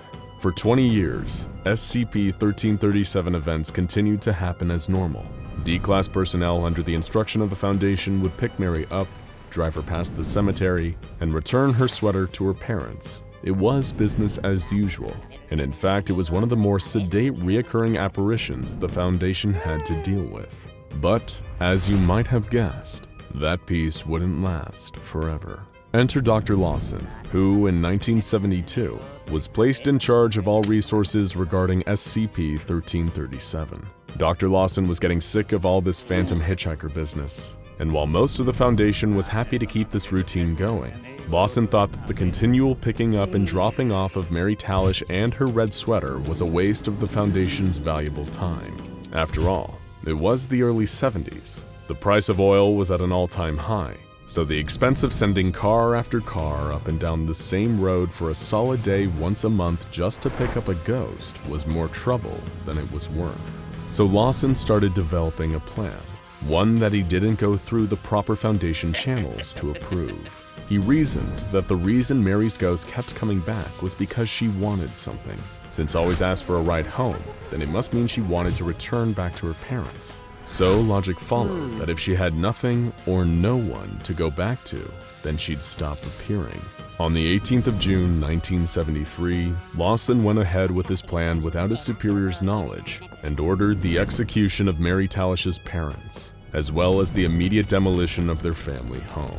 According to his journals, Lawson had hoped that his attempt at decommissioning 1337 would significantly cut the Foundation's gas bills, freeing up valuable funds, at which point he'd surely be promoted in recognition of his brilliance. But that wasn't what happened. Lawson was demoted from team leader to junior staff, and only kept on 1337 detail out of the belief that, without a family to return to, Lawson would become the new focal point of the haunting should Mary Tallish ever return. Though Lawson's actions weren't at all above board, even by SCP Foundation standards, they did seem to have worked. The 19th of June came and went without a single Mary sighting, and she wasn't seen the next month either. A full year went by without any sign of the Mayflower Road apparition. Satisfied with this turn of events, the Foundation made the decision to officially reclassify SCP-1337 from safe to safe decommissioned, and the gas money that was budgeted for the Mayflower Road Patrol was redirected to the SCP-682 Tank Acid Fund. But even though everything seemed to have been sorted out, Lawson wasn't entirely satisfied, and not just because of his demotion. Whether it was intuition or merely guilt-induced paranoia is unclear, but he suspected that Mary was still out there somewhere. At first he thought that she might show up on the anniversary of her parents' deaths, but then that date came and went, as did 8 more anniversaries after it. Finally, on the 19th of June 1983, Lawson decided he had to see for himself. Fitted with recording equipment, he drove alone in a non-Foundation standard car down that lonely stretch of road where so many before him had stopped to pick up that mysterious blonde woman with the red sweater. He had to prove to himself that she wouldn't show up, that he had really and truly gotten rid of her for good. It was about 5 o'clock in the evening when he reached Mayflower Road. At first, he didn't experience anything strange. He scanned the roadside, looking for the phantom hitchhiker walking along it, but there was nobody there. Dr. Lawson breathed a sigh of relief. He may have orchestrated the deaths of 2 innocent people, but at least it hadn't been for nothing. He turned on the recorder he brought with him and logged that nothing had happened. SCP-1337 had been permanently neutralized. As he approached the T intersection and prepared to turn onto Marsh Avenue, he looked up to adjust his rearview mirror. To his horror, he found that he wasn't alone in the car. Someone was in the seat behind him. Someone with blonde hair and a red sweater. His last transmission consisted only of, "Wait, who the hell are you?" before the recording abruptly stopped. Lawson's car was found soon after by Foundation agents. Lawson was dead in the front seat, bruised and bloody, with his eyes and heart ripped out in a ritualistic fashion, just the way Mary Talish had been found all the way back in 1952. It turns out that Mary hadn't been neutralized after all. She'd just been waiting for a chance to get revenge on the man who killed her family. And Mary didn't stop with Dr. Lawson. No longer does she appear, walking along the road waiting for someone to offer her a ride before disappearing without incident. Now, should someone pass by without offering a ride, she will appear in their back seat before reenacting the method of her own death upon the driver. And her physical appearance has changed too. Whereas before she looked like the image of a pretty young woman before her tragedy, now recordings show that she appears with the wounds of her death present, her eyes gouged out in their sockets, and a massive hole in her chest where her heart should be. The same wounds she inflicts on her victims. The SCP Foundation has tried closing off and eventually destroying the road, but that has only resulted in Mary manifesting at other locations in and around Meansea. Foundation documents reveal that any back road in the city can potentially serve as host to a 1337 event, and all attempts to contain the apparition have failed. The only way someone who has seen Mary can avoid her wrath is by stopping to pick her up, at which point she will dematerialize before reappearing on another road. Mobile task forces have been unsuccessful, as Mary only appears to those driving alone, and all agents who have been sent on solo missions to apprehend her have resulted in the death of the agent. SCP-1337 was reinstated, this time as Euclid class. Currently, the Foundation's method of managing SCP-1337 is to dispatch a security team on the 19th of every month to monitor all the places where a potential sighting could take place.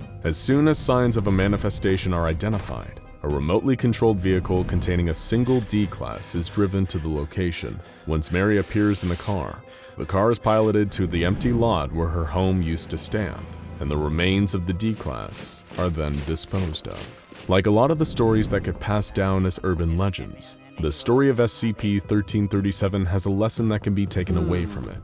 This SCP started off as an ordinary local haunting, no more deadly than Lydia, Suzanne, Resurrection Mary, or any of the countless other local versions of the Vanishing Hitchhiker story.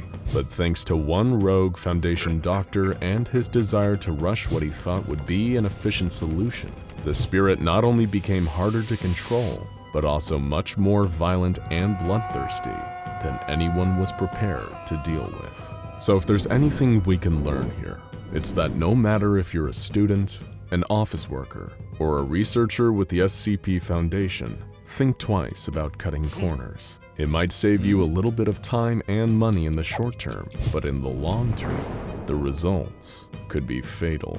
Now go check out SCP-087 The Stairwell and SCP-035 The Possessive Mask for more explanations of the creepiest SCP tales.